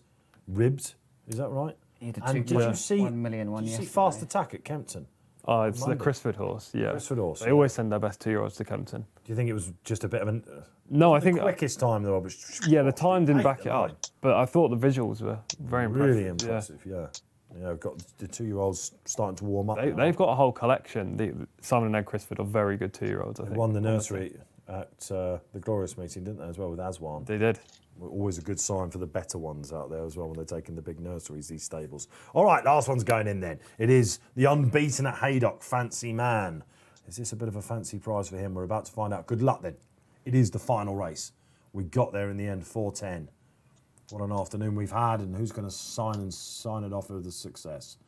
Away we go. Yukon Glen, we can say, is anchored right out the back, as he loves to do. He'll be hoping that one goes on. Interestingly, we saw, didn't we, when Oisin Murphy had that great helmet cam on. Plan B, Oisin said, but he came from near last to first at Royal Ascot. And Fox's Tails is definitely close enough. Extra Elusive up front then. Or not quite, actually, is it? Majestic Dawn's the one that's gone on. Hammering down the rain up there. Phew, imagine being in the bars there today. And Holly not far off on Extra Elusive. Fancy Man up there. Fox's Tails.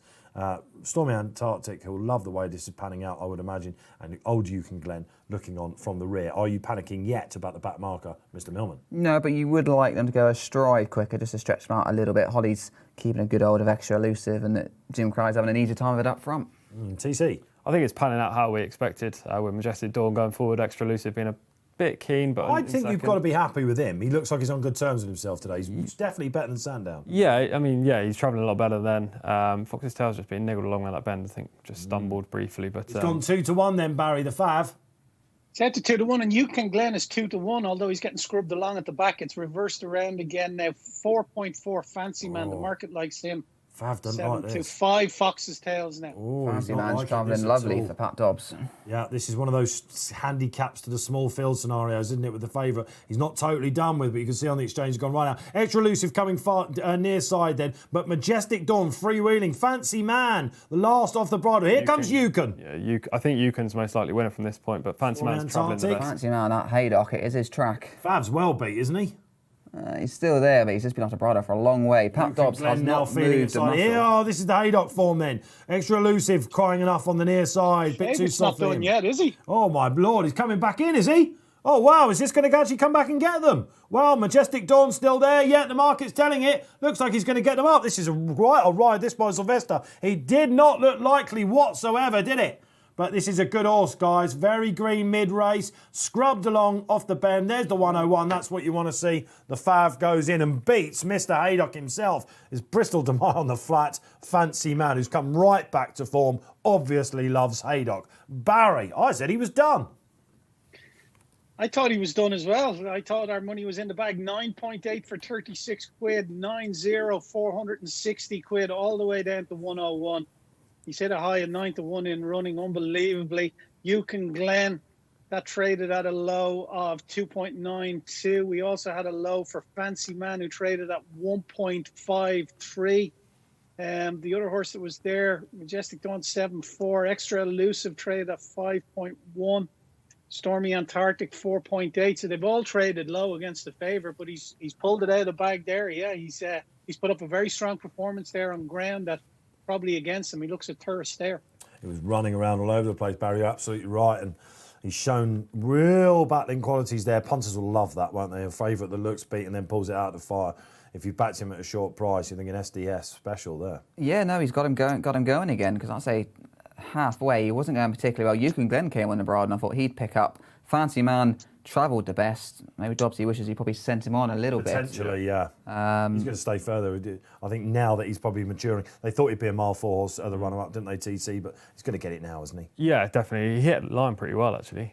Looked like Fox's Tails was going to breeze on by, but Fancy Man did battle back. I think it's another case where we can just say that the 3-year-old weight for age allowance is just far too much. £8 these 2 3-year-olds got, and they've cleared away from the older horses who are consistent. It's a point of debate, that for sure. 3-year-olds just seemingly getting on top in it. If I was analysing this race, I would say that the form horses probably haven't really turned up. Majestic Dawn's probably finished a little bit too close because he's got a run of it, didn't he? You're right. Third, sorry. But Yukon Glen probably looked like he'd had one race too many, didn't he? Stormy Antarctic, a little bit rusty.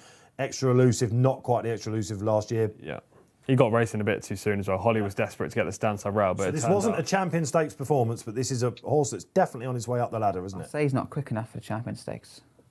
Just looking at the way he got outpaced, yeah. I think they might have to step him up. Was it Group 3 today? Up the grade. Send him abroad. Yeah. Yeah, that would be interesting. You could, well, and maybe next year as well. He's had a relatively light campaign.